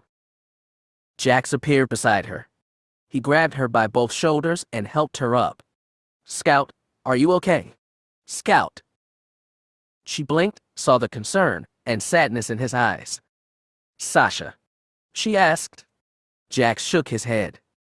"Sasha, Magash, Ash, Altus, it was too much." Scout staggered over to where her master lay face up on the hard metal. His chest was rising up and down, very slowly. "Oh, Master," she groaned and bent low. His eyes were closed but his lips were pursed. He almost looked asleep. Those lips barely moved. "Call me, Jen." Scout laughed. Tears blurred her vision. She ran a hand across the side of his face. "I'm so sorry," she told him. "I should have." "Scout," he breathed, "have to go." "He's right," Jax took her by the shoulders. "But I should have," her voice halted, choked with sobs. Somehow, Altus' hand came up to caress her cheek. "Oh, Scout, my last student." Jax's hands tightened on her shoulders, but she couldn't pull away. She said, "Thank you, Jen. Thank you for everything." "Live, Scout." Just, his hand fell away. His chest stopped moving. Softly, Jax whispered, "I'm sorry." Scout stood on wobbly legs and said, "Lots to be sorry about today." "Do you have your lightsaber?" he asked. She shook her head and looked down at Jarek's. She bent low, grabbed it, clipped it to her belt. "Better than nothing," she said. Jax nodded and put his arm around her waist. She understood his intention. Together, they bent legs and sprung up to the platform above. Their boots hit the deck hard but didn't stay. One more Force-assisted leap took them to the long catwalk that ran straight toward the entrance to the hangar. As Scout and Jax ran toward the heavy blast doors, she asked, "Where are the others?" "Thracia, 5, Daniel." "I told them to go ahead into the hangar. If we're in luck, they've got Larenth prepped and ready." Scout didn't believe in luck, especially after today, but she kept running with Jax until they reached the blast doors. Jax pounded the control panel until the heavy durasteel shields began to roll open. Scout saw Din first, then Thracia to his left and I-5 to his right. All 3 of them were on their knees. Behind them stood 2,500 First Troops in jet black armor. And standing in the center of it all, with his lightsaber hanging between Thracia and Din's necks, was Darth Vader. "Welcome, Jax Pavan," the Dark Lord said. Chapter 29. When Vader had us there in the hangar, I wasn't scared, at least not for myself. I knew Jax would come, and I was afraid for him. I was afraid for I-5 too, who was on the verge of becoming much more than he'd ever been. But myself, you'd think I'd be terrified, with that red lightsaber humming in my ear, but I wasn't. I guess, somehow, I'd accepted that what happened next wasn't my story. I was never the central player. I was just there to witness everything, right until the end. And that's what I did. Jack stood in the center of the threshold. His green lightsaber hummed in his hand, but he let it hang at his side. Behind him, Scout had turned on her new red weapon but looked unsure of what to do. Standing behind Din, I-5, and Thracia, Darth Vader said, "Is that all you've brought with you, Pavan? Of all the Jedi on Naboo, are these the only ones to survive?" Jack sensed the anger rising in Scout and tried to calm her, despite having plenty of his own. Vader tilted his head curiously. "Tell me, what happened to the Inquisitors in the extraction chamber?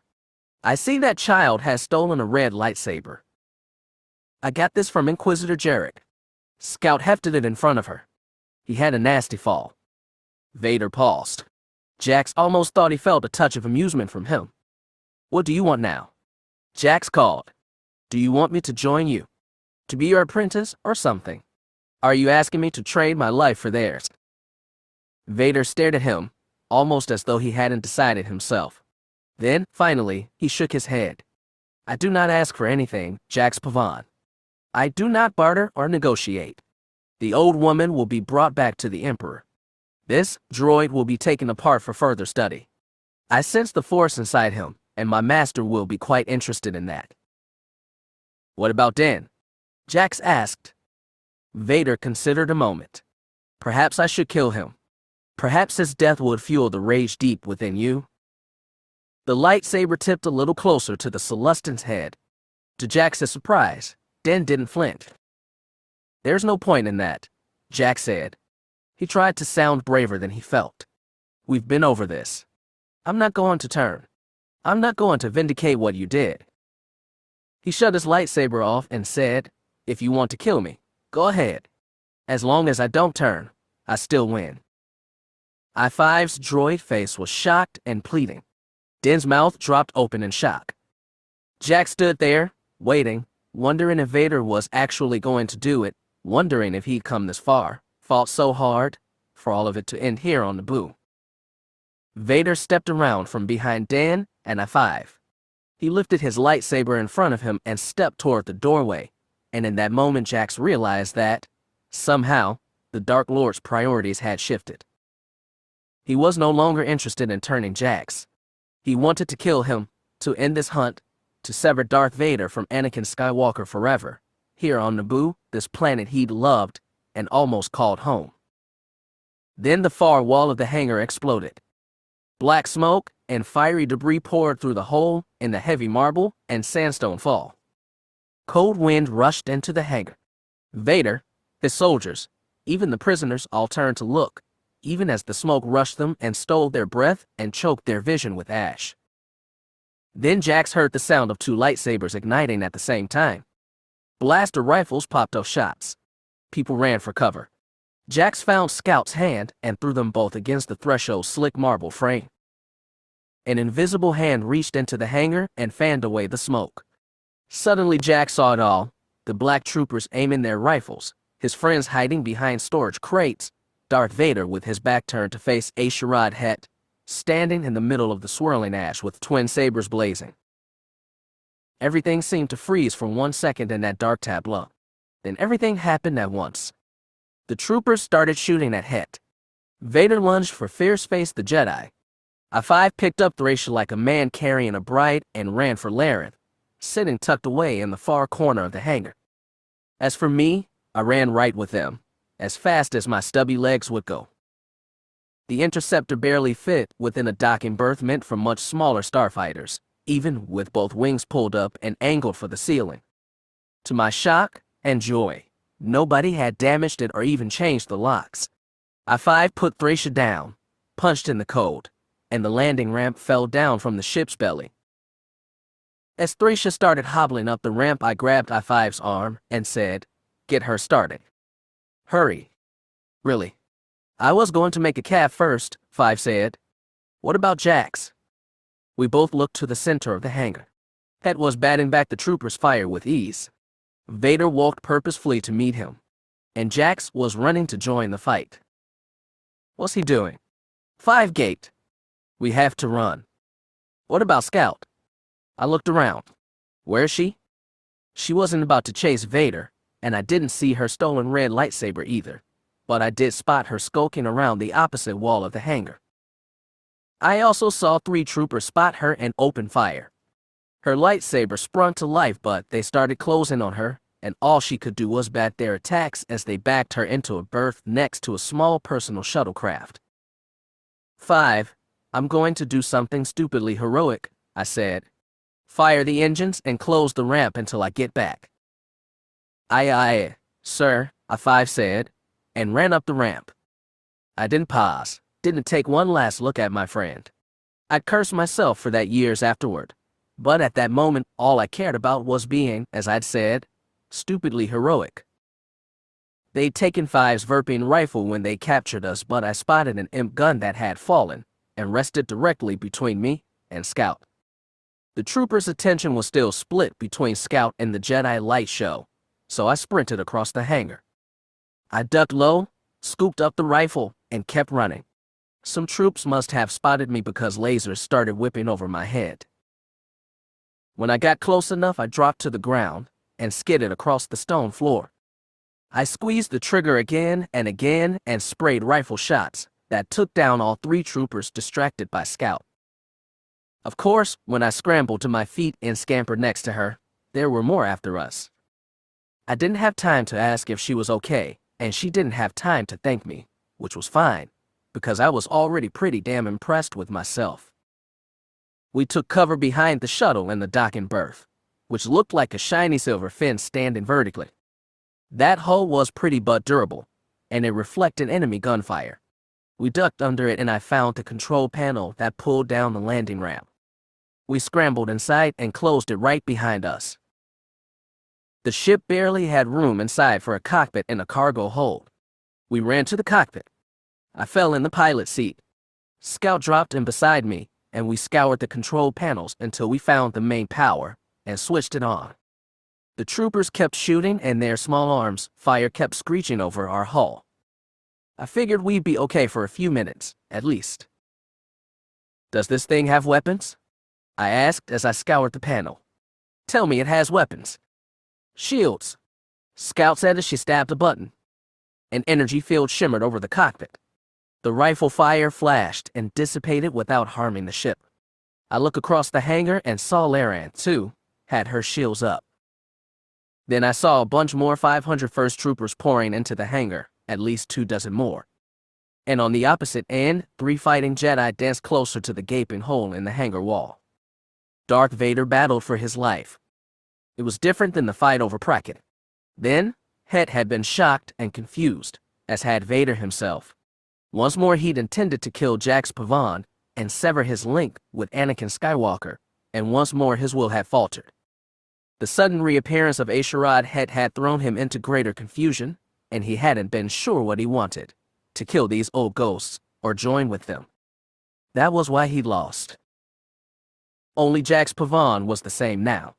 Hett blazed with anger and loss and awful determination. He understood so much more than he had just a few days ago. Vader understood too. The past was not something that could be escaped. Anakin Skywalker would never be put to rest in a stone tomb, immortalized like Padme. He was the hot fire that burned Darth Vader at every moment. Because that fire could not be escaped, the only option was to embrace that agony and grow stronger. In killing Jax Pavan he would know pain, and that pain would make him greater. At long last he understood, and he was finally, truly, ready to do it. As for A'Sharad Hett, Darth Vader still hoped to use that man in a different way. As they ran, spun, jumped, twirled, clashed, and attacked, and parried across the hangar floor, he was dimly aware that Pavan's allies had taken shelter inside ships. He also knew that more 501st squads had arrived. None of that mattered. All of them were simply standing aside now, breathlessly watching the battle. Even a Sith of Vader's skill was at a disadvantage with 3 blades against his 1. Hett especially kept attacking with hot rage, raining down blow after blow with both weapons. Vader kept picking up chunks of debris off the hangar floor and throwing them at his opponents. It was enough to keep them on their guard and decrease their attacks, but at the same time he knew that if he got close enough to strike one he'd leave himself open to the other. The only thing to do was separate them, which is why he kept backing toward the massive hole Hett had blown in the hangar wall. Winter breeze blew through the gap. While he couldn't feel either cold or wind, the gust carried a few fat snowflakes between duelists. Vader kept picking up debris to clear the path behind him. Hett and Pavan had no qualms keeping up the fight. They seemed to think they were the ones cornering him and not the other way around. He needed to kill Pavan. Once that was done, he could try something else with Hett. Together, 2 children from Tatooine could take down the Emperor and rule the galaxy together, or at least until one turned on the other. They were so different but so alike in their love and their pain. Hett was already fast falling to the dark side. It was his destiny to become a Sith. Vader knew it. When he got close enough to the hangar wall, Darth Vader jumped over the rubble and out into the night. Black Boots landed in the snow and deftly stepped to the side. As he expected, A'Sharad Hett came leaping through the gap first. Vader immediately fell at him from the side. Hett raised both sabers to block his attacks. Vader knocked him back, step after snow-slick step, toward the railing that separated the pavement from a drop into the Salu River. He knew Pavan was coming at him from behind. Vader gave Hett a strong force shove that knocked him back against the railing, then spun to block Pavan's attacks. He caught one blow, then another, and then he batted Pavan's saber aside with one hard swing and threw a face full of force lightning into his chest. Pavan screamed and fell back into the snow. His lightsaber rolled out of his hand. It was the perfect opportunity to end it, but Hett was already coming at him again. Vader spun and hurled himself at Hett. He knocked the man back toward the railing, pinned him there, leaned close, and spoke over the crackle of their clashing lightsaber. "Your fate is not to kill me, A'Sharad," he said. "You're meant for something greater." Hett tried to rear back far enough to kick Vader in the gut. Instead, the Sith Lord grabbed him by one leg and flipped him over his head and into the river. Instead of the splash of cold water, Vader heard a soft thud and the sizzle of lightsabers stabbing ice. He looked over the railing and saw Hett getting to his feet, saber still blazing in both hands as he tried to find balance on the ice sheet covering the surface of the river. He was just at the edge of the ice. Not 10 meters downstream, the floes broke apart and were carried away by water tumbling fast down the cliff to the snowy floodplain far below. Vader looked behind him and saw Pavan still inert on the ground. Then he leaped over the railing and onto the ice-choked river. He could kill Jax Pavan once his back was clear. When I finally figured out how to send a short-range signal on the comm, I called over to Laren and said, "I-5, are you there?" "I-5. Affirmative." The droid's voice was music to my ears.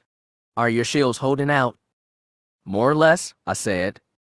The troops now milling around the hangar had mostly given up trying to pierce our shields with small arms, which would have been good except for that fact that, just as the fighting Jedi tumbled out through the smoking hole in the wall, even more troopers arrived and started setting up one of those tripod-mounted repeating blasters. "Do you know where Jax went?" 5 asked. "I couldn't see anything." "Right out the hole with Hett and Vader. We need to get him. Can you fire your engines?" "Sublight and hyperdrive," I told him. "Good. I was worried we'd have to latch airlocks and run an imp blockade at the same time. Where do we go when we get out of here?" "Who the hell knows? We need to pick up Jax first." "How do we do that?" "How do you think, Dan?"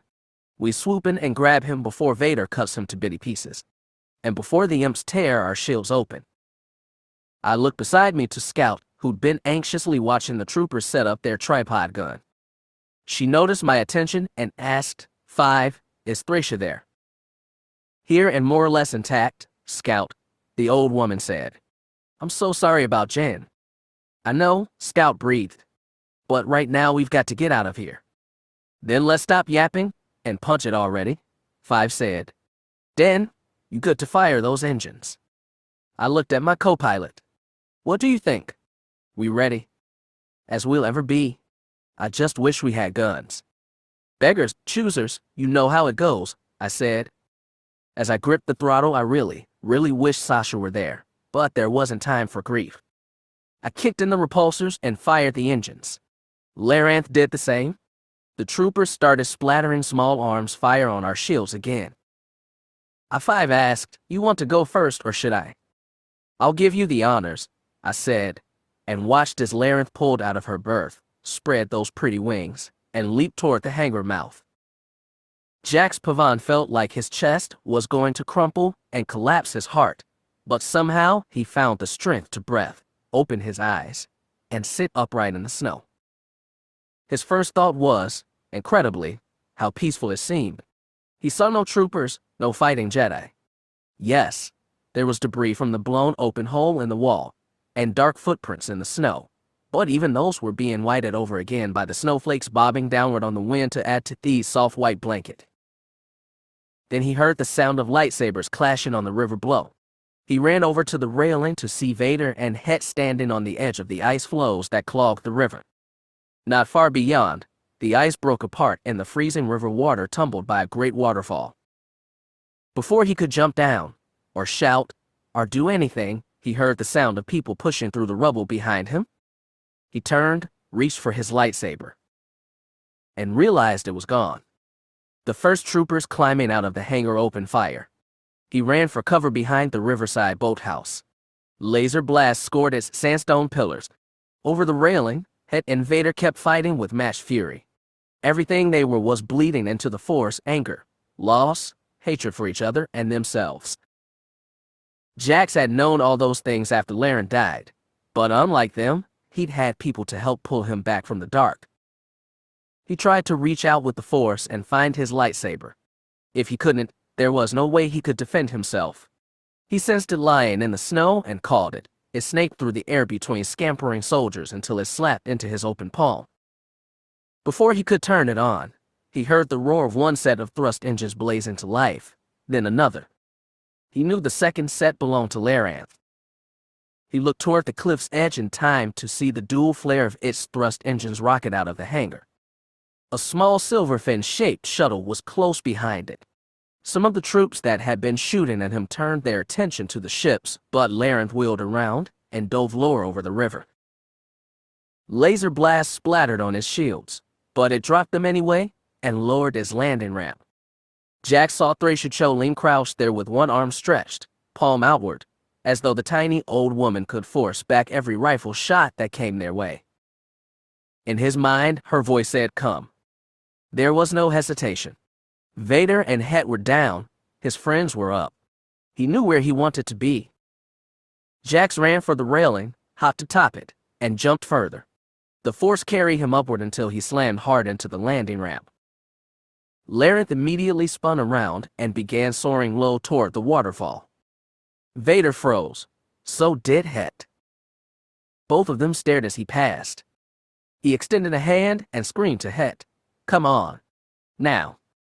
They soared past slow enough for him to see Hett shake his head with a look of sadness and bitter resolve. Then the landing ramp pulled up, sealing Jax and Thracia inside Laranth as they joined the other shuttle and raced toward snow-fat clouds and the stars beyond. A'Sharad Hett watched Laranth soar past. The red flare of his engines reflected in the black mask of Vader's face as the Dark Lord stopped to watch it disappear. Though none of it showed, he felt Vader explode with rage. Hett threw himself forward. Vader barely had time to whip up his blade to block the attacks. He knocked Vader back 2 steps. He heard ice crack beneath him but kept attacking. He knocked Vader back again, and with every step he felt his enemy anger mounting. Then Vader took 2 steps back, raised his hand, and blue lightning exploded in Hett's face. He tried to lower his weapons to block the attack, but the pain was excruciating. He felt as though his skin was being flailed from his flesh, like his hair was on fire, like Skull was being boiled from the inside. Vader stepped forward, close enough to wrap the black glove of his hand around Hett's head. Somehow, though the awful world-shattering pain, he heard Darth Vader rasp, "You are no Jedi, A'Sharad Hett, and you are not a Sith yet. Right now you are nothing." And through all that pain, he understood that it was true. He could never kill Anakin Skywalker because he'd missed his chance. Anakin was already dead. Darth Vader had replaced him, and Vader was harder, stronger, better than Anakin. He was certainly better than A'Sharad Hett. There was one last burst of agony as Vader threw him off the ice. The pain of freezing water replaced the pain of blue lightning as the current carried him fast away from the ice, toward the great waterfall that tumbled to the plain below. He flailed his arms and kicked his legs. For a moment his head bobbed over the water. He drew a full breath of air and saw Darth Vader with his back already turned and his lightsaber shut off. Hett clung tight to both lightsabers even as he plunged over the edge. Chapter 30. When we soared away from Theed, I breathed a sigh of relief. Our escape had been so unlikely, so incredible, that it just seemed wrong for anything else to try and get in our way. I thought all we had left to do was jump to hyperspace, then get to mourning our considerable losses. I was overconfident. I didn't expect that there was still one more loss, the final one, the hardest. The operation on Naboo had gone so smoothly that Octavian Grant was, frankly, suspicious. He certainly didn't mind the fact that, so far, all he and Majesty and the other ships had done was sit in orbit over the planet and listen to reports of the 501st securing one enemy location after another. When word came down that Queen Apalana had been killed by a sniper, it seemed like everything really was over. A short while later, the comm officer reported a call from Lord Vader. It was bound to come some time, and Grant felt weirdly relieved as he walked over to the comm station. The Dark Lord's blue holo appeared over the console. Before Grant could offer any congratulations for his victory, Vader snapped, "Admiral, 2 ships have just escaped the... Do not let them escape to hyperspace." "Understood, sir. I'll send our fighter screens after them. They must not escape, and they must not be destroyed," Vader said. "Is that clear? I must kill them with my own hands." Grant fought a frown and said, "Of course, Lord Vader. We will capture them and hold them in a tractor beam, but do not bring them aboard. I won't trust the subjugation of Jedi to your crew. I will handle them myself." "Yes, sir. We will reel them in but refrain from bringing them aboard. And do not destroy them," Vader repeated. "Of course, sir." The holo turned off without warning. Grant looked behind him and saw Griff hovering over his shoulder. "You heard the man," Grant said. "Tell all fighters to start hurting those ships. Send them our way. We should be able to intercept and hold them in a tractor beam until Lord Vader arrives." "Of course," Griff nodded. He gave the order quickly, then turned back to the Admiral. "Sir, I missed the beginning. Did Lord Vader say why he wanted them captured?" "So he could kill them himself, apparently," Grant sighed. "Whatever mission he went on next, he prayed it would be bereft of Force users." The moment we reached Naboo's upper atmosphere, those Howling TIE fighters were on us. Green lasers flashed on all sides. I swore, yet again wished Sasha was with us, and tried to outmaneuver them, but I'm almost as bad a pilot as I am a sharpshooter. Jax and I-5 did a better job in Larenth, but there were so damn many of them, it was impossible to slip away. There must have been 3 full squads of TIEs for our 2 little ships. The moment I realized that, I realized we should have been dead. I fired up the short-range comm and called Larenth. "Hey guys," I said, "why aren't we dead?" "They've only winged us over here," Jack said. "They haven't even broken our shields." "They're not shooting to kill," I-5 said. "They're trying to hurt us." "But where?" I asked. "There," Scout answered, jabbing a finger out the viewport. Larenth dipped slightly, and I could see, beyond the red corona of her engines, the diamond-shaped face of a Star Destroyer up ahead. "Oh no," I groaned. "We have to do something." "Like what?" Jack sounded frustrated, helpless. "There are too many fighters to break away." 5 said, "You're smaller, then? You might be able to make a run for it." "No! No, I am not leaving you guys." "Vader wants me," Jack said. "And I-5, and Thracia. You guys." "We don't matter," Scout said gravely. A flash of green lasers rattled our engines, driving home the point. That destroyer surged closer and closer, and I realized it wasn't the typical Vic-Star or Venator. It was smaller, with its hangar located at the front of the ship like a mouth. As if reading my thought across space, I-5 said, "That's one of those new Gladiator-class ships. Smaller and quicker than the other ones. They might catch us even if we ran." "This isn't fair." I pounded the console until my hand hurt. "There has to be something we can do. Anything." I felt the shuttle shudder around us as the tractor beam locked on. Another beam grabbed Larenth and began reeling us in toward the ship's big gaping maw. I had to look away. Scout, though, kept staring straight ahead. I reached down, took her hand, squeezed it. Then both ships stopped. We just hung there, maybe 200 meters in front of that big open landing bay. Our engines were still running, but we went nowhere. We couldn't do anything. Guys, I said to the comm, what the hell is going on? They're not taking us in, Five said. They're just holding us here. I can't tell that. But why? The line went silent except for an ominous buzz of static. When Jax finally spoke, his voice was soaked in fear. They're waiting for Vader. He's coming. Jax could sense him, far below, just leaving the now but simmering with anger and determination. This was different from all the other times he'd faced Vader. This time the man who'd been Anakin Skywalker was really, truly determined to kill him with his own hand. And, as he sat there in the cockpit with A5 and Thracia, an idea pierced through his dread, strong and clear. Without explanation, he threw himself out of his seat and raced for his personal quarters. When he got there, he fell on his knees and grabbed the ship's vacuum suit, the one that A'Sharad Hett had worn during the mission to Prakketh and finally discarded here after the Battle of Cerulean. Jax pulled it out, unfolded it, looked it over, and saw the long scorched tear along the upper chest. He fell down to his knees again. Hope died just as fast as it had come.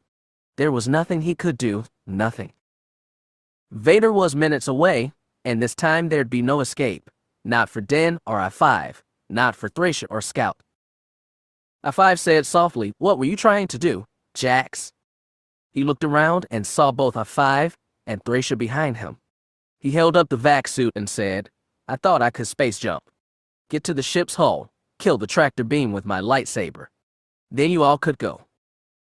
"That'd be suicide," A5 said. Jax nodded and tossed the torn suit to the deck. "I can't do it anyway." "Can you sense Vader coming?" Thracia asked. "Can't you?" "I was not as important to Anakin as you.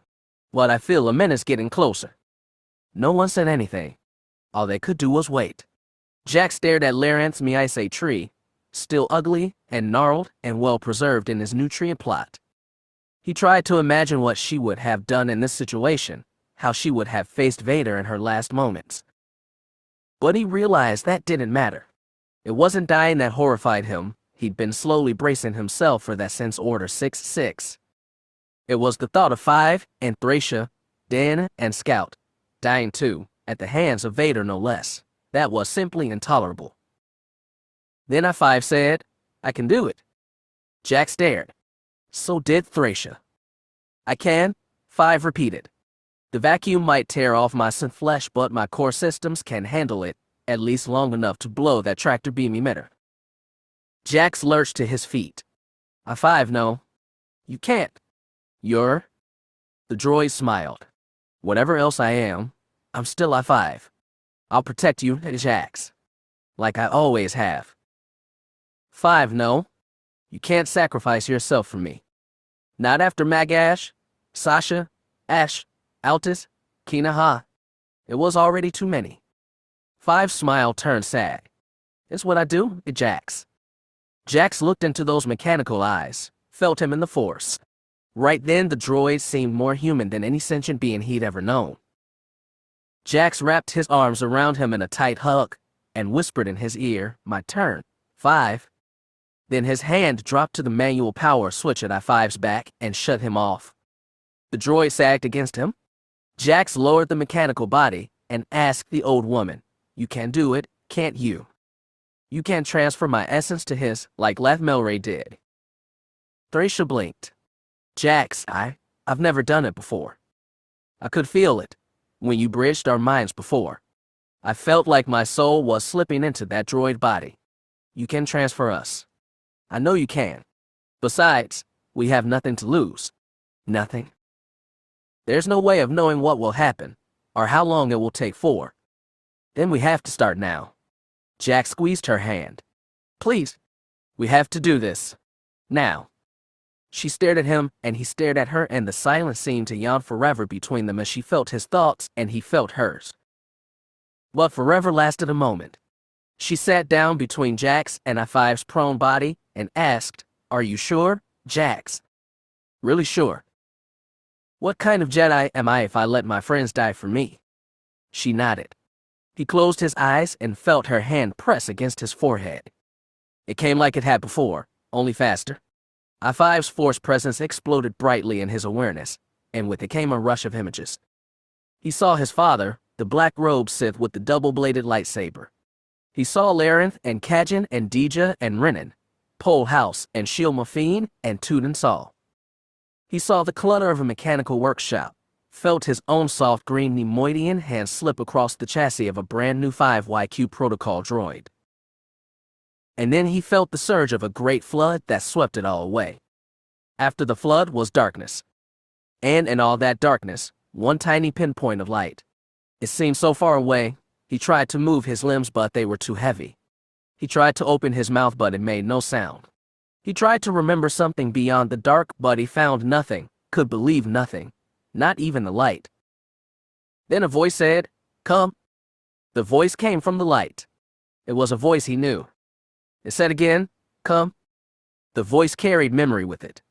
An old woman, a body so close to human lying prone on the floor, a man with sad eyes and such a determined face. He opened his eyes. Light washed the dark away, and he saw that face, eyes now closed, cheek pressed into the floor. He was lying on the floor, too. He pushed himself upright with both hands. His body felt heavy. Everything felt heavy, stiff. It felt foreign. He turned his head. The old woman was there. Her wrinkled face shone with sweat. She was breathing hard. "Do you know who you are?" she asked. He looked at the human lying on the floor. His breathing was regular. His eyelids twitched. He had a lightsaber hooked to his belt. "This is mine," he said. He reached over and took the lightsaber. "I'm a Jedi." The old woman nodded sadly. "You certainly are. Do you know your name?" He looked down at that weapon, ran his hands over it. It was familiar and foreign at the same time. He knew all its dents and contours, but it felt like he was holding it for the first time. "Do you know your name?" she repeated. It came to him from nowhere. "Jax Pavan." She nodded. "Do you know what you have to do?" He looked down at the human body on the floor. It twitched. The man rolled onto his back. His eyes fluttered open, then closed again. His lips made wordless noises. "I suppose his new flesh is weaker than yours," the woman said. "He may have a harder time remembering than you." "Or not. I can't say." He looked around the rest of the room. He saw the torn open vac suit. He saw the Miaise plant, sitting in his place of reverence, and when he saw the tree he remembered all his dead, and the resolve that no one would ever die for him again. "I know what I have to do," Jack said. I anxiously looked at the shuttle scanners, which were definitely not on par with the equipment on Larenth, but enough to tell us that, yes, we were still suspended in front of a Star Destroyer's mouth. We were still surrounded by swarms of TIE fighters, and finally, that a shuttle had just exited Naboo's upper atmosphere and was heading right towards us. "This is it," I muttered. I was still holding Scout's hand. She squeezed and nodded. "There didn't seem much to say when you were waiting for your doom." Then I5's voice said over the comlink, "Then, Scout, get ready to fire your engines." 5. I pulled my hand free. "What's happening?" There was a pause. Then he said, "This is Jax, Den." "What?" "You're not Jax, you're I5. Did something scramble your brain?" "Hey, Jax, what's going on? Are you there?" "Thracia. Anyone?" "Just get ready, Den," the voice said. "And Den, thanks for everything." "You too, Scout." "What?" "Jax 5, what are you?" The comlink went off. I swore and hit the panel. "Look." Scout pointed at Larenth hanging in front of us. The airlock's opening. I peered forward and saw somebody flush out into the void. My gut fell into my chair. I had no words, not even swears, for the sight of I5's droid body, naked against the vacuum, shooting fast toward the mouth of the Star Destroyer's hangar. The vacuum tore at Jax Pavan's flesh, peeling off his clothes and synth skin and exposing his metal frame to coldness of space. For the first few seconds it was agony. Then the synth skin was gone and tactile sensors with it. Then he was just naked metal, a whirring processor, and a soul trapped somewhere inside. It was a stunning new existence, impossible to capture in words. He wished he had the time to explore it. But the hull of the destroyer was racing up to meet him. He stretched out all four limbs in front of him as the hangar mouth and tractor beam emitter filled his vision.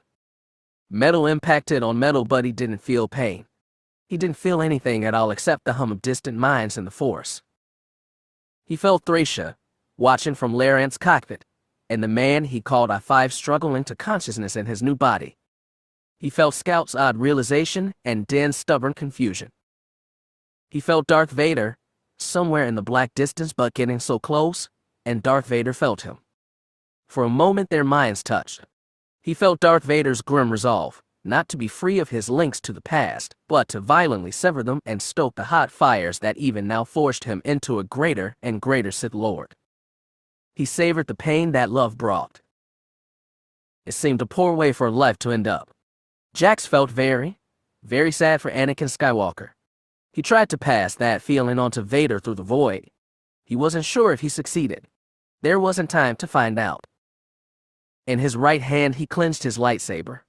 He thumped the button. Green light lanced out into space. His joints, freezing in the vacuum, strained as he shifted his grip and angled that lance at the tractor beam emitter. He could no longer close his eyes, but he paused for 1 second, thought of Larant, and then his father. Then he plunged his blade into the emitter and blew the universe away. As the explosion rocked the mouth of the destroyer's hangar, our shuttle jerked free of the tractor beam. So did Larant. I still had absolutely no idea what had just happened, but I quickly punched the engines. Larant leaped forward too, and together we raced low over the destroyer's shields. For a second the TIE fighters just hung there at the hangar mouth, like they had no idea what they were supposed to do. By the time they gave chase, we'd already cleared the destroyer, and were about ready to exit the planet's gravity well. "Scout, get us a hyperspace route," I said. "Already got one," she said. "I hope you like Uncle." "Sure, why not?" I punched the comlink on and called, "Larant, are you ready to jump? Anyone? Are you there?"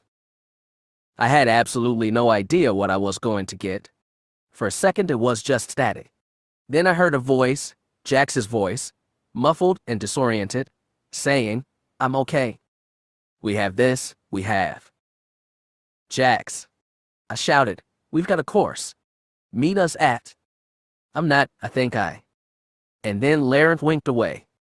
I stared, just stared at the blank starfield where they'd been. Beside me, Scout softly moaned, "Oh, Jax." Lasers flashed past us. The fighters were coming up fast. There was nothing we could do, no way we could track Larant and whoever was left aboard. We could only save ourselves. I punched the throttle and flung us into hyperspace. Its blue-white blur surrounded us, embraced us, but couldn't feel the loss inside. Chapter 31. How do you trace someone after a random jump to hyperspace? You can't. You can't even know that he didn't leap into a supernova and burn up. We did all we could to scour nearby sectors for a ship of Larant's description, but nothing turned up. Imagine not knowing if your best friend is alive or dead. Then imagine living with that emptiness, that helplessness. Now imagine living with it for 30 years. When Darth Vader returned to the planet, the sun was coming up over the crisp morning light gave testament to all the scars the city had gained over the past night. Palace Plaza was still filled with ash and debris. The steps to the palace itself were laden with the bodies of dead RSF officers, though the Imperial bodies had already been carried away. The rest of the city was not as badly damaged, though some damage remained. The great hole blown through the side of the hangar, the broken pillar at the base of Padme Amidala's mausoleum. After his shuttle set down at that far end of the plaza, Darth Vader stepped down his landing ramp to see the mausoleum looming in front of him. It called him still. He didn't know what he could do in there. There was no purpose in seeing Padme's coffin again. Still, a part of him wanted to go, to be with her, to remember. It was too tempting. He'd come here to break with the past.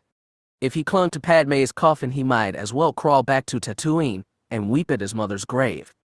The past could not be escaped, but if he refused to let it go, he'd be as pathetic as A'Sharad Hett. Naboo had been enough. He would not be going back to the desert too. He turned away and marched toward the palace. As he neared the steps, Colonel Panaka marched up to meet him. Panaka snapped a salute and said, "I'm glad you're here, Lord Vader." Vader said nothing in response. He stared down Panaka, at the bags under his eyes and gray stubble on his cheeks. He looked so old, so tired. "What has been done with the Queen's body?" Vader asked. "At the moment it's being preserved inside the palace. What do you recommend doing with it?" "Burn it secretly," he said. "There is to be no funeral ceremony, no public mourning. Is that clear?" "Yes, sir." "Have you selected a replacement for Apelana?" "We found a young lady in the legislative youth program who is amenable, my lord." "Excellent. My lord, several of the Queen's counselors are still being held prisoner, as per your orders. Sola Nabarier and Sio Bibble." "Take me to them, Colonel." Panaka nodded and led Vader through a clearer path up on the stairs and into the palace. The colonel started to explain the general layout of the building, but Vader paid him no attention. He already knew it well. It was his first time being here as Darth Vader instead of Anakin, and he should have felt something about that, but he didn't. Since the death of Jax Pavan, he felt hollow inside. It had taken a long time to understand his own reasons for chasing Pavan, and once he finally had, the chance to deliver the final blow had been stolen from him by one last act of Jedi bravery. He still remembered the last sensation he'd picked from Pavan's mind before his death. It had been pity. Pity for the Dark Lord of the Sith. It was not the ending he'd needed. He felt empty and unfulfilled. He wondered if that would ever change. Panaka showed him into one of the palace's many ornate meetings rooms, where Sola and Sio Bibble were bound and watched over by 4,500 First Commandos. They were a hapless pair. Sio Bibble was old and dirty and tired. And Sola, when he'd met her long ago, on his first trip to Naboo after 10 years, Sola had immediately struck him as an older, more careworn version of Padme. It wasn't just the physical resemblance. She'd had Padme's curiosity and her ideals, but at the same time they'd been weathered by experience and responsibility. Rather than being preoccupied with the convulsions of galactic politics, her concerns were closer to home: Naboo, her sister, her husband, and infant daughters. Anakin had seen in her something of the future he'd wanted for himself. Now that woman stared at him with utter revulsion. "Good morning, counselors," he said. Sola cringed. Bibble sneered. "This won't work, Vader. Your master should have known that. You invade our planet, you kill our queen, and what will it get you? Do you think you've beaten us into submission? Newt Gunray thought that too. Look how it turned out for him." Vader had killed Gunray. He'd been one of the first. There'd been many bodies since then. It seemed a long time ago. "A replacement has been selected for Queen Apelana," he said. "She'll remain in that position until we say otherwise." "Of course. So much for democracy." Bibble shifted his glare to Panaka. "I hope you're proud of yourself, Colonel. Do you remember how brave you were, defending Queen Amidala from the Trade Federation? If she saw you now, she would vomit." "I served Naboo, not the Queen," the Colonel said stiffly. "And frankly, Counselor Amidala brought invasion on her head with her own naivety. And so did Apelana." "She loved Padme," Sola said quietly. "Apelana did. So much she chased the same fate." Panaka shook his head. "Naboo's always needed less idealism and more wisdom." "Is that what we have now?" Bibble looked at Vader. "Wisdom." Vader took 2 steps toward the old man. "You have what the Empire has given you. Your life. You should be satisfied with that." "Some gift?" Bibble laughed bitterly. "I wish I'd never lived to see this." The old man was getting tiresome. He passed beyond fear and gotten reckless, but when Vader looked at Sola, he still saw the desire to live. "What of you, Counselor Nabarier?" he asked. She blinked, eyes just like Padme's. "I want to live." "Why?" She blinked again. "Lord Vader, I have a family, a husband, children." He remembered what A'Sharad Hett had told him in the mausoleum, the oath he'd sworn to destroy Vader and his descendants. At the time, he dismissed it as the ravings of a man gone mad with grief. Now he allowed himself to wonder if maybe, just maybe, Padme had survived long enough to bear a child after all. Vader placed a hand on the hilt of his lightsaber. You care for your family, don't you? Of course I care. Her voice trembled. One tear ran down her cheek. I love them. And your dear sister. Did you love her as well? More than anything. She sniffed. I still do. And your sister? Did she have children? He saw the confusion on her face, felt it in the Force. It faded quickly into sadness. Solo said, Padme died before she could give birth. He leaned close, stared at those eyes, so like Padme's, and probed her with the Force.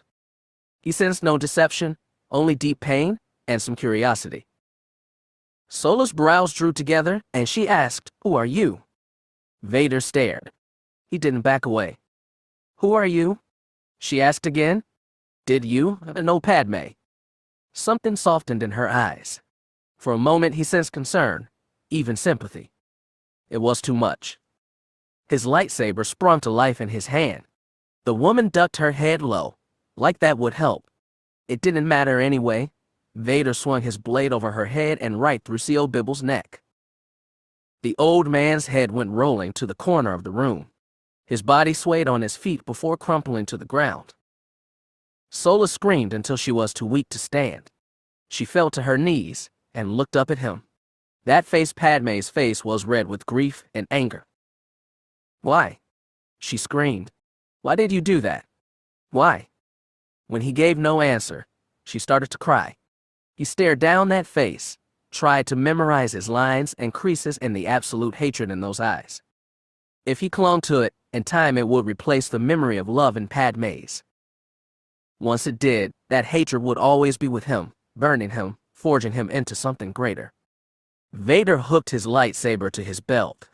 He turned to Colonel Panaka, staring wide-eyed and slack-jawed at Bibble's headless corpse. Colonel, he said. Panaka blinked, shifted his eyes to Vader. See to it that Counselor Nabarrier is released to her family unharmed. Panaka frowned, uncomprehending, but he nodded. Yes, sir. Of course, sir. He turned his back on Panaka's blank stare, Sola's whimper crying. He walked out of the palace, across the plaza, and back to his shuttle. When it lifted off, he didn't spare Thee one more look. It was all behind him, purged of nostalgia's temptation. His shuttle soared through the clouds, and out of the atmosphere, and through space as black as his armor, as cold as the heart beneath it. Admiral Octavian Grant stood behind his family's hand-carved wooden desk, his back to Farstein's dusty sphere as it slowly rotated beyond the viewport and watched the hologram shine to life in front of him. This time, he didn't salute. Grand Moff Tarkin, he said, it's a pleasure to hear from you again. Tarkin looked the same as ever. His skull-like head tilted in a slight knot, and he said, I wanted to congratulate you personally on your promotion, Admiral, and to inform you of your next assignment. Grant stiffened slightly. He'd expected it to come from Screed, or even the Emperor himself. As you know, Tarkin went on, there have been unsettling developments in the Western Reaches. I have finally convinced Imperial Center to give me the resources needed to stamp out these annoyances once and for all. Grant had half expected that. Now that sign was defeated, the Empire needed new enemies to squash. He found himself flush with excitement over the thought of new battles, new challenges. Tarkin continued, the Emperor, in his wisdom, has seen fit to give Terranol Screen direct leadership over the campaign. Therefore, he will be relocating his command to the Outer Rim sectors. Then who will command the home fleet? It has been decided that the honor will be yours, Admiral. Tarkin smiled. Like everything Tarkin, it came off as vaguely predatory. All Grant could say was, I see. You should be congratulated, Admiral. Command of the home fleet is a very coveted position. Am I to relocate to Annexes immediately? Those are your orders, Admiral. One hand reached down and pressed against the polished grains of his desk. I will have to make arrangements first.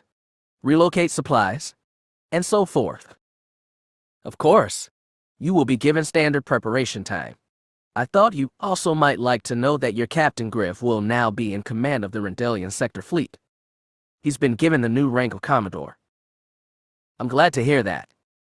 I've already contacted him directly to inform him of his promotion, Tarkin said, though of course, you're free to congratulate him yourself. Grant nodded dumbly. And may I pass my personal congratulations to you too, Admiral. I wish you great success in your new position. Thank you, Grand Moff. And good luck in your new campaign. Tarkin nodded. I'm sure we'll speak again, Admiral. But for now, goodbye.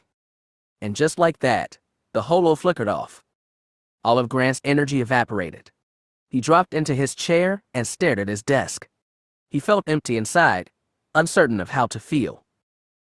An appointment to Annexus was a blessing. Defending Coruscant in the core was a prestigious position. It brought him close to the center of political power and gave him close access to the most important beings in galaxy. In that sense, it was as far from Farsteen as could be. It was also a curse. He'd embraced the judicial's transformation into a fighting force because he wanted to bring order and prove himself. Battling the likes of Mareth Voro, Slake, and the Sign family had given him the chance to do just that. There would be no battles to fight in the core, just drills to run and resources to shuffle. He could end up nothing more than a glorified quartermaster. He wondered if he might end up like Screed, sitting bored in his posh penthouse, enriching himself by whatever means possible while others went off, fought, and died. Well, Screed was going to go back to fighting soon. Grant wondered whether corruption had dulled the man's once brilliant tactical mind. He was sure it had stunted his bravery. Grant didn't want to follow that path, but felt afraid he would anyway. He spun his chair away from his desk and stared down at the planet. He suddenly felt he would miss this world. Not the planet itself, not this station, not this quiet exile. He knew that once he got to Annexus, he would miss the hours spent sitting in this room, looking down at Farsteen, contemplating new ways to bring his enemies into line. Mareth Varu, Gregor Sign, Little Jereveth Sign most of all, those were enemies a man could respect. They gave him purpose and a challenge. As he watched the planet turn, he discovered that he missed them all. Because he was ordered to, Jan Dodonna returned to Terran Scree's unfinished penthouse in Imperial City. When he got off the speeder taxi and onto the landing platform, he was surprised to find a gold-plated protocol droid there to greet him instead of the pale young Twi'lek. The droid was certainly more polite and less leering than Bach, so he didn't much mind. It shuffled inside and showed Dodonna right back to the chair he'd left in disgust several days ago. Screed was sitting in the opposite one, just like Dodonna had left him. Would you like anything to drink? He asked as Dodonna sat. No thank you. I don't plan to stay long. Have other business, do you? Screed raised one brow. Not particularly, no. Screed's features went cold. He waved a hand and told the protocol droid to go. As he watched it shuffle out of the room, Dodonna asked, What became of your servant Bach? Taken from me, Screed snorted. By High Inquisitor Jarek, of all people. It turns out Jarek lost his most trusted apprentices during the raid on Naboo. That means he needs new ones, and it turns out Bach was Force-sensitive. Can you believe that? I guess I should have sensed it. He was always a little too clever for a subhuman, too good at reading people's intentions. What happened on Naboo? Dodonna frowned. He hadn't heard anything about it. Not on the HoloNet, not from anyone else in the military. You'll see it on the news soon. A Jedi cell attacked their capital and killed the Queen. Thankfully, our brave troops intervened to put them down. Screed said with a mocking sneer. Darth Vader was there himself, cutting down all those evil terrorists. What really happened? It doesn't matter, Screed waved a hand. There's more important things going on. Such as, Dodonna said stiffly. I've received a new assignment. I'm transferring my command to the Outer Rim to lead the pacification of the Western Reaches. Screed made it sound like a prison sentence. I've heard most of the unrest there is from criminal elements mixing with separatist holdouts, Dodonna said. They sound less capable than Sign and Slake. Oh, it shouldn't be that difficult. Tarkin has been kicking up a fuss, and the Emperor wants to keep him happy, so he's sending his best to put down the rebels. Screed leaned forward a little. Come with me, Jan. Dodonna shifted uneasily, looked away. I'm not sure that's a good idea. Why not? You hate it on Ensoth. It's obvious. I don't blame you either. Keeping those Yvetha in line is a nasty job for anyone. It's not that. Then what?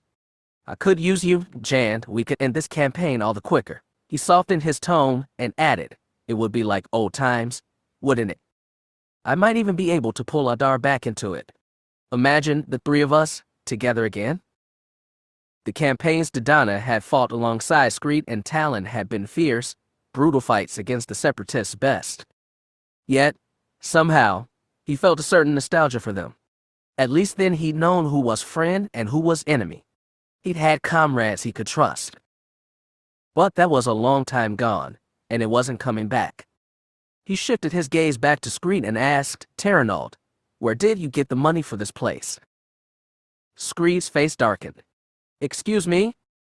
I've heard you have a penthouse on annexes almost as fine. You can't buy this on a military salary, even yours. How did you hear that? I've been asking a few discreet questions since our last meeting. If you've been poking around, why ask me? Scree said coldly. Apparently you've already heard enough rumors to make up your mind. Because I want to hear it from you, Terranald. Tell me you're not embezzling money from the government. Tell me you didn't get your Twi'lek servant from a Rylith slaver. You even checked up on Bach, did you? I just heard things. But I owed it to you, Terranald, after all we've been through, to get your story. So please, tell me they aren't true. Tell me something, anything. Dodonna's voice had started trembling. He stared at the face across the table, and found it more strange than familiar. Eventually Scree said, What's the point? You've made up your mind. He wasn't even going to try and deny it. Dodonna didn't feel angry, just empty, more empty than he could ever remember. Why? Dodonna breathed. Just, why? You have to ask me that. Scree snarled. Of course I do. I don't understand how, he faltered, couldn't say it. He honestly couldn't understand how Terranald Screed, the face of duty and devotion, could have fallen so far. I'm just taking what I deserve, Scree said. Dodonna hadn't expected that. What does that mean? You're already a High Admiral. You're one of the most decorated, most respected men in the galaxy. What else do you want? Respect? Screed laughed bitterly. What good is respect? Look at me, Jan. Look at this face, this broken body. I gave up everything for the Republic, then the Empire, for service and duty and all those big, lofty, stupid words. He pounded a fist on his metal chest. This is what I am now. So yes, Jan, I deserved more. I took it. It took Dodonna a long time to figure out what to say. I know this hasn't been easy for you. But we knew this when we signed on for the careers we did. We knew what could happen, and we accepted that, because we were part of something greater. The Republic. Scree shook his head. The Republic was a diseased animal, and this new empire. He trailed off. Dodonna pressed. What about the Empire? Tell me, please. Look at Palpatine. Look at all he's done. Do you think that man really deserves our service? No, Dodonna said. He settled back in his chair and felt all the weight lift from his body. It was what he'd come here planning to say. It felt strange and unreal for Scree to be the one to say it.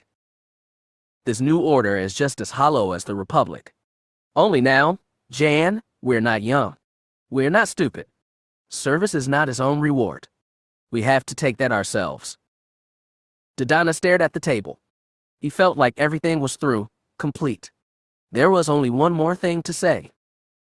Screed held out a hand. Come with me to the western reaches. Jan, we can get what we deserve, even there. Dodonna looked at that hand stretched before him, bony and old before its time, trembling lightly with Scree's agues. Instead of taking it, he reached for his chest, plucked the general's rank badge off his uniform, and tossed it on the table. Screed lowered his hand. What is this? What are you doing? Dodonna took off his rank cylinders and put them down too. It's over, Terranald. It's done. I'm resigning. What? What do you think you're doing? I just told you. I'm leaving Imperial service effective immediately. You can't. Dodonna stood up from his chair. I just did. Because you're right. The new order isn't worth serving. Scree staggered to his feet. What do you think you're going to do now? You've been an officer all your life. I haven't thought that far ahead. But you can't. Scree repeated stubbornly. It's over, Dodonna said firmly. To be honest, I made up my mind already. I submitted my formal resignation just before coming here. Trembling, Scree braced himself on the arm of his chair. You're making a mistake, Jan. You're throwing away everything. Dodonna looked sadly into Scree's eyes and said, There's nothing to throw away. He turned and walked out of the room without looking back. When he stepped outside, the wind tousled his hair and stung his cheeks. Dodonna felt empty but free. Somehow, he found the strength to smile. Nighttime in the desert. It was a deeper dark than anything save the blackness of space. When the wind blew, it was dry and bone-chilling. The sandy plain swept into invisible forever. The stars overhead were myriad. If he stared up at them long enough, it felt like his body and left the ground, and he was floating weightless in the endless expanse of the universe. But A'Sharad Hett knew that, sooner or later, twin suns would crest the horizon and burn the Tatooine sand with their scorching light. He stood with both lightsabers in his hand, his own in his left, his father's in his right. He clung to them, even as he plunged off the waterfall on Naboo, even as he summoned the Force at the very last second to soften his impact in the icy river far, far below. For a long time after that, he just laid there on the cold, snowy riverbank, staring at all those stars, wondering what else he could do, where he could possibly go. In the wake of Sion's death, he clung to the idea of killing Anakin Skywalker and all his descendants, because that fulfilled his need for purpose and revenge. He understood now that he was already too late to kill Anakin Skywalker. Darth Vader had done that, and Vader was beyond his ability to kill. As for Anakin's descendants, it seemed that even Vader himself was unaware of them. If they existed at all, they would be impossible to find. He wasn't even sure if the Force wanted him to do that anymore. So, adrift and without purpose, he'd come back to Tatooine, like a dying animal returning to his nest. He'd taken a land speeder out to Ackerhead, and when night fell, he simply walked off into the desert. There was no light except from stars, no sign of life at all. He felt like he could stay in this nothing forever. But he knew those suns would rise, the planet would turn, and life would go on. He stared down at his weapons, glinting faintly in starlight. He's clung to his last relic of his father for all his life, and in the end it had gotten him nothing.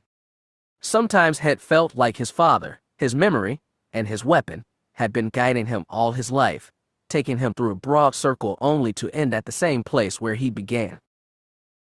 Maybe it was better to bury the lightsaber and the past. Hett crouched low over the sand. He placed his weapons on the ground and dug a pit with his hands. He clapped the sand off his palm and picked up the lightsabers again. He thought then that if he buried them, he would leave everything else behind too. A'Sharad Hett, sign, all the Skywalkers. All the dead who brought him through a circle where nothing had been gained. Then in the distance, he heard a sound. Even after so many years, he knew the battle cry of a clan of Tusken. He stood up and spun around searching for the source of the noise. At first, all he saw was the flat horizon line of an endless desert. Then he heard the sound of fire and blasters, saw their flash of light in the far eastern distance. Only Outlanders used those weapons. It seemed that, after all this time, his home had not changed either. Outland settlers still stole Tusken land like it was theirs to rule. The Tuskens defended themselves, and the settlers responded with devastating force. His father had lived and died protecting his people from the Outlanders. Hett looked down at the lightsabers, still in his hands. He may have failed in all else, but what his father had once done, he could do now. Perhaps he'd come full circle just to do what he should have from the start. Hett kicked the sand beneath him, filling the hole he dug. He stamped the ground flat. Then he walked across the desert toward the promise of violence and a new day. Epilogue.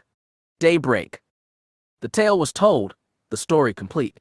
All three of them stared downward at the table. It seemed hard to look into each other's eyes. 30 years, the man said, echoing Dender's final words. I can barely image 30 years. You're older than that, the woman said softly. Your body anyway? He shifted, looked at her. He examined her chin, her cheeks, her hair, everything but her eyes. You're Scout, aren't you? Nowadays I usually go by Officer Esterhazy. Her smile was sad. Nobody's called me Scout in 30 years. Nobody except Dan anyway. Somehow he couldn't bear to look at the Celestin. And have you and Den been together all that time? Not all of it, Den said. We split up for a while, trying to find Laran. And afterwards, well, we both found things to keep us busy. You're a medical officer. A doctor. Scouty couldn't think of her by another name, nodded. I tried to take after someone I admired. But you are a Jedi. She kept smiling, still sadly. Like Jen used to say, Jedi is something you do. For me, it's been about helping people. It always has been. And that's what I've been doing all this time, in my own way. Quietly. A lot of the time I don't even use the Force at all. Right under the Empire's nose for 20 years, Den said with gruff admiration.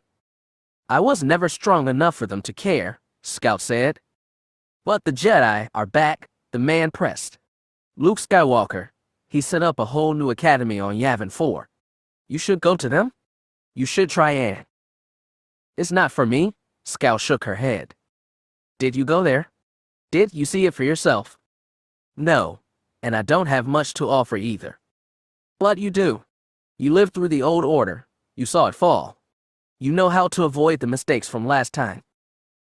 Maybe. I made a lot of mistakes myself back then. But Skywalker's getting off on the right foot, I think. How do you know that? He's letting his students love, marry, have families. He's letting them take part in real life, not locking them up in the temple right after they're born.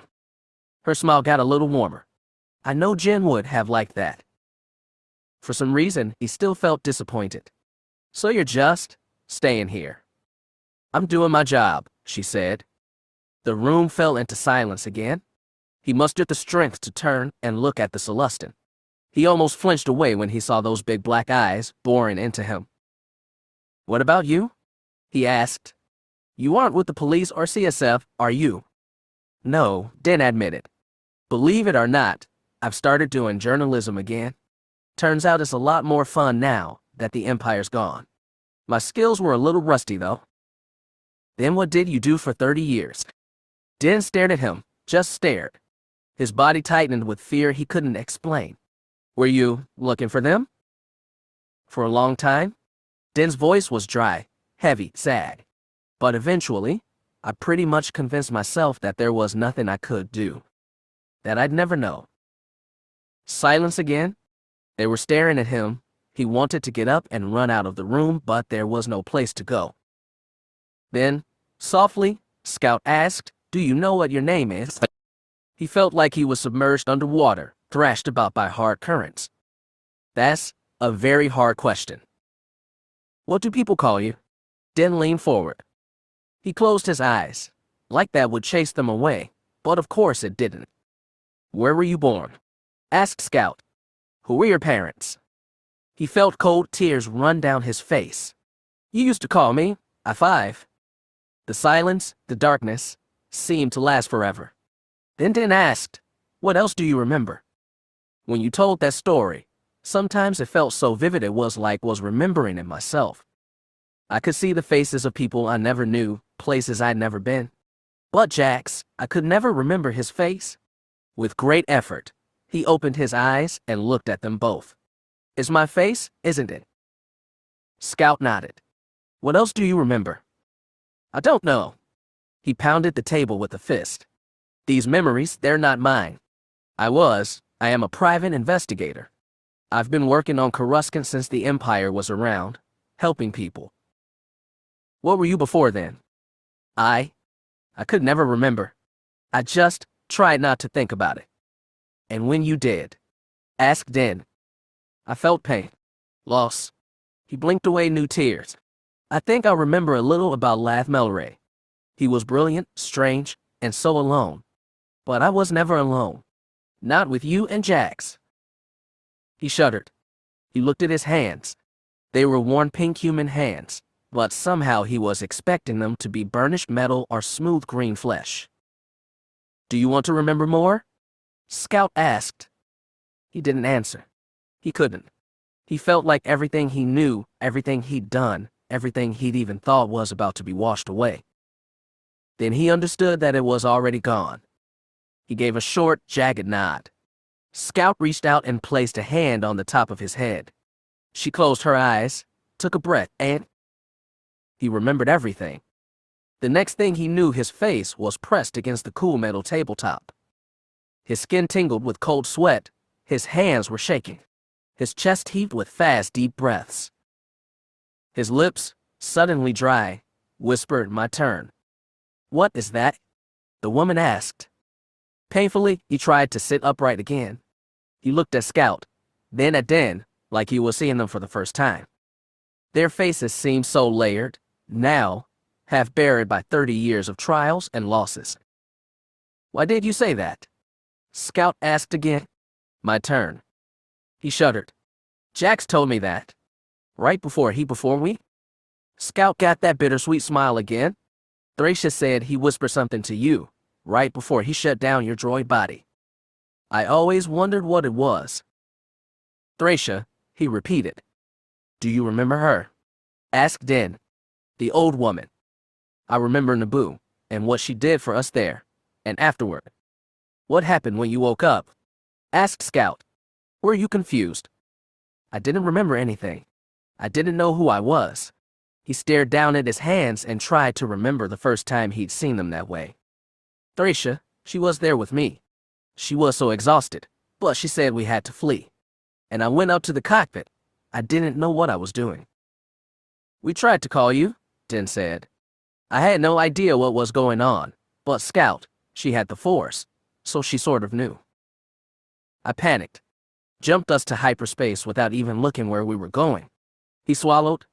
"We were lucky it didn't kill us." "What happened after that?" "We landed on a planet, no, a space station. And this woman, she said she wanted to help me, give me back my memories, but I was scared. I panicked. I ran. I got on a ship and left her." "That's what she told me," said Scout. "You found her, then?" Scout hugged herself. "I was chasing rumors about this old woman who healed people and told fortunes in the Outer Rim. I eventually found her at Bimiel. She was very old by then, but I was there for the end. She told me what she could. I shouldn't have run." He kept staring at his hands. "I should have stayed with her, but I was scared. I was out of my mind. I didn't understand anything." "Thracia gave us what we needed, though," Den said. "She told us you stole away on a ship bound for Coruscant. She taught me how to unlock your memories, too," Scout added. "I wanted to go home," he said. "I guess that should have been obvious," admitted Den, "but we've been avoiding Coruscant. Aside from all those political reasons, it's pretty much the worst planet in the galaxy to try and find a single person." "But you did?" He looked up at them. "How long did it take?" Scout took a breath and said, 20 years, give or take." 20 years? A lot of other stuff kept getting in the way too, Den reminded him. "I know. I remember. Palpatine's death, the fracturing of the Empire, the Critus Plague, the back and forth conquests that ravaged the planet before the New Republic finally took full control. We never gave up." Den's voice started to break. "And when we did find you, it seemed so obvious. I mean, you, working in the mid-levels, as a private investigator." "Like Jax," he whispered. He squeezed his hands into fists, then relaxed them. "But after all this, I mean, I've lived, what, 3 lives now? 4. What am I?" "Only you can answer that question," Scout said. "No!" "That's not good enough." He hit the table, but neither of them recoiled. "You people brought me here, gave me back these memories. Would you have preferred we just let you shuffle on, not knowing what you really are?" Scout asked. He didn't know. He had no answer. He felt bowed down by the weight of so many lives, so many responsibilities. He wanted to break down and cry. He reached up with those worn pink hands, palm wetness from his face. I never used to be able to cry, he said. That old HRD body, it could do a lot of things, but never cry. You're human now, Din said simply. I used to be so much more. I was a fripping droid. His body shook with dry laughter. I could be any droid I wanted to. I could have lived forever. But this? Being mortal's a pain sometimes, Din said. You didn't have much choice about it in the end. Just like all of us. Choice, he repeated, and laughed again. It hurt his chest. I was going to sacrifice myself. I was going to die, permanently. Forever. Just to save Jax. He saved you instead. I didn't ask him to do that. No. You didn't have to, Scout said. Jax wanted to save people, and after losing Magash, Sasha, Ash, and Jen. I know, he sniffed. I know why he did it. It's just, all I ever wanted to do was save him. The way it ended. He lowered his face to his hands. Scout placed one warm hand on his shoulder blades and said, he gave you your life because he loved you. Just like you loved him. Attachment can be a weakness or a strength, just like anything else. It all depends on who you are and what you do with it. A droid and a Jedi, Din remarked. Interesting kind of love. Droid, Jedi, he picked his head out of his hands. I've been both. But now, what am I? A man, Din said. A man, he echoed. He let his hands fall into his palms, closed his eyes, breathed. He knew a man was all he'd ever be now. In a way, it was a relief. I feel so tired. As well you should. We've been at this all night. It feels like a lifetime. 3 lifetimes. Or 4. I don't even know anymore. Your long night's almost over. Scout squeezed his shoulder. Do you want to see the sun come up? He opened his eyes. Don't you have to do something with me? I mean, this is a police station. They took me in and... I just called in some favors, Scout said. Din, and I thought this was the best way to handle you. You wanted to make sure I stayed put. More or less, admitted Dan. Their plan had worked, though he didn't need to tell them that. Din picked up his cane and used it to push up from his chair. He said, come on. Let's get some air. He rose to follow his friend as Din turned for the door. When he tried walking, he almost fell. It was like he was using these legs for the first time. Scout took one shoulder and helped him out the door, into pale gray corridors, now empty. Hey, Din, he asked, what happened to your leg? The Celestin chuckled. It's been 30 years.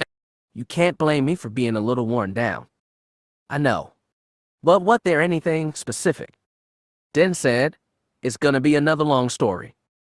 I have time, he said, plenty of it. As much as mere mortals get anyway. That's good, 'cause I've got about the same. That means we're on the same level now. Two lowly mortal meat sacks. Disappointing, huh? Down this hall, Scout said, and led them toward a doorway. It slid open.